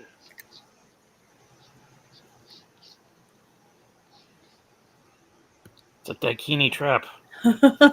I stole the baby from the stupid daikini. Why you was taking a pee-pee? We love you, Val Kilmer. You know what's sad, Janet? We've kind of cursed some people. What do you mean? Well, Oh, because we talked about them and then they died. yeah, like Gene Hackman, we I did that in the mid Gene 90s. Hackman, Val Kilmer. talked about Val Kilmer. He died. Back when we talked about Blade Runner, we talked about Emmett Walsh, Mhm. and then we talked about him again in The Jerk, and he died the week after we did The Jerk. Yeah. We've talked about a lot of movies, and like there's 5 of them, 5 actors that have died within like 3 days after our discussion. Well, Like we can't. Whatever you do. Go ahead. they were old. I don't want to talk about James Hong. I really don't want. Whatever you do, don't talk about Keanu Reeves. Dwayne Johnson and Jason Momoa. Have you seen any of their movies lately? I know, right? Would you? So let's do a whole bunch of Jane Fonda movies. There you go. There you go. 9 to 5, Barbarella. She was Few in others. 95. Yeah, she was in 9 to 5. Actually, it's a really good movie. But I you know. know what? Dabney Kellman already died. It doesn't matter. Yeah. But Dolly's still alive. Her husband My died. limit for socialists and communists was met on Monday. Like that's like what 0.05% of my state. What Yes. happened? Oh my God! There's only like 200,000 leftists in this state, and they all congregated at the frickin' Ford Idaho Center. Yeah, well, I say that doesn't sound wrong. Ugh. Oh, Bruce, Disgusting. Go ahead. I have a suggestion for tonight's topic with Kai if you have a show tonight. What's that? City building, because if I show up, I'm definitely going to talk to him about it because I got a few ideas of how I want to start the city and what his opinions are. Because as much as I like the idea of building up my little town right now that I have, I really do like his suggestion for moving over there and building. God, that is terrible. Oh, That for is just foot fetish people, that is disgusting. And you can tell that CGI because that is a real foot. That's Bruce, don't ever, Bruce, don't ever show that to your dad or your mom, please. Yes, ma'am. They'll be I don't even know where to heartbroken. begin. That's like Okay, all here- sorts of wrong. here's another bingo card thing. Bruce shares the disturbing image. God, that's disgusting. He did. That was disturbing. Very disturbing and disgusting. For the foot fetishist that has everything. Not as disturbing as the picture in my head. I don't want to know what it is. That's body horror That right is- there. That is disgusting. Well, at least you can genuinely tell people it's a foot. Gross. Oh my God. That's not athlete's foot. It's not real athlete's foot. Oh, I found a video. I never posted on Discord or Guilded because I have no idea how to do that off of Pinterest. But somebody had taped a fleshlight to a muffler and was just blowing out the engine, and it kept blowing up like a balloon. I mean, the scary thing, I want to say one thing, Bruce. The scary thing is, it's not the fact that you found that, it's the fact that you looked something up like that. no, I did not. I just turned on Twitter. You just turned on Twitter and that was on your That timeline? was on my fucking timeline. Okay, well, what have you been looking up on Twitter for something like that to come up on your timeline? That is frightening to think about. I mean, that is, I know what I have. No low balls. Hashtag no low balls. that is disgusting. Oh, I'm going to have a nightmare about that tonight. I just know it. That is gross. I just pictured Janet and us sitting around the table, and then that foot kind of hobbling on its own, and then she's like Windows, like, you gotta be fucking kidding me. It's disgusting. Yeah, it's bad. Instead of the spider head, it's the, what the hell would you call that thing? A foot fuck?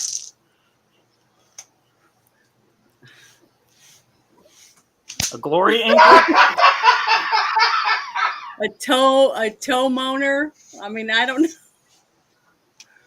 It's disgusting. Bruce is just enjoying all of it. But whatever you do, spare your parents. I won't tell my parents. I promise. Hey, Yes, Bruce, sir. if you do show it to your parents, at least record it. No, don't even think about it. Just forget about it. Pretend like you never saw it. Seriously, are you going to forget about it? No, but I'm not. Can you forget? Telling you, they Hold will. on, take me away. They will have a freak out over that. And the fact that he laughed about it online. Oh, I don't even want to think about it. So are your parents? Are your parents like super religious, or My mom is It's like- my parents are, I guess you'd say, super religious, but my mom like can change an entire temperature in a room by just saying I am so disgusted or I am so disappointed in you. You hear that and it just chilled out like 15 degrees. It's done. You're blowing mist out of your mouth. I think that would psychologically damage your mother. So just don't do it. And that's just the gateway drug. Mm. Okay, so I'm happy that I could give you all some sort of foot fetish PTSD. But now I have it. That's so true. What's trauma amongst friends, right? What's the gift of sharing? What is it? Okay. What's a little eye breach between friends? I mean, come on. That's really what you would call really footballing. All right. So I'm going to kind of redraw this as now you're seeing the scope of things, and it fits today's card stock that I have here. And you guys notice that, there's a bungee trap behind you. You don't pull the tarps up because you're There's just a little bit of like trepidation you have with fucking with them. You don't really want to fuck with them. You're not like champion fuckwithers. Mm-mm.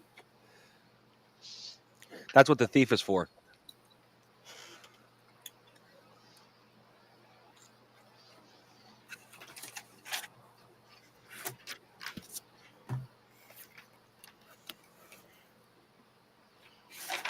Lummy's not going to go fuck you. Don't I have? I was going to say something, but no. I thought one of us. I thought one of us had One of a us. spell of something. Something to do with poison gas or something. No, that'd be a higher level spell. So it's It probably would from the other be campaign. because I Yeah. remember talking about it one time before. Because we were Oh talking about. no! I was talking to Bruce about getting a spell, acid cloud. That one's a low level. Okay. Well, what I was thinking was, what if we could go to the closest tarp and drop a spell like that inside underneath the tarp to kill whatever's in there, or to see whether it pisses it off. Yeah. Janet, you start. Are you seriously moving to the tarps to fuck with No, the tarp? no. I'm just talking to my team about whether or not we should try to do something So like that. you're trying to go to the team to go and mess with the tarps. No, I'm Okay. asking the team if we should try to do something like that by putting a spell underneath the tarp, one tarp. The closest. Well, I do have trap finding, and I'm pretty sure it's not the definition that I was about to use. I'm thinking more. We're getting the eerie feeling we're not going to want to see what's beneath the tarp. That's what I'm saying. And we don't have to see what's under it. We just push a spell underneath one of them and see what happens. Well, I never actually got poison cloud. It was talked about once, and then we never actually got back to it. Okay. I just remember us talking about it or something because we needed poison gas or something at one time. I actually wouldn't mind having acid cloud, but I forgot about it and then never actually got back to it. No. So that's partially my fault. No, I'm just trying to think of ideas. Now, what if we could draw them out and get them to fall into the tarps? Because Excuse me, whatever's it's in acid there would fog. kill them too, right? Probably, but that's if what's beneath the tarp is going to hurt us. What else? Why Bruce, would they have it covered up? Even hobgoblins have a limit to what they can fucking withstand. But if they're serving a dragon, it wouldn't.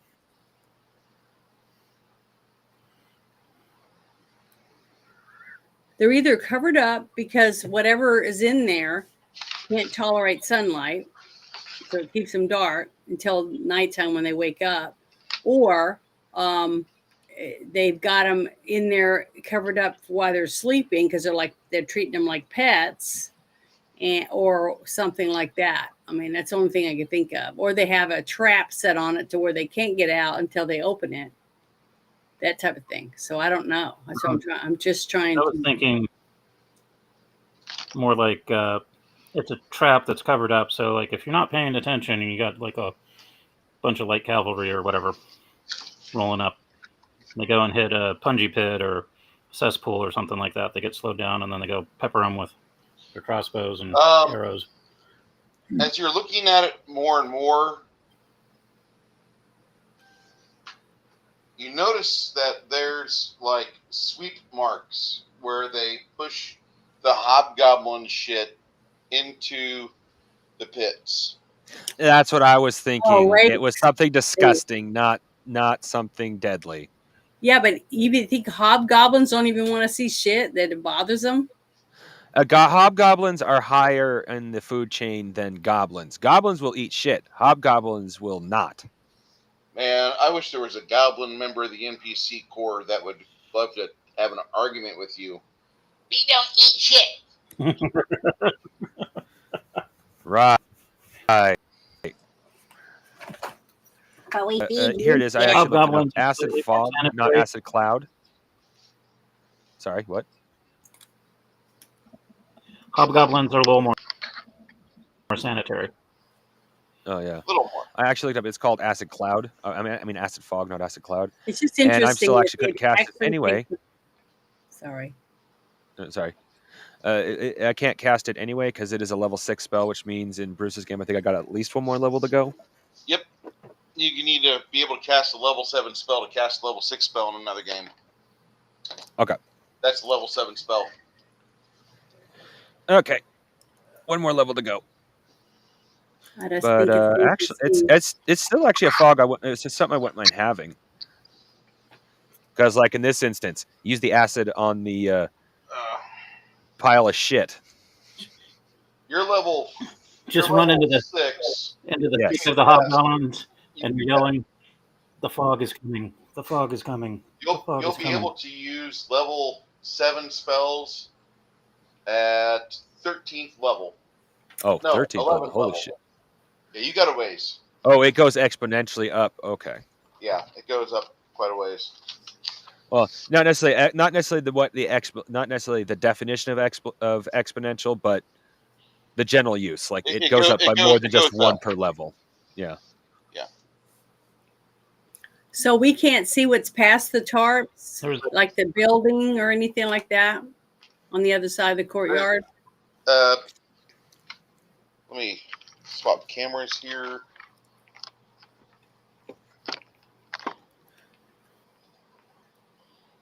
Because he said he looked up the wall and he saw the slots where arrows could be shot out. Right? Yeah. Like up here, there's like a covered area, and there's a portcullis, and there's a whole bunch of murder holes that are within this passageway. Then Mhm. you have the courtyard, and I'm getting ready to flop over to the other side of the table and continue drawing that out for you. That way you can see just how fucked up this place is. Okay, Well, now on that little courtyard right there, you said there was like 4 tarps. But beyond, no, this is before the courtyard. This would be like back here towards me, like where this is. Okay, so right past where the wagons were that we just moved. No. Where? The wagons would be like right here. You guys move the wagons off to the side. This is about 20 feet back from where the tarps were. Yeah. And okay, so we walked past the tarp. If you explore the way you guys came, you came at the side from the keep, and you made your way around over here up against the keep the whole time, but you didn't go venturing over here. And 20 foot away from the wall, there's a fucking gigantic U-shaped pit that follows the contour of the keep. And you're being as quiet as you can not to fucking disturb that tarp. Okay, see what the reason I was thinking it might be pets or creatures is I thought on the inside of that doorway right there from the wall, okay, in the courtyard is where the tarps were. So I thought maybe it was pets or creatures that they had. So I was misunderstanding where the tarps were at. All this shit gets swept out the front and into the tarps. You have no idea what's under the tarps. Besides shit. Something of worms or something that's eating the shit. Maybe an audiog, because you've already met audiogs. You know they like to eat poo. Mm-hmm. I am like that really friendly mighty poo. Well, I just found a spell that needs to be put on a wand and given to Lemmy. Improve Trap. And what's that? It's a spell that specifically gets cast on a trap to improve its effects. You know, I wouldn't want Lemmy to have that spell because he wouldn't use it. He disables traps. He puts traps to rest. I know, but I know what he's also going to do in his own house. I don't think he's going to Rube Goldberg the house, because if he ever has to take Ambien, then he's going to be like having to go around the house stumbling while awake. I need to fucking take care of this. This sucks. I'll just do that in the preview of people I don't like. Dry ice bombs in the toilets, stuff like that. You know, that was actually one of the things I unfortunately did not catch Mythbusters in time to send in because I would have. I heard a myth in my school that a dry ice bomb will kill somebody sitting on the toilet. I've heard of a dry They're ice pretty bomb exploding a toilet before. Oh yeah, no, that's not the myth. The myth is that when it explodes the toilet, it kills you too. Well, I've not heard of anybody dying, but I've doesn't heard I have. exploding. That was literally the prep talk at my school. Dry ice in the toilet will kill whoever's sitting on the toilet if it explodes. Bless That's you. what my Oh, principal said. Fucking hurts. I fucking sneezed last week and I popped the fucking rib. Ow. Ugh. Welcome to old age. Yeah, no shit, right? Welcome my to old cousins, age. they, put Your back hurts. You get bombs in easy headaches. You can't eat anything, and you'll pull a rib when you sleep. Oh, and by the way, you're going to start forgetting things. Well, what's the upsides? What upsides? I have plenty of upsides in my life. I'm pretty happy with about how everything's worked out so far. If we could just get things sped up. I need about $500,000. If you have $500,000 you want to give it to me, I want to turn it over in the next fucking 10 years. I'll get you $500,000 back plus a little bit of interest.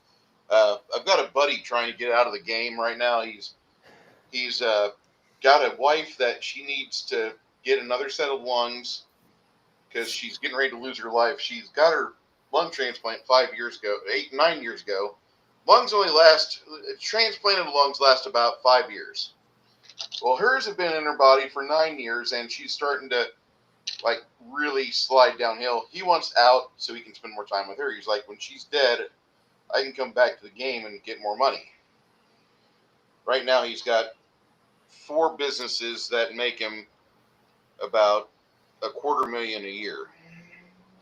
He's selling all of it, his stake in it, for $500,000.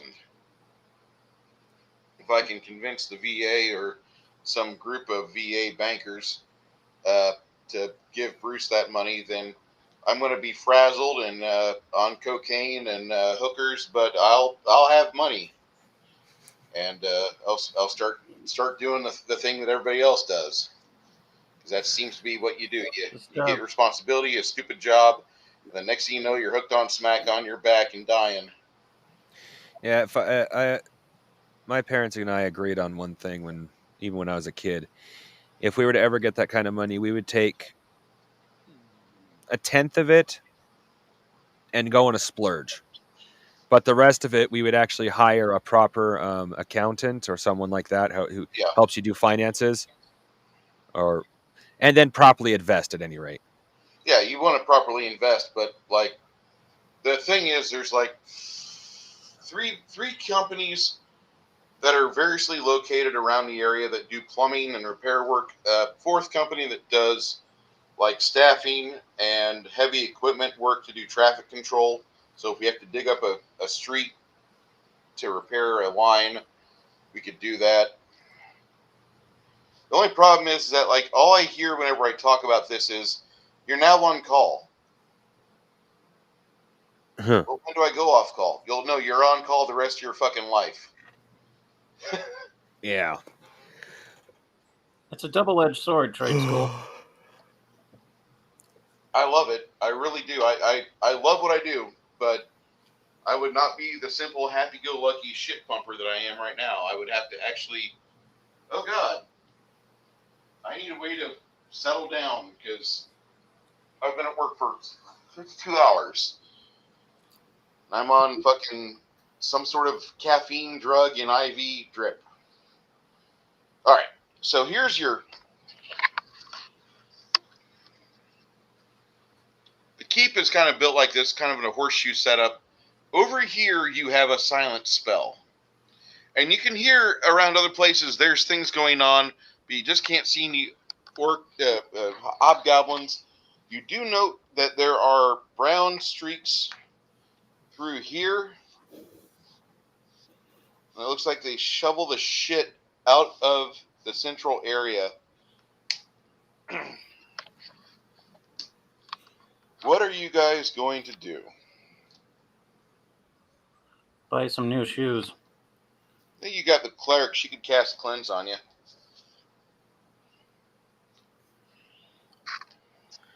Well, The dwarves really aren't excited about being part of your party, by the way. They're we're crafters. We're gentlemen. We don't do this. This isn't part of our. Yeah, we can do this, but we don't want to. hey, you guys are the ones that said you wanted to adventure with us when I first asked you. Yeah, but holy shit, this was really a bad idea. Gosh. Well, after this, we'll go back to the keep, and you can stay there if you want. Both Back, purviews are within your contract, so back to Pembrose? Serious? You'll let us do that? We would love to do that. Because this sounds like a bad deal. Just nothing against you or anything else, but holy shit, there's a lot of problems here. Okay.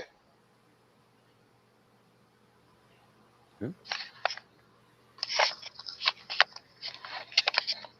hear your dog whimpering behind you.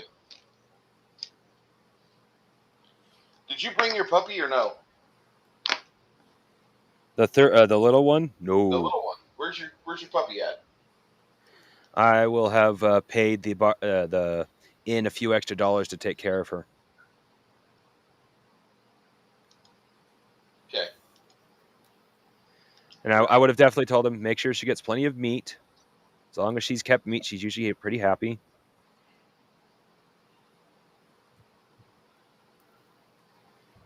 And whatever you do, don't rile her up too much. She's still big enough to do some damage.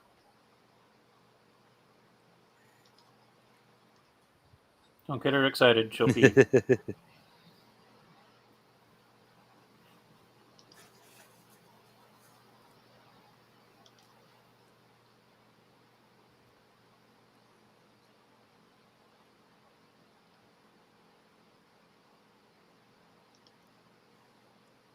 Okay, lights are still going, so I know I'm not frozen.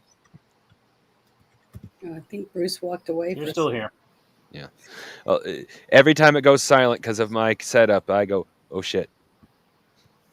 I'm reviewing what's going on in the area, listening to you guys. Okay. Yeah. So yeah. Oh no, I was listening to what happened last week, and I got the idea. Oh, get one of those big ass dogs, like using magic to breed it with a terrier, and basically have one of those dogs with both the protective attitude of the big dog, and the aggressive attitude of a terrier. And then have a pack of those look after your animals, or have them travel with you in packs.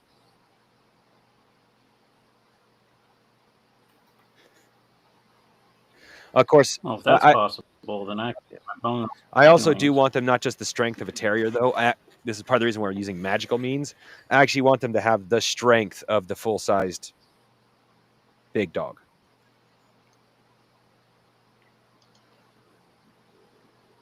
Mm-hmm. So my first forte into magical creatures will be very simple.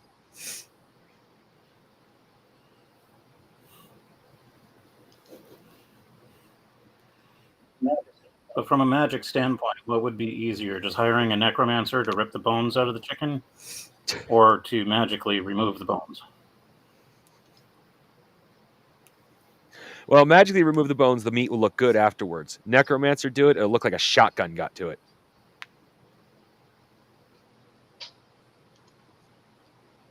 Because if I can actually make a boneless wing and charge a premium some special sauce and get some busty girls to sell it to some dude. Hey, I don't mind talking about him despite what happened. Justin used to say that he wanted a chicken that was like a 10 wings per chicken. The multi-winged chicken, awesome. Uh-huh. Okay, so when you 20 feet tall. You've got a couple doors over here. You've got doors over there.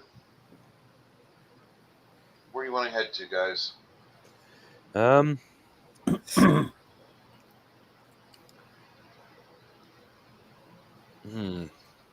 I say to the right. I'm going to this little building over Yeah, on the right side. yeah, that's what I was thinking too. Because if this is a big keep, chances are it'll hook back around, and we can. I don't know necessarily get the surprise on them, but we should be able to get to them without having to risk as badly of an ambush. Hopefully, but still, we need to check that door for traps. Hello? Okay. Welcome you're back. Howdy. Howdy, howdy. Howdy, partner. Yes, When I you know came that in was and very said bad. that, I wanted to completely dug it and be like, I love you. My name is Doug.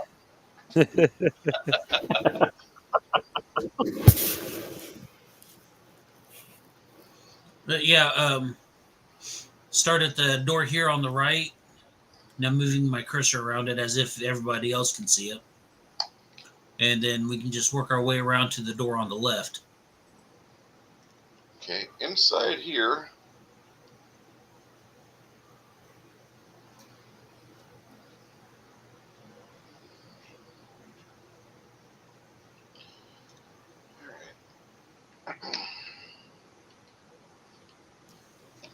Inside this tiny room, a stairwell on the opposite corridor is available.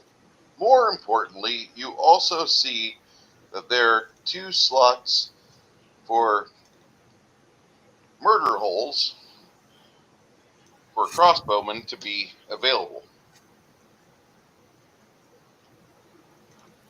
I assume that A, there are no crossbowmen. And that's facing the outer yard. Say again? Yeah, that faces the outer yard. They do have a pair of them over here as well.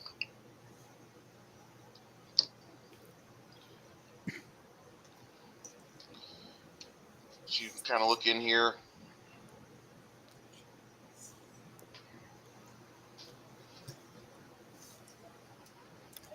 So we got anybody with a ranged weapon, just in case in the cesspool there's also vampires. Shit, vampires. Hobgoblin sees you and he tries to attack.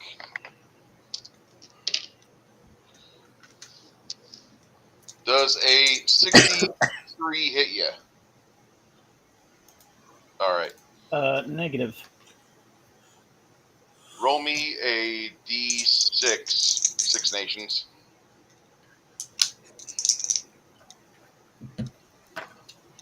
All right. 4. What are you going to do on 4? What do you decide to do?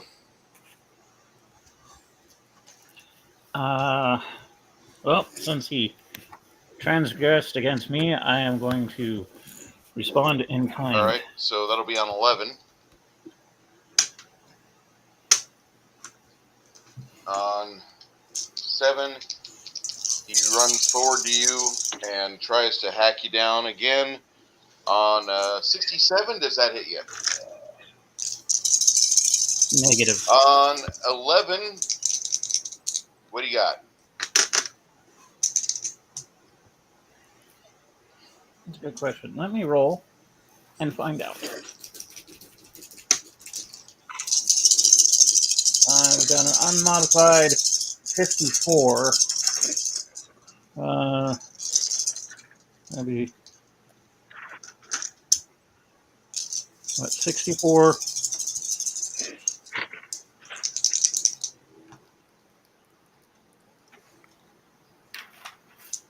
Can you get up to 80?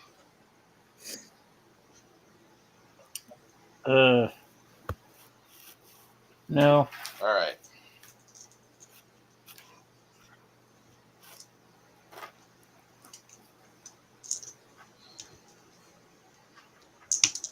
Should have used my blue dice. He tries again and cannot do it.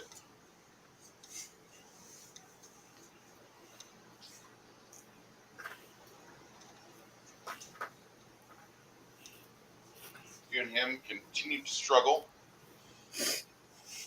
You can't hear anything, by the way.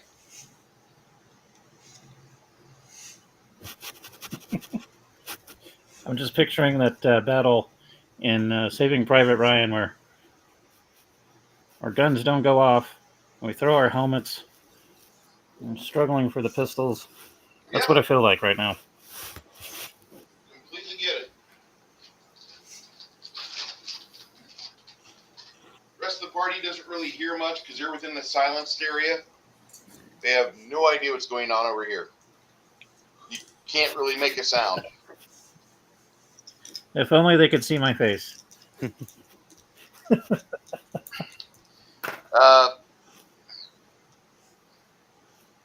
What do you got going on, Six Nations? You going to try to swipe at him again? I've got an 82. Hey, Yeah, I got an 82 on the roll. roll damage. Hot dog. I don't think it'll last that long, but if he goes up to 30 seconds to 40 seconds in combat, I'll take a look through the murder hole.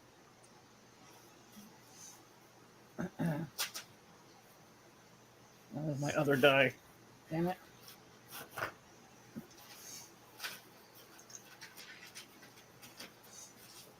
That'll work.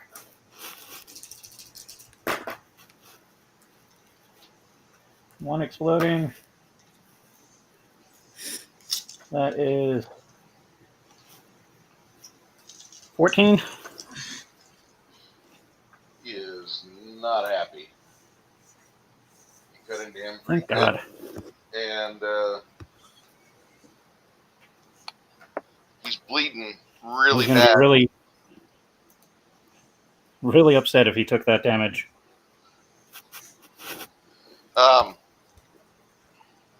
He tries to withdraw from this fight. Go ahead and get an attack on him.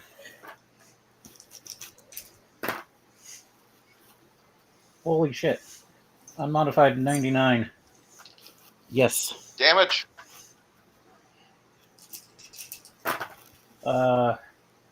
9 points of damage. He gets cut And down. I'm going to stick with the dice. And as you slice him open for a moment, you think you hear something, but you don't.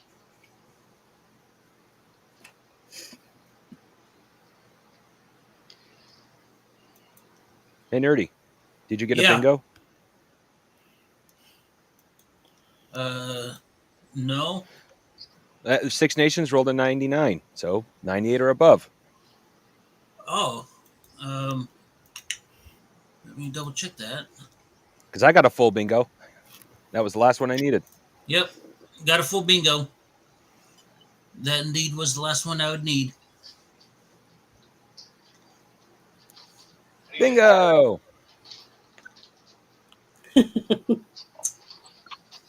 Tell him what he's won.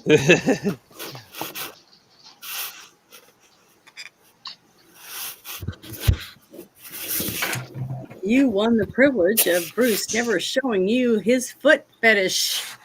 Again. I don't understand why feet are the big thing. That's kind of disgusting. Like, I mean, it really is. It's really disgusting. I almost forgot. I got to go check on something that shouldn't be too long. Rule 34. Yeah, in a minute, I'm going to have to go shut the coop doors. That's only a good time. It might be a good time for an intermission then. So I'll be right back. I'm going to go check on them and see. So I am going to clear out the bingo card, get another one, and see if I can win 2 in one game.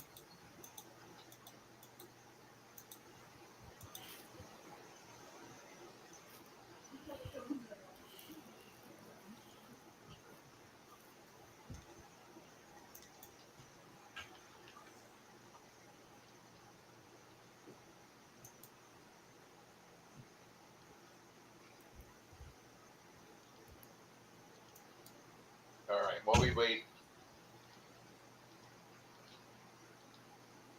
Back to the girls with the fat asses. If that's the case, I'm going to feed the dogs early. Because I got a feeling I might miss something if I don't.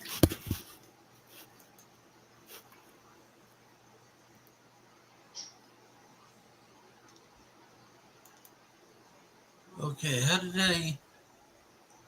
I get a new card?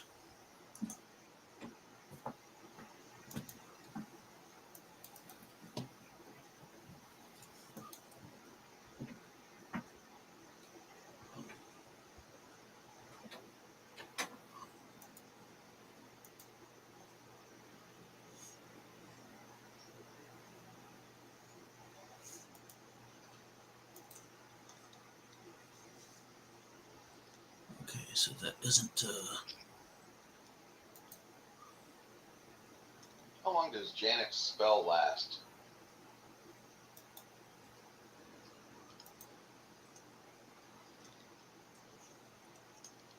I have no idea.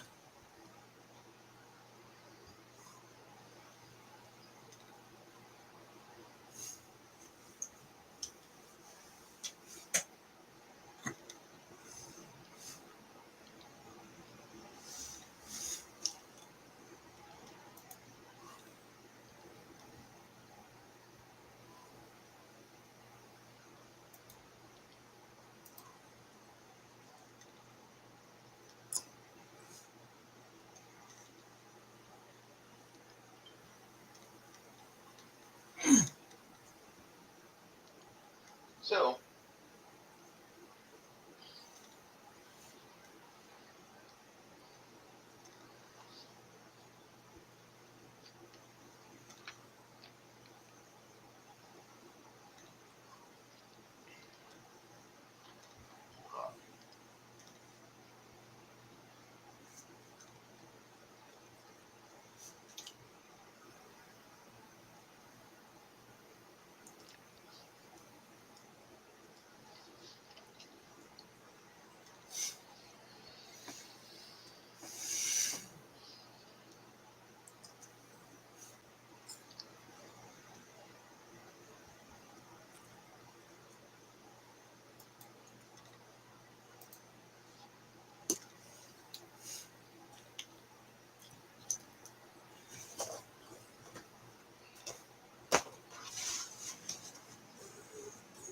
Here, I've returned. We're definitely gonna have to stop at 6. I have chores I got to do. Kind of figured I'd have to do them, but I wanted to make sure that I'd have to before I say anything. I don't know what you get in trouble. That was not so much I'll get in trouble, so much as my parents will go without heat tonight. Oh, I can't have that. No, I have a bad back, but my dad is far worse than I am. I can at least split wood. He can't even do that anymore. Where do you live? North Idaho. They're getting ready to move into a camper with propane heating, so their old mobile home is used, abused, and is falling apart. Yeah. That camper is in the same condition as an 80-year-old hooker who still is hookering. Yee. It's quite the dedicated old gal you have there. I use that description because it is literally amazing that house is still standing. So, are they going to be keeping the same property, or you're not going to? Yes. Oh, she's just moving out of that garbage house into a camper, so she doesn't have to. Well, both my parents, so they don't have to deal with the issues of the house anymore. Hell, it's technically not even safe to use the bathroom anymore because it's at an angle.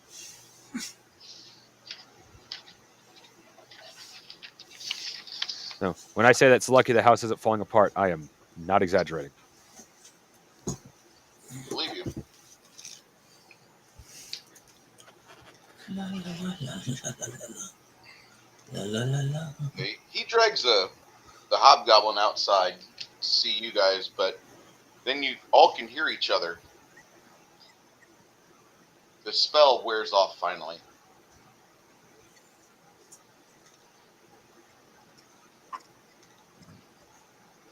By the way, I do have my war axe out. Okay. Just be kind of silly not to. Yeah.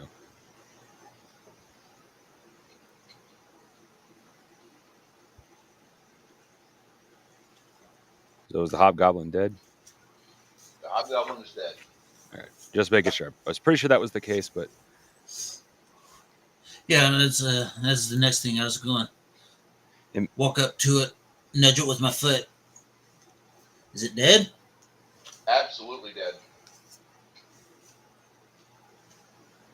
so was there a way to get deeper in to the fort from there, or is that a dead end? You have to go upstairs. Okay. You have to go up these stairs to get further. Okie dokie. 2 for physical. Let's get physical. Physical. Is that Janet singing Let's Get Physical? Sorry. Are you guys having fun today? Yeah. Awesome. Yeah, yeah.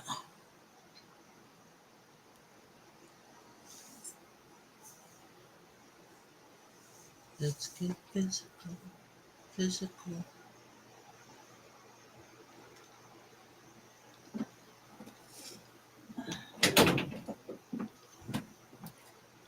I'm really Sorry it took me so long, guys. I got the big ones all put up, but I haven't got the little ones in. They're still just standing there like dum-dums.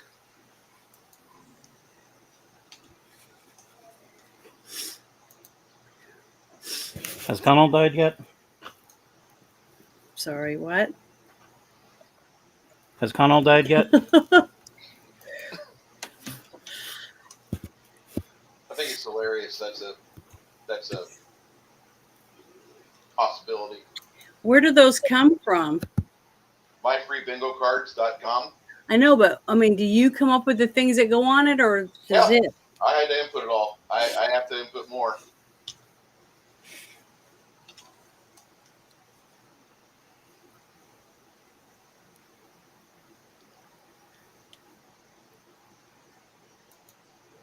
Apparently, Travis printed one out, and the free space is combat longer than 10 minutes.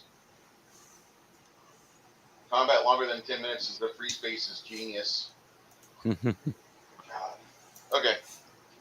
So you guys go back in here and take a look at it. So you're creeping around. You hear some noises up above you.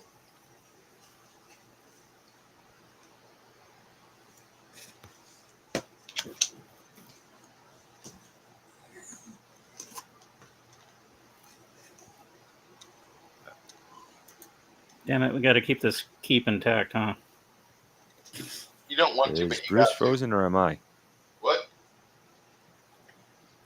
Did they say that in the contract? Oh, Not our fault if they tear the place up. Well, we're supposed to take care of the problem that's Yeah. within it. I That's I it. assume it has to be standing. So like setting fire to the floor and having them drop when we stab them, like that's probably not a good idea because like the floor is kind of holding up a lot of stuff. yeah. We haven't had a real good keep burning in a while, so I think you guys have kept all your structures intact, and you've not detonated a continent, unlike the other group. Although, if we were to get some like pots or kettles and put some, like wet wood in there to create a lot of smoke, it would contain the fire and it would smoke out the people, or well, the hobgoblins above us through the murder holes. True. Hmm. that requires chopping wood. Oh, we got a couple of wagons out there. Hmm. Is there a lake nearby to soak it? We got hobgoblin blood. And a cesspool. And a cesspool. Too bad, Bruce. Noxious. Too bad poop. I haven't, Bruce and I haven't gotten too far on the spell. Create smoke. This would actually be perfect for that. Yeah. And just a thought.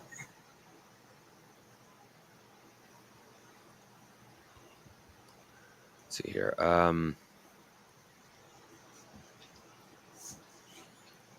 Well, without Connell here, we might actually have a chance of doing more than just fucking. Because.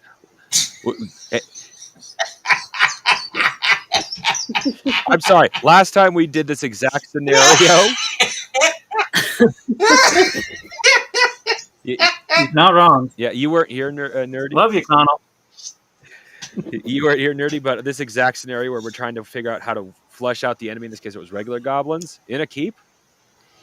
We were trying to plan it out, and then Connell just walks upstairs and opens the door and opens fire. After we just spent 5 minutes, well, actually more like 10, 20 minutes discussing the plan, planning for the plan. We get okay. Now we're going to set up for the plan. He just walks upstairs and starts opening fire.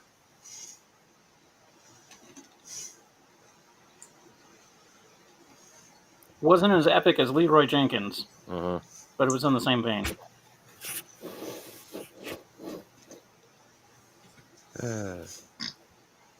So yeah, without Connell here, we might actually be able to implement a plan.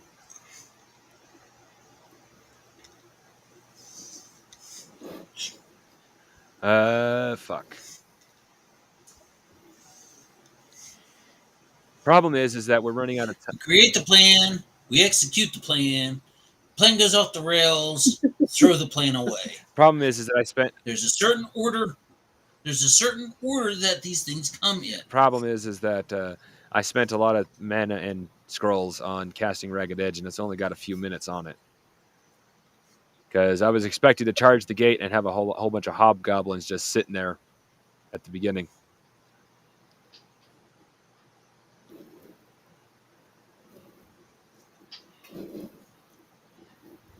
Shit. Fuck. Well, right now, the safety is on calm. I'm sorry, what? The minute we Or- make contact again, then it's on fuck. When they all start coming down, then it's on fuck them.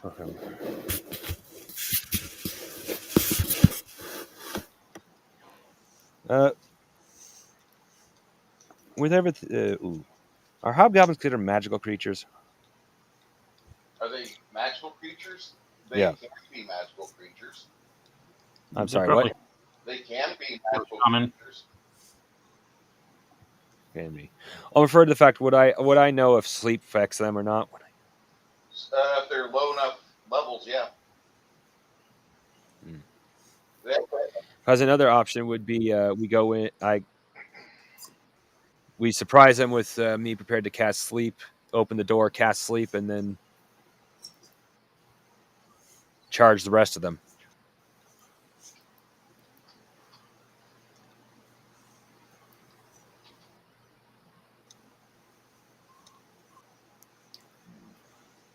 Could push the envelope for another encounter. One last hurrah. No way. Just get it over with. Well, I mean, like, try to put them to sleep. Well, he has to. Well, yeah, but I mean, I don't want to risk us having to leave and not finish it. Oh no, that's not what we're talking about. Oh, okay. We're talking about going upstairs and casting sleep. Like going upstairs, I prepare the spell sleep. We immediately open the door and I cast it. Mm-hmm. Perfect. I think it'll work. Not well. I guarantee I won't hit all of them, but I should hit enough of them to be a game changer. The fewer that we have to fight, the better. Yeah.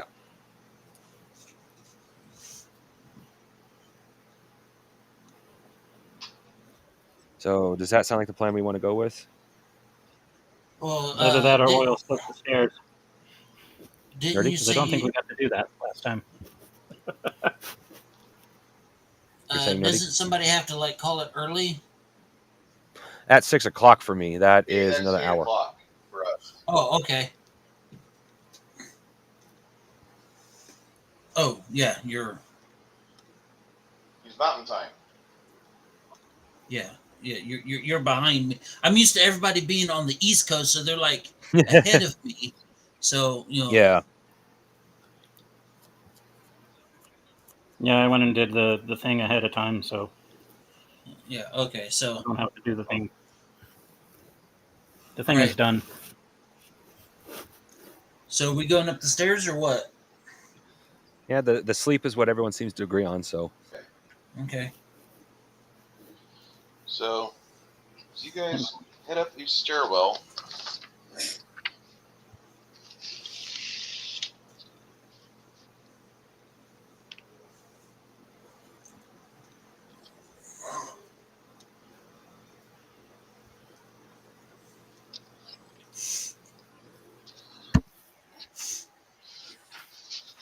Perception check.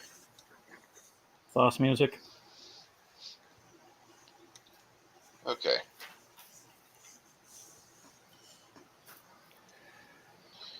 As you All head right. up, The spell chunker is going to go up first. I'm going to go up right behind him. okay. yeah, because what's going And to happen is as soon as I cast the spell, I'm going to step off to the side of the door.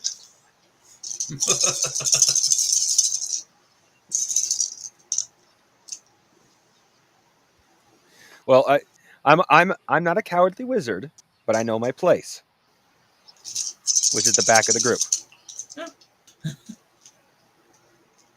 As you enter this place, you see a few hobgoblins in here. These guys were not really expecting you to get in, but here you are.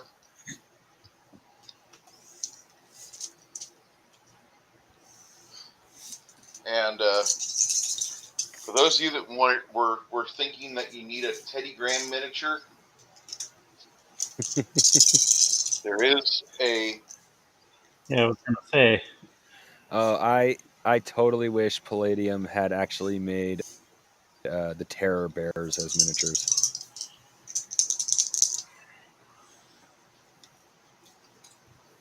Of course, I can't exactly say as I'm thrilled with Palladium miniatures. I've looked at some of their sculpts; they look okay. But the big thing that bugs me, Palladium sucks at posing miniatures. They had an opportunity for 4 action poses for the turtles. Instead, they chose 4 iconic, or shall I say, well, they said iconic. I would dare say cliche poses for the turtles. what were the poses? Leonardo has both of his swords cross-fisted, exactly like a Assassin's Creed. Raphael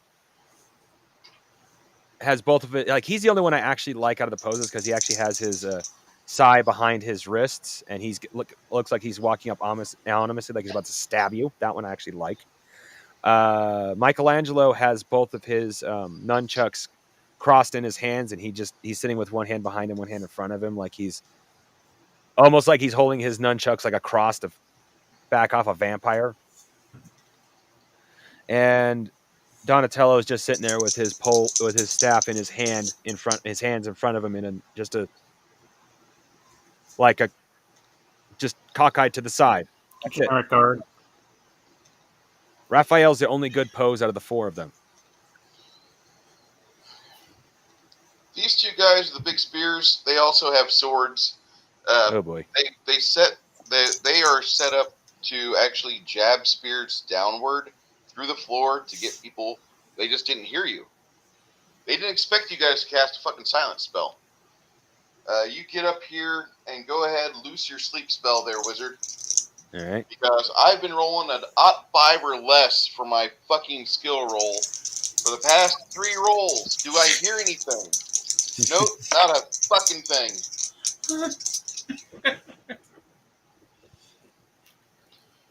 Don't take that as anger. I'm just telling you, like, the bad guys can't roll with the shit right now. That may change. Your tinnitus is not service related. Oh, yeah. Not service related.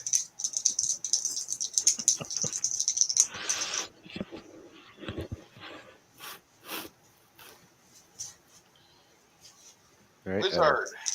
Yeah. You're casting sleep, right? Don't think I had to cast any. I don't think I had to roll anything for sleep. Bippity boppity boop. Ooh, excuse All right. You cast sleep, and You said you're casting sleep and Okay. stepping out of the way. 4 hit die of creatures. I get to roll their saving throws. Yeah, as soon as I cast sleep, I'm stepping off to the side, presuming I'm about to get shot at with an arrow. You're right.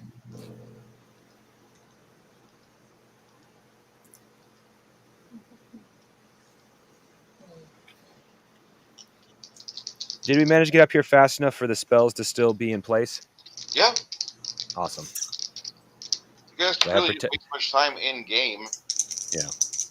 I don't know if you looked at me or not. You probably. Yes.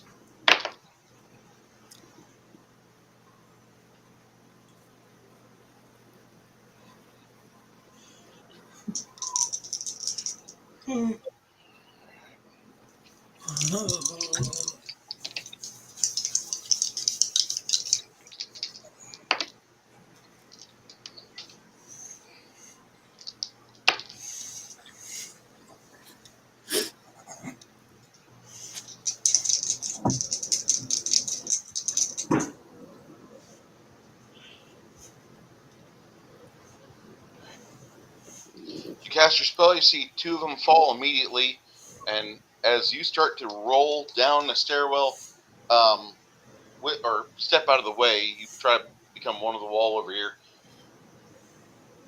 Wizard, what are you doing next? Getting ready to cast Fireball. Okay. I'm just Fireball. hoping. I'm just What's hoping the I can initiative aim. for Fireball? Excuse me. Let's see here. Casting it from magic, it takes me 9 seconds.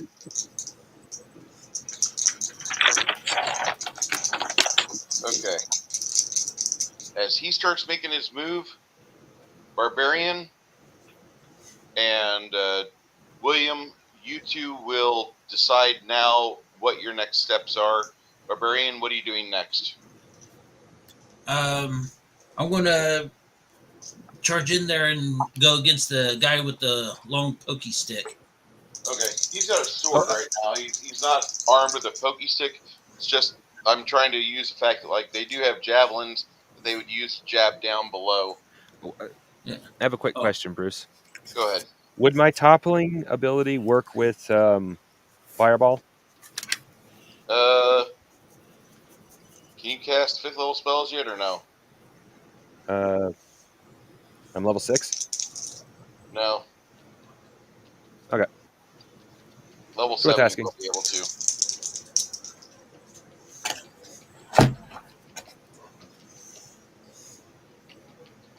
All right. There's Thank a you. murder hold right there. Okay. So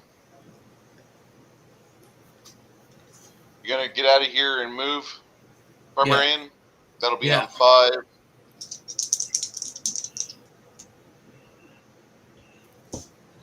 And Jason will follow you on 5 as well. Or William. Okay. The rest of the party, roll me a D8. Except for Lemmy, you roll me a D6. I rolled an 8. All right, Janet, you're going to decide at 8. I Everything rolled a kicks 1. off on 8, and you'll. Oh shoot. All right. Okay, on 1, what do you decide to do next, there, Lemmy? I'm going to take my pig sticker.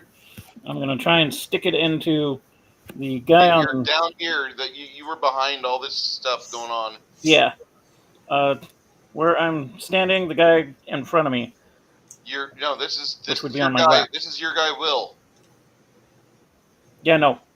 I know. Like, after all that Okay. mess, I'm can move on. looking at the bad guys. You can move up on 6 if you want. Yeah, I'll do that. And let me see if I can get the camera to function properly. Because if all those guys are going to be running forward, I'm going to get the closest guy to me, which would be the dude on my left. I'm thinking. Hey guys, guess what? Foot. Okay. On 6, you go. You move. 2, 3, 4. On 5,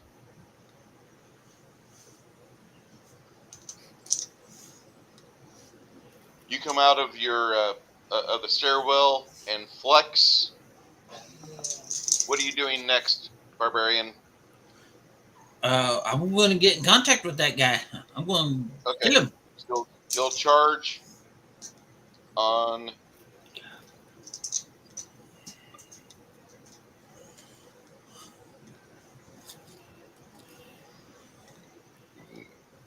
on 16. You charge.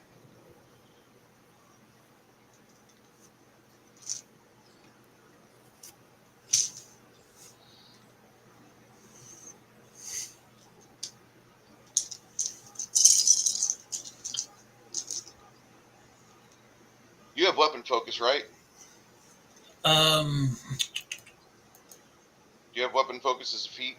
yes. Weapon focus war axe. Okay. All right. I'll be talking to you about that here shortly because I think I've got something you might want to hear. Okay. You'll make your charge on 16.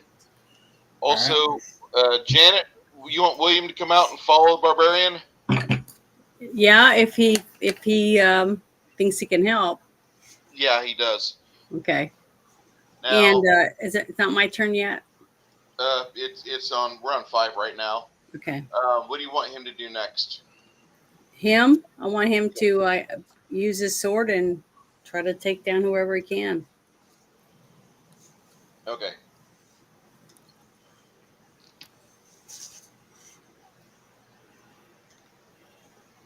Sylvia kind of smushes herself between the wall and William right behind the Barbarian. Looks like she's getting ready for that. You know what maneuver that she likes to do with people? Yeah. Okay. She'll be pairing up with you. She'll be going in first for a tumbling attack. But then when it's your go, she'll be able to attack again. Because she's just a quick little minx like that. Okay.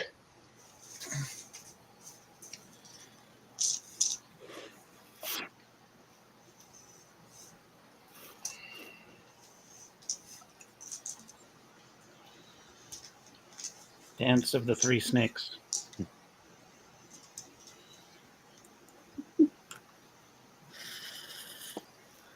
Lemmy, making your move, following behind everybody else. Where do you want to put yourself? You've got 3 inches you can go from here. You're not going to get in front of your Barbarian. I'm telling you that right now. Barbarian cannot face you. Not that you would want to. I'm cool with that. Okay.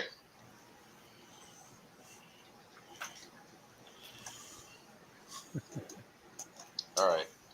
Janet, on 8, what are you deciding to do? Okay, I want to cast, I think it's called Divine Favor. Okay. On all my teammates that I can reach.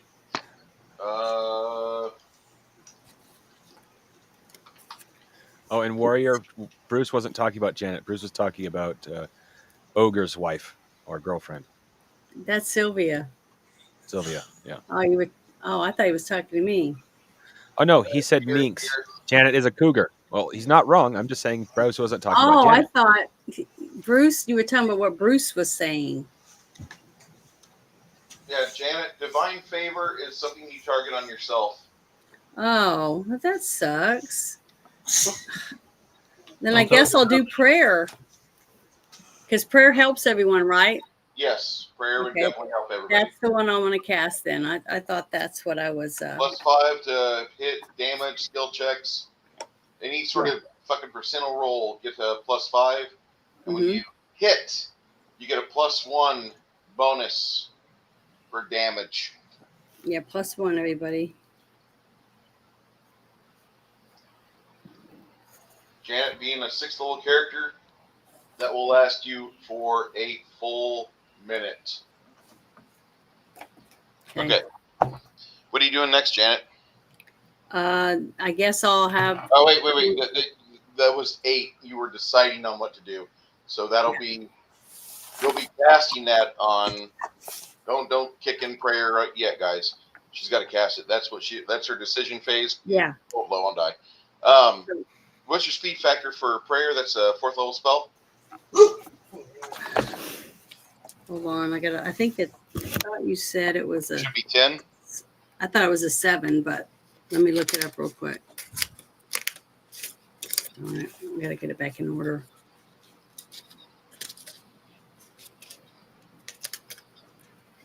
Sorry, I'm looking through the manual.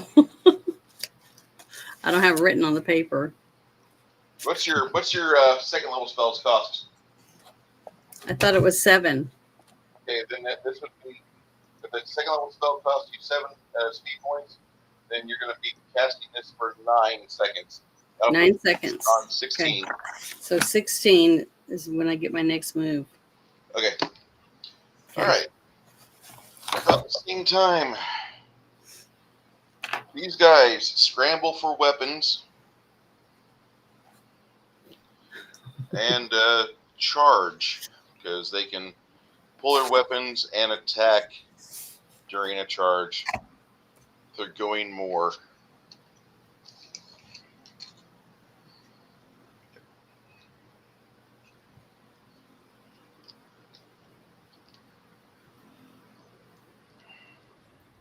Well, if you keep rolling 5s, I'm not going to worry. All right. All of them attacking with long swords.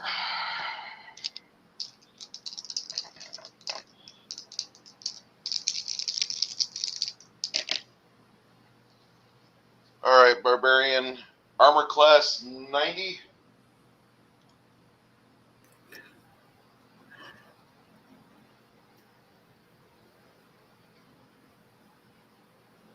Actually, no. Armor class 95. 95? Okay. Yeah. Sorry, I was on mute. Misses. Second attack misses. Third attack misses. All right, let's attack Lemmy. Maybe we can get attacks on Lemmy now. No. And no. They will attack again, but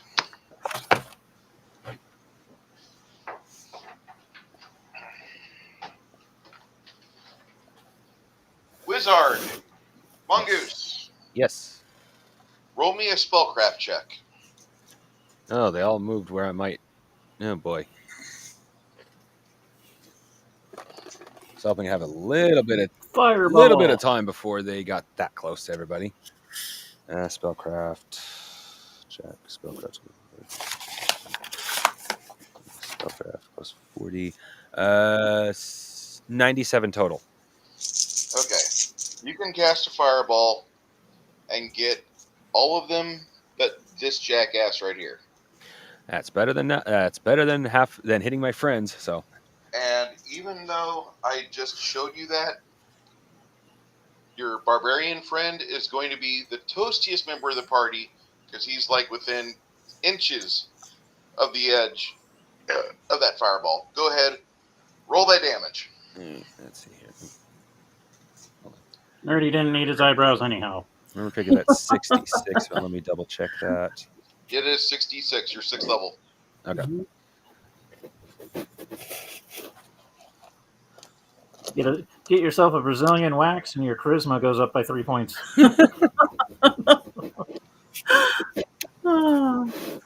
is it? There it is. I don't know where you I'm gonna guys come start up with some of carrying top.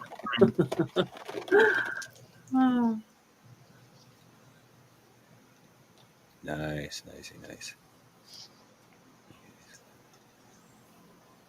Additional D6. Nice.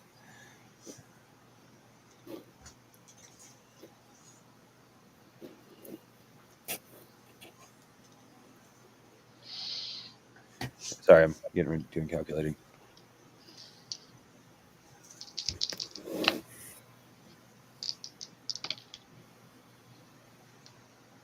Off-topic question: was it Monkey Shines, the helper monkey?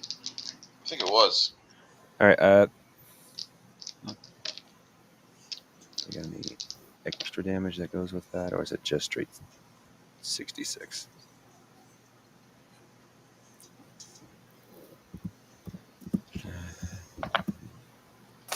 If you can roll like a 28 or better, that will drastically cut down the time on today's encounter.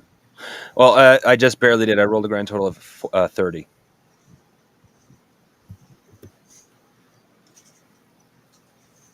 I was just making sure there wasn't extra damage with that. Well, there kind of is if they catch on fire. Even if they make their reflex save, they burn to death. Ah, There's only one available. Yay. Good job. that was a awesome. good one. That's a good spell. It's only because Bruce has exploding damage. If not, I wouldn't have done that much damage. Well, It still been quite a bit, but it wouldn't have been that much. Listen, I feel exploding die damage is something that more games need. Like all games. Well, And admittedly, all games. I stole that mechanic from my game after experiencing it in yours because it feels like you say, more games should have it. It feels totally appropriate. Like Yeah. Palladium. Mhm. Palladium needs exploding dice because when you get to high level, Pathfinder has nothing on Palladium. Why? Because at least with Pathfinder, you're number crunching. They might take the same level of time, but at least Pathfinder, a good chunk of that is your number crunching. You're not just combating. No, Palladium, you're not number crunching. It just takes that fucking long at high level because everyone has hundreds of points of damage. Yep. And your weapons do not do any more damage than they did at level 1. No. I might get one or two more attacks. That's it. Whatever. Okay. So with that final jackass in there, you guys kind of start vying for his demise. Yeah. And go ahead, Mr. Ogre. You get first dibs. All right.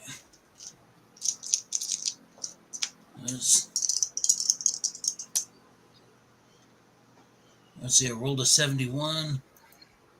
That's enough to hit because your bonuses are what, plus 40? 45. Okay. So, And yes. damage is 1d6 and 2d8 Yes. Mhm. plus 9. Yes. Oh. So that's 6, 14, 23, 28. All right. You don't really have a whole lot left for this guy. What was that video I showed you?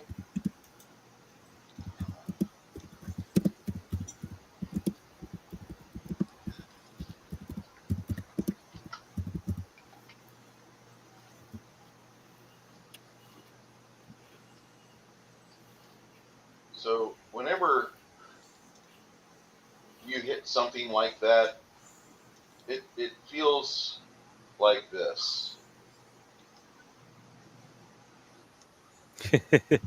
Just gibs. Everywhere gibs. Gibs everywhere. Wonderful gibs. That's just what it feels like whenever you get a hold of something with your axe. Yeah.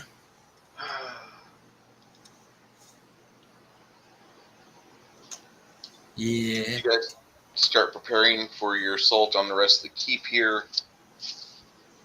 The explosion from the fireball. Wait a minute. One quick question. Was Jagged Edge still in effect? Yeah. Okay, so add that to the damage too. Ew. Bouncy, red, meaty bits It looks like you're working in a butcher shop and things are just falling off the saw. You can hear the rest of the keep go on alert, and you kind of smile because you know that this is going to be a rough day for them.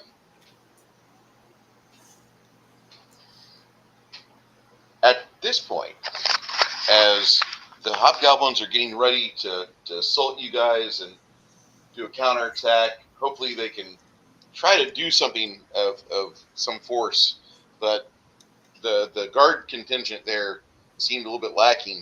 And after the period of time you spent in Dunham, it's been a while since you felt like a true badass.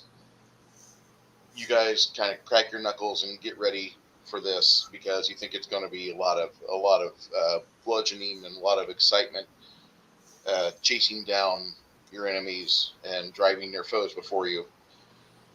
We'll continue this in 2 weeks because the keep assault has just begun and the fight for Lord Kyle's property is now in earnest. You guys, good luck.